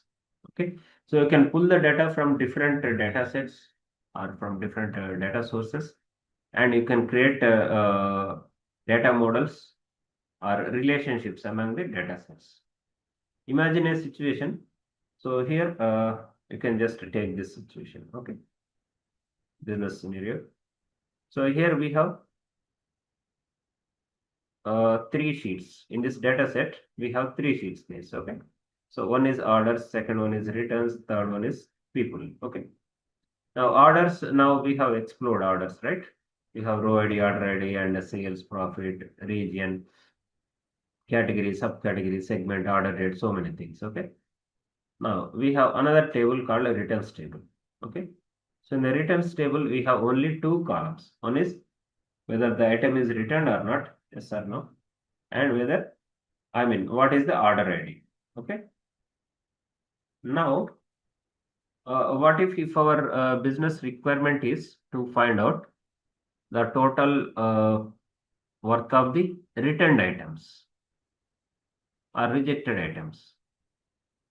Are you getting? The business requirement is to find out the uh, total amount that is lost due to returning. Okay, or total amount of returned items. Is that clear? So that is a kind of business loss, right? You are selling a product, but item is being returned to you by the customers due to various issues. It could be like product is damaged or whatever the customer has ordered is not sent. Okay, and the product is not in good shape condition. Okay, so there could be different issues. So in such situations, the product might be returned back to you. Okay, back to the supplier or seller. Okay, so now we want to calculate what is the total sale, or, I mean, amount of sales that is returned. Okay, that is the target. Okay, that is the requirement. So now we have here two tables, okay, orders and returns. So what you can do is just click on this table row ID. Okay, now go to the insert here. Okay, so here you can transform this into table. Okay, you can use Control T as well. Okay, so this is Excel table, guys. Okay, so this is Excel table. Now returns also you can convert it into Excel table.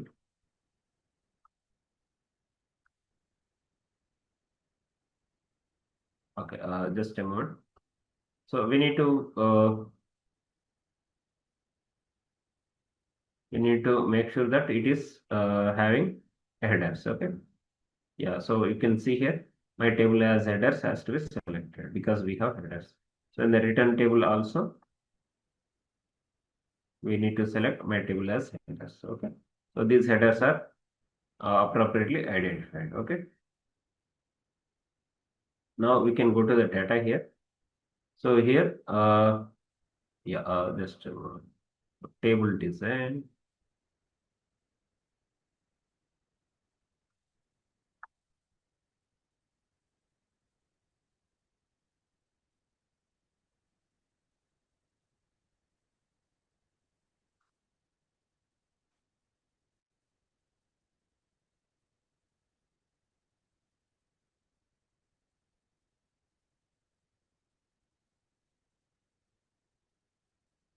Yeah, queries and connections. So here in the queries and connections, so here you can just see here.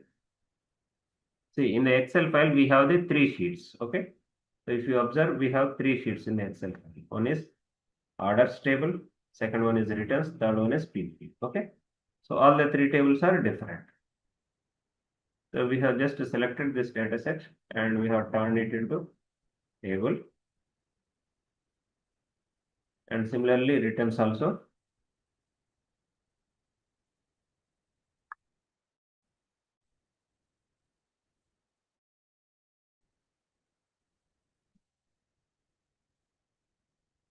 So you'll have to select my table as headers if the table has headers. Okay.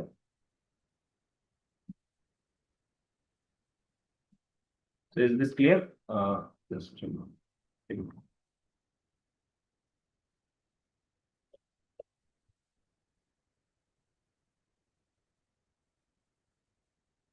Yeah. Okay. Once you do that in the data, are you able to see here? Manage data model. Okay. So you can just click on this. So here we have the relationships also. You can just click.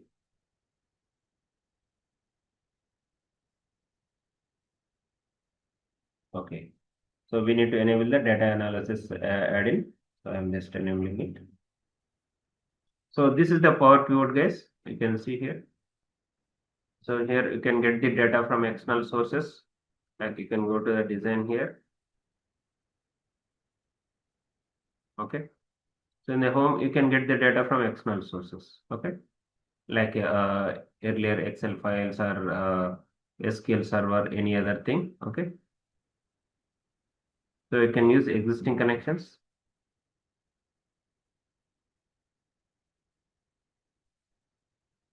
So like this Excel or any such things you can import. Okay. So here, since we already have this data here, so we can use this. Okay. Just a moment. So on clicking this green icon, okay, manage the data model. So this is for managing the data model, but before that we can just create the relationships here. You can just click on relationships.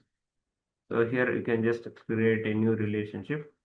So table, you can select table 5. Okay, so what is this table name? Let us just find out. No, not required. There. Okay. So here using this you can create multiple tables.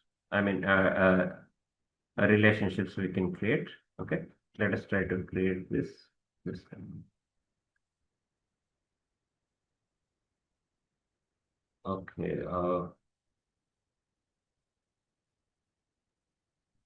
So it is opening Power Query editor. We don't require this. Just go source. This Power Query editor is purely for transforming the data. Okay.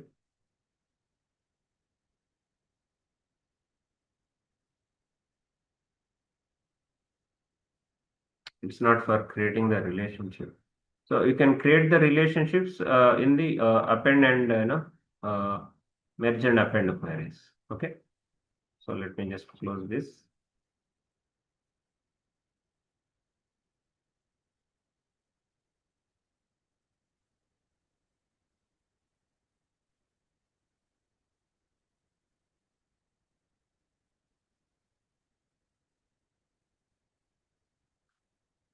Okay, so here let us just create the new relationship. So here when we are trying to create the new relationship, so yeah, it opens here. You can select the tables. Okay, table 5, and what is the column on which you want to create the relationship. Okay, so here you can use. So what ID, what column we can use? Table 5 is orders table. Okay, and table 7 is returns table. So what column do we need to select for matching?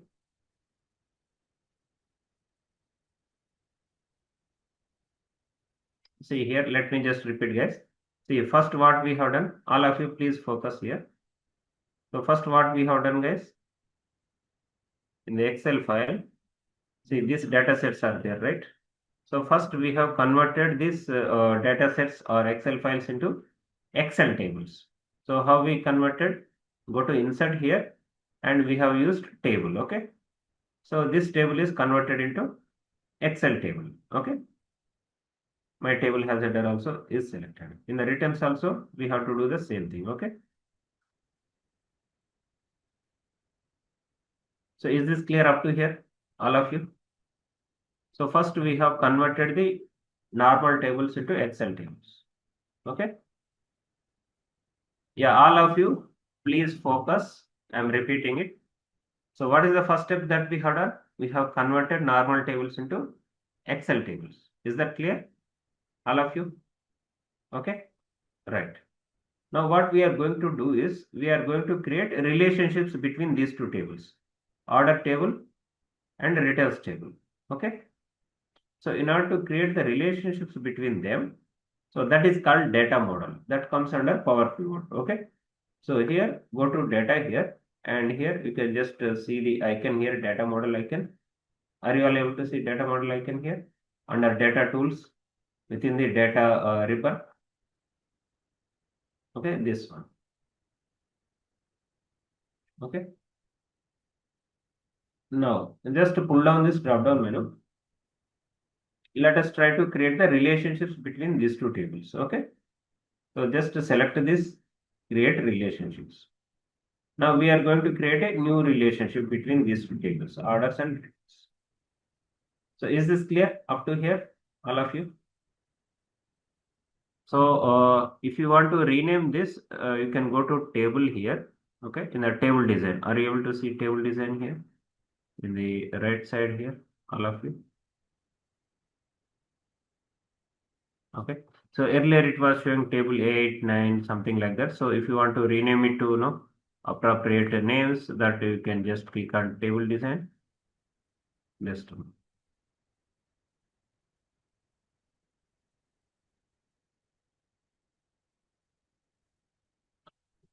yeah. So you can click on table design here, and here you can rename the table. Okay, on the left side you can see here. Are you able to see here table name, all of you? Okay. So table 8 is there. Instead of that, you can just rename it to whatever table you want to, whatever name you want to have. Okay. Let us make this orders table. Okay. Similarly, in the returns also you can see return table 9. So here also you can change it to the returns table. Okay.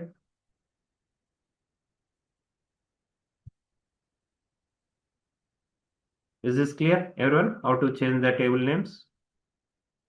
So we have renamed the tables now. So this power pivot by default in some of your Excels, it might not be enabled. So go to the options here. From file, go to options and select add-ins, and here select com add-ins and click go. So are you able to see here, all of you? This Microsoft Power Pivot for Excel. Okay. So this you need to check. So if it is not enabled in your Excel, please do this way and you can enable. Is this clear, everyone? So for me, it is already enabled. So you can see Power Pivot here. Okay. In the Power Pivot, you can see the manage data model, measures, KPIs. There are a lot of things. Okay. Now what we can do is we can just, in the orders table, we are in the orders table. So you can just click on add to data model. Okay. So this Power Pivot Excel will be open here. Okay. Now what we can do is this is a separate window. Okay. And now you can go to the returns table. So in the return table also you can just click on add to data model. Are you able to understand until enabling the Power Pivot, until adding the Power Pivot add-in using options and advanced options? Okay. So then, so you will be in the home ribbon by default. Then click on the Power Pivot. Okay. In the Power Pivot, you can click on orders. Okay. And click on add to data model. Okay. So when you add to data model, this window will be open. This is clear. Okay. Now again click on returns table and go to Power Pivot and click on add to data model. Okay. So these two tables are now added to the data model. Are you able to see here the table names? Returns underscore table, orders underscore table. Okay. Now what we can do is you can just click. Is this clear up to here, everyone? Now, so you can click on diagram view here. So are you able to see two tables are shown here? So this is orders table and this is returns table. Okay. Now you can create what we can create. We can create relationship between these two tables. Okay. So just you can just drag and drop this order ID from the orders table onto this order ID on the returns table. Okay. Because they are related, right?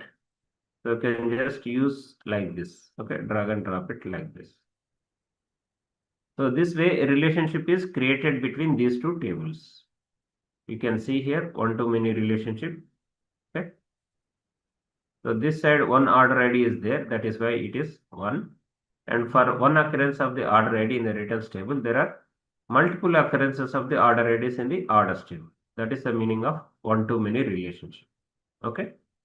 Now, since the order IDs are common in both the tables, we can create the relationship between these two tables using a common column. Okay. So common column, that is the concept of a relational database management system, right? SQL and other stuff. Okay. So here order ID is common in both these tables. So let us drag and drop this order ID from the orders table to the order ID of returns table.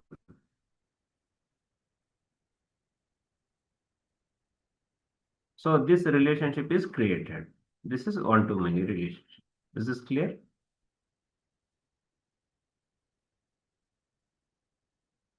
Okay. So once the relationship is created, what you can do is now you can just click on the pivot table. Okay. So are you able to see pivot table here? All of you? It is available within the Power Pivot also. Okay. You can just click on the pivot table there. Okay. So it is asking where do you want to create the new pivot table. Okay. So let us create in a new sheet. Let us click on OK here. So this is the pivot table that is created. Okay. So here you can observe clearly we have two tables, orders table and returns table. Now they are not independent. They are not separate. They are having a relationship between them using the order ID. Okay. So now we can do lot of analysis here. Okay. Now what we can do is we can select in the returns table. You can just expand the table.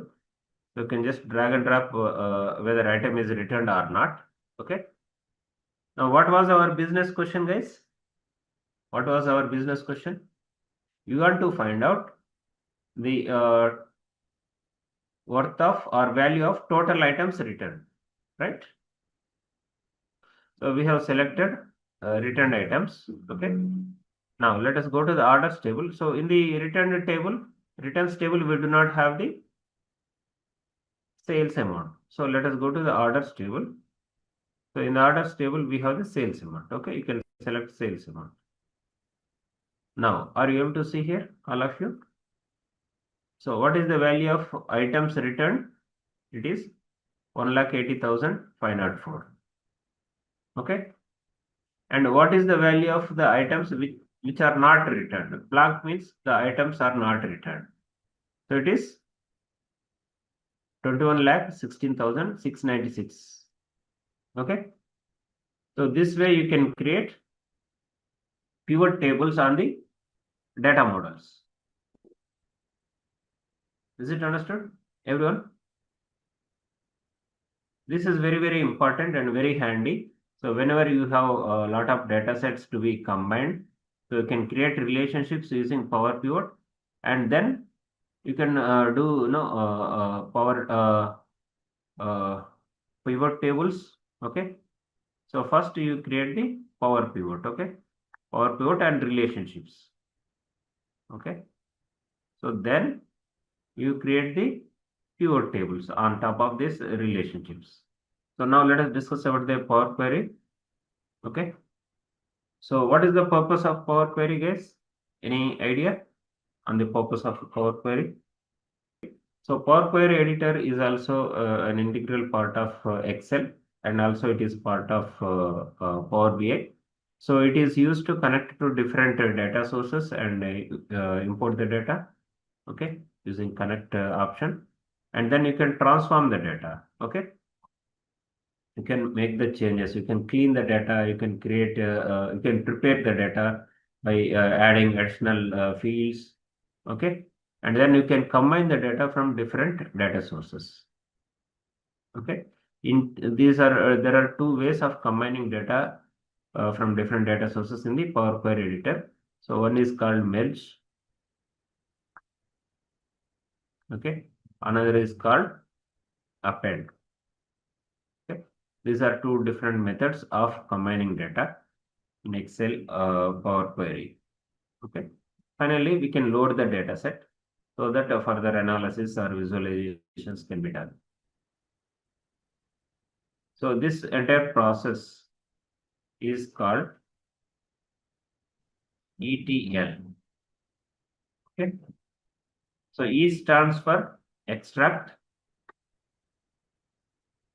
So extraction means nothing but you connect to two different data sources like Excel, SAP, or SQL Server, or CSV file. Okay, so you connect to that particular data source and import the data inside Excel file.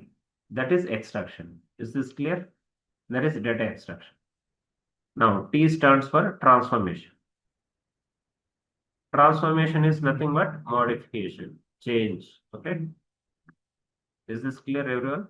So here, whatever is relevant to us for further analysis, that data is retained, other data can be deleted. And sometimes all the data quality issues like duplicate records or missing values or splitting of the columns, okay, or any errors in the data set, all those things will be addressed here. Okay. Then if you want to combine the data, we can combine. So, but here ETL stands for extract, transform. So in the transform, combine also comes inside the transform. Then you load the data into Excel. This is loading. Okay, I mean this one is loading. Is it clear what we do in the Power Query editor? All of you, we do ETL activity. So as we discussed in the ETL, extract, transform, load, E stands for extraction. So to get data from multiple sources. T stands for transformation, that is cleaning, shaping, and formatting the data. And L stands for loading, so bringing the data back to Excel after the data has been transformed. So Power Query, it allows different functions to clean the data set. Okay. So in the data cleaning, you have you can address issues like removing duplicate blanks or errors as we have discussed. And the second step could be merging of two tables or two data sets based on some common fields. Okay, like earlier we have seen like orders return and original orders table. So when we combine them, so we could identify the items which were rejected, which were sent or returned. Okay. Now the third step here is Power Query functions is to it allows us to append the data. So appending data is nothing but,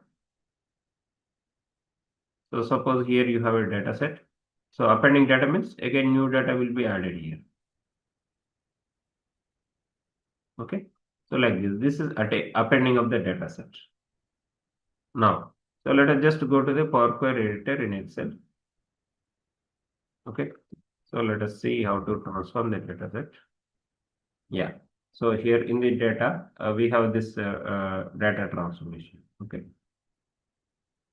So these are for getting the data. Okay. Yeah, in the queries and connection, just click on the queries and connections. So it will open the Power Query editor. Okay. So in the data,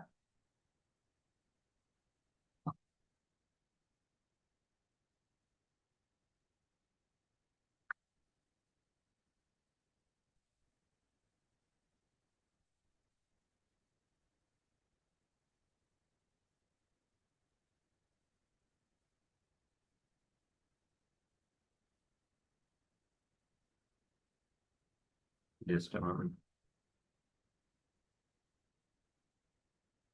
Yeah. So here in the get data, you can just see here, we have the option to launch the Power Query editor. You can just launch the Power Query editor. Okay. So this is the Power Query editor. You can see here. Okay. Now you can add these data sources. Okay. From the file Excel or CSV or any such thing. I'm just importing dataset. You can also see here. From Power Query editor, we can import the datasets. Okay. So here we have the orders dataset. We can just select this orders dataset and click OK. And we can select any other dataset. So in this dataset, now we can do transformations. Okay. So here, if you want to change anything, suppose you want to delete some columns. Okay. Say we do not want order ID. Okay. You can select column and you can click on remove columns. Suppose you do not want a couple of rows here, okay, randomly. So here you can just select remove rows here, okay. So you can just pull down this. You can remove top 10 rows or bottom 10 rows or alternate rows or duplicate rows. So generally it becomes a necessity to check for duplicates, okay. So what we can do is, so you can select all, okay. So you can just click on the first column and you can use Control A. Now you can use remove duplicates. Okay. So if there are any duplicates available in this dataset, those things will be removed. Okay. And you can also use remove blank rows. Okay. So if there are any blank rows, those things also will be deleted. So like this, you have different options like split by. So you can select a particular column, a product name. You can use it for splitting, or you can also take order ID here. Okay. So you can select order ID and you can use it for splitting. Okay. So by delimiter means whatever is the delimiter available, like hyphen here, and if it is some spaces or comma, any such thing, so those things, by that data will be split. Okay, so let us use by delimiter.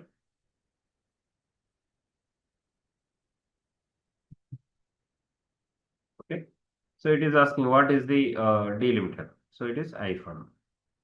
Okay, so what we can do is we can just check this one, splitting it. What part you want to split it?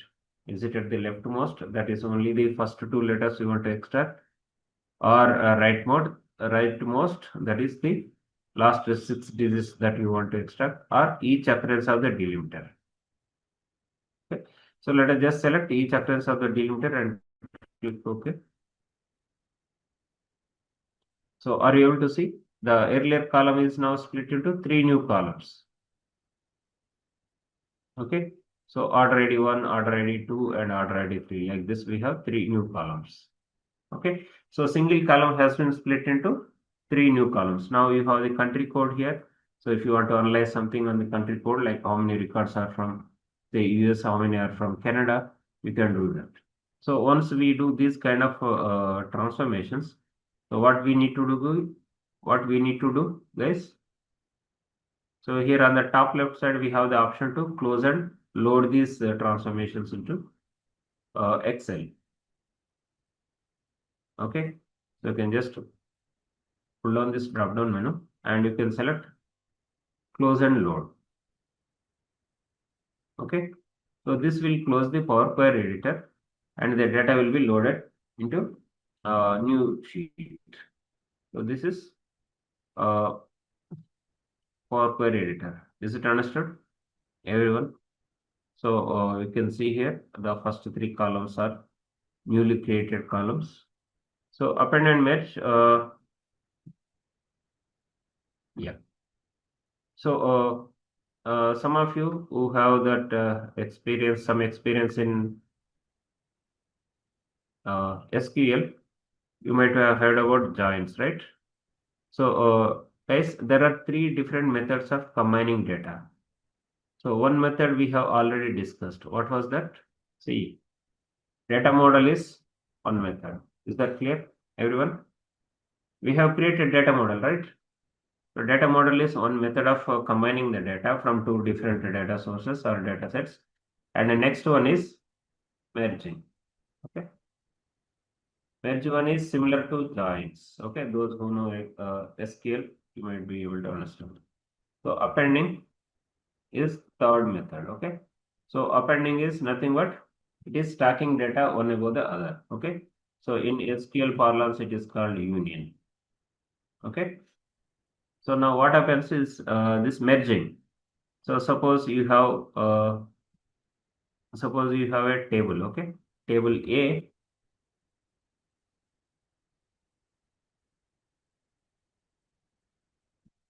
okay? Suppose it has details like, uh, say we have classroom. Let us take the example of classroom, okay? So we have roll number and we have name of the student, okay? And other details, okay? And in the other table, table B, so we have again roll number and marks.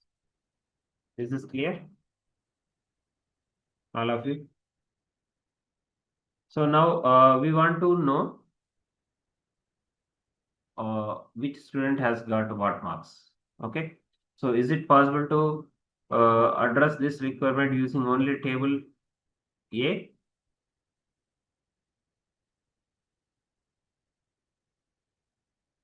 Is it possible? It's not possible, right? Okay.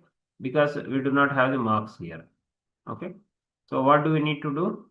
We have to combine data from these two tables. Okay. So when we combine the data from these two tables, so we can create a join on roll number and we can have name and also marks. Is it understood? So here, since we have the common column called roll number, we can create a join between them. Okay. So here, let us just try to create the join between or two different tables. Okay. So here we can take this classic case again. So we have orders and return table. So what we will do is we will create the relationship between them. Okay. Sorry, we will create merging between them. Okay. Join. So here we can just click on this.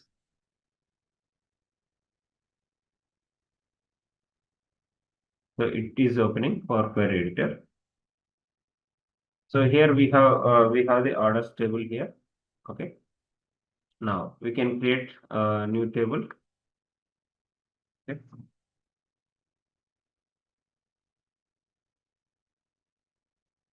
So from file Excel, you can just import any data set.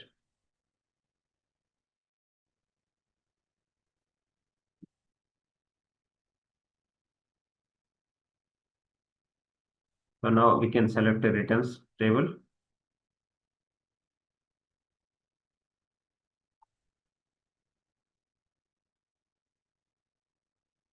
Okay.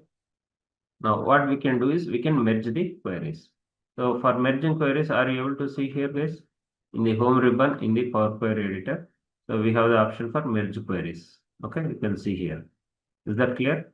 So these are the two ways of combining data here listed, appending and merging. Okay. So what you can do, you can just pull down the drop down menu from here. Okay, you can pull it down. And here you will be having two options, merge queries and merge queries as new. So please select merge queries as new because it does not change the original data. Okay.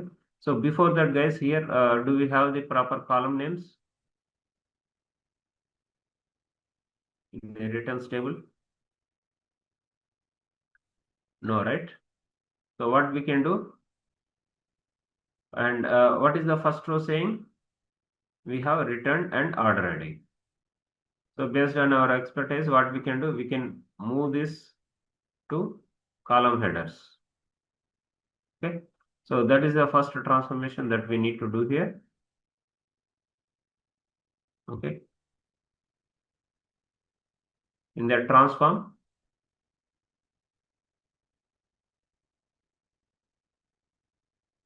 just go.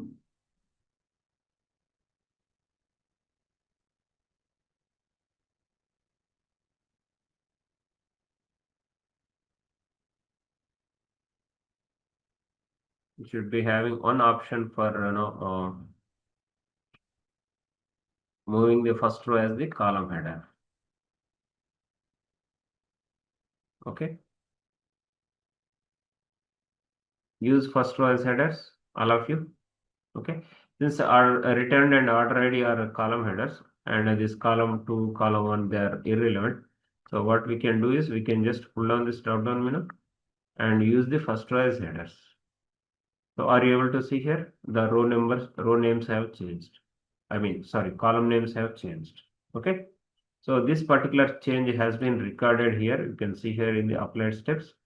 So promoted headers, and subsequently the name data type has also been updated.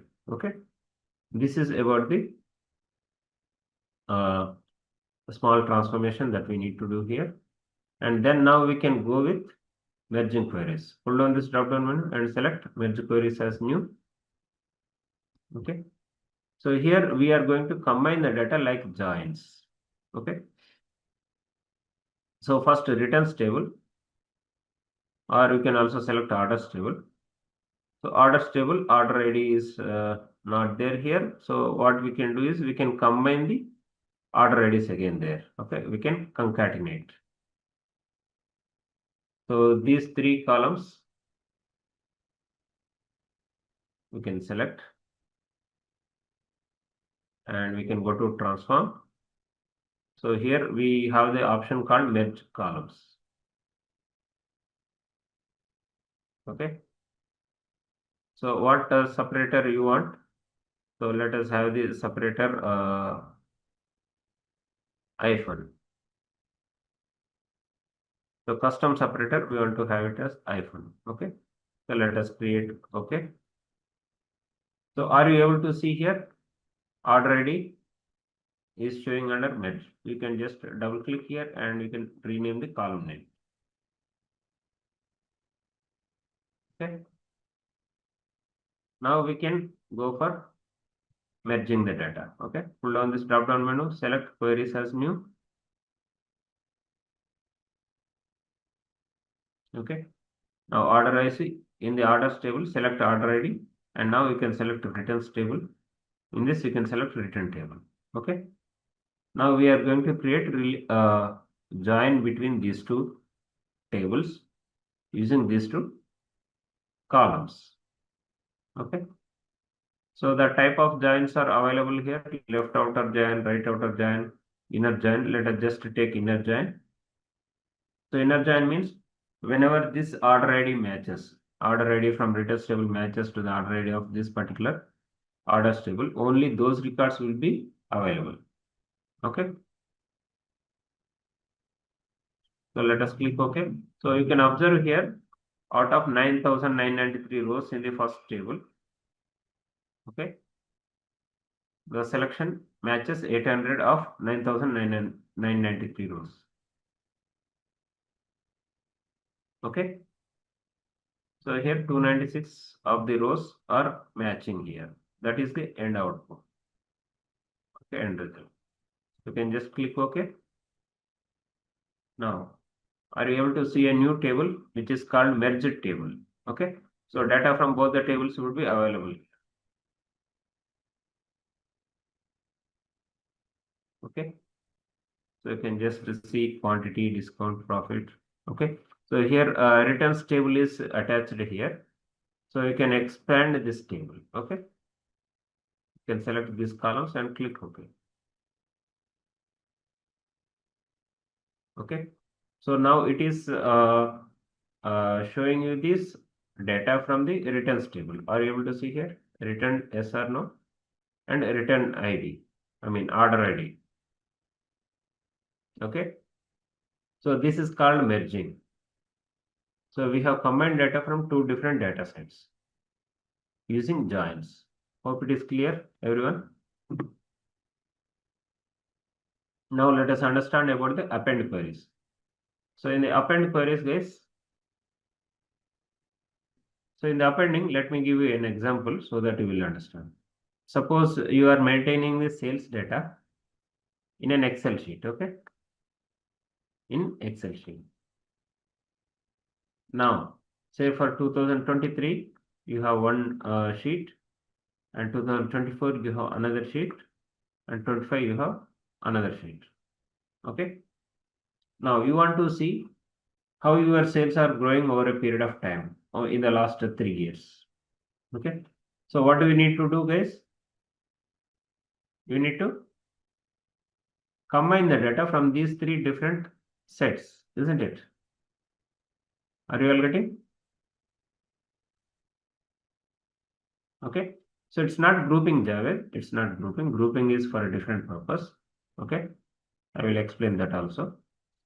So here, when we append the data, what happens is it data gets appended as book star. Okay. So in the books, how do we keep the books?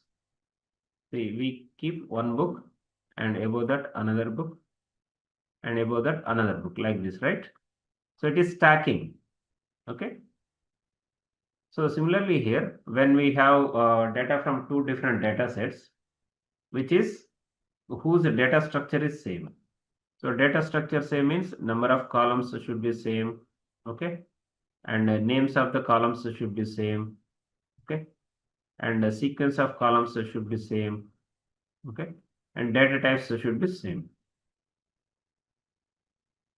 Okay. So these are the things when we have this kind of a scenario, like if you want to analyze the data from multiple years and you want to compare it, then you can use appending. Okay. So appending, how we can do appending? So just go to the home here, and you can pull the data from new data source. Okay. Let us say from Excel file. So this data set has got sales data for 3 different years, 2011, 12, and 13. So I'm just selecting one. Okay.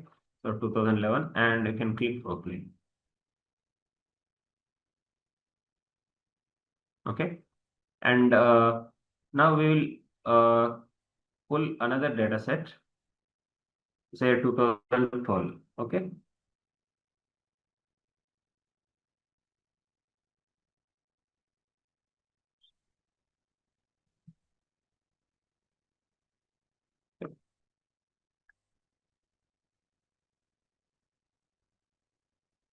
Now, so we have got both the data sets.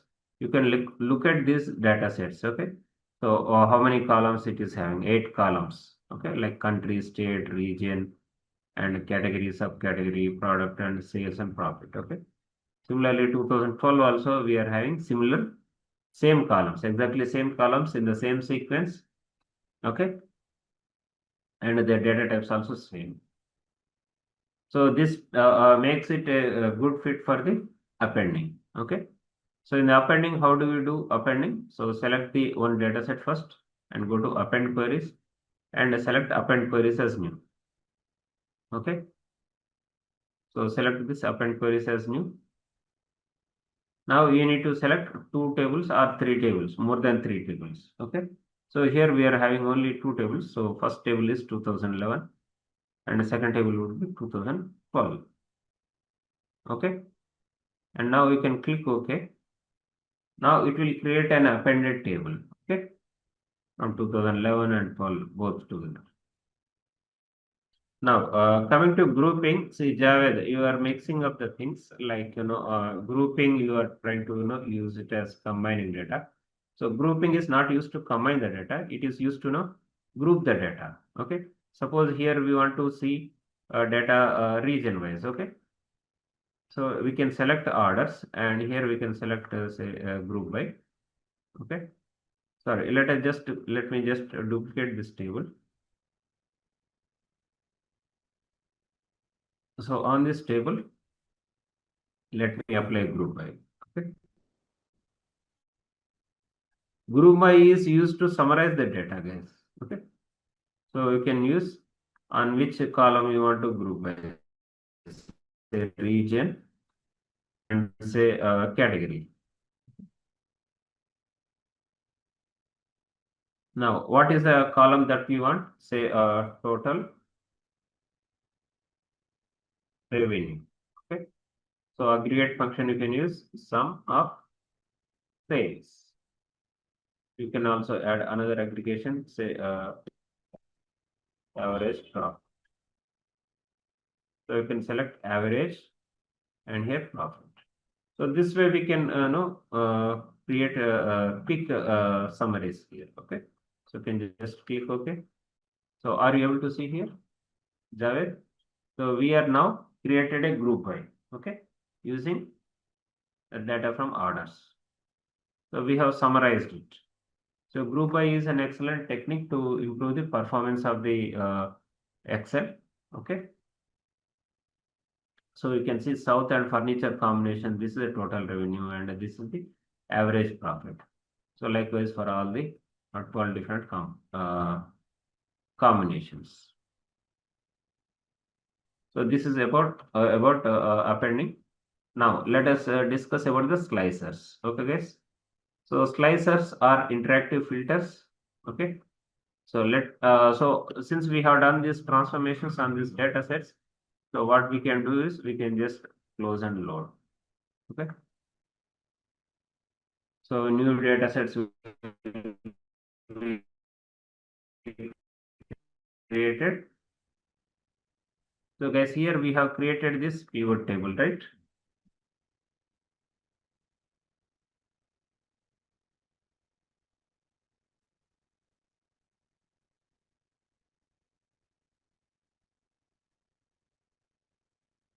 Okay. So nothing to worry. Let us just create another data set, another pivot table on orders. Okay. In the insert, let us just create another pivot table. Okay.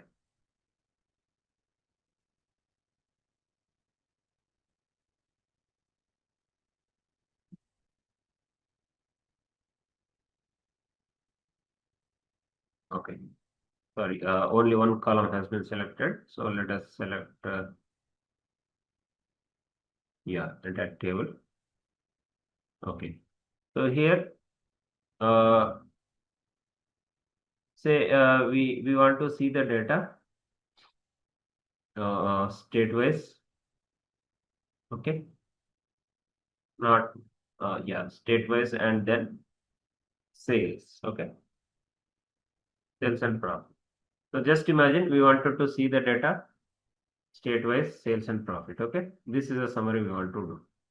Now, if we want to analyze, say category wise, okay, category wise and state wise. So here we have the items called slicers. Are you able to see here slicer? All of you?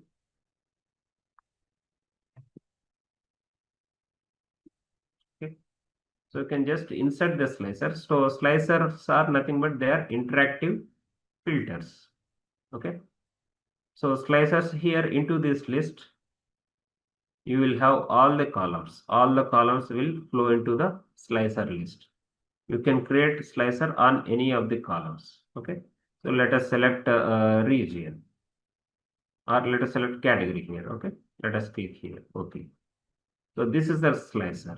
Now it acts like a like an interactive filter. You can just select here furniture. So are you able to see here? Only furniture related sales are shown here. Next you can select office supplies. You can see office supplies related sales. Next you can select technology, technology related sales and profit. Okay. So if you want to select multiple things, so you can select multiple things. Okay, like this. Is this clear? So these are the slicers. And you can have multiple slicers. It's not that you will have only one single slicer. You can create multiple slicers. Okay. So you can create another slicer, say on a segment. Okay. So this way you can have multiple slicers acting on this pivot data. Okay. Pivot table data. You can also have a date related slicer here. Okay.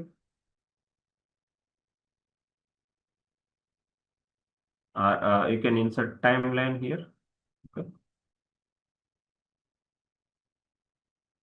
So you can use order date or ship date. Let us use order date and click OK. So are you able to see timeline here? So months, you can select either months or years, quarters, anything. Years you can select. So you can select a 2017. This is a 2017 sales. And for a combination of all these things, okay? All these slicers. You can select 2016, 15, 14. And if you want, you can select the months also, okay? Like January, February, March, okay? So this is all about the slicers. And with that, we have come to the end of this course. If you have any doubts or questions, ask them in the comment section below. Our team of experts will reply to you as soon as possible. Thank you and keep learning with Simplilearn.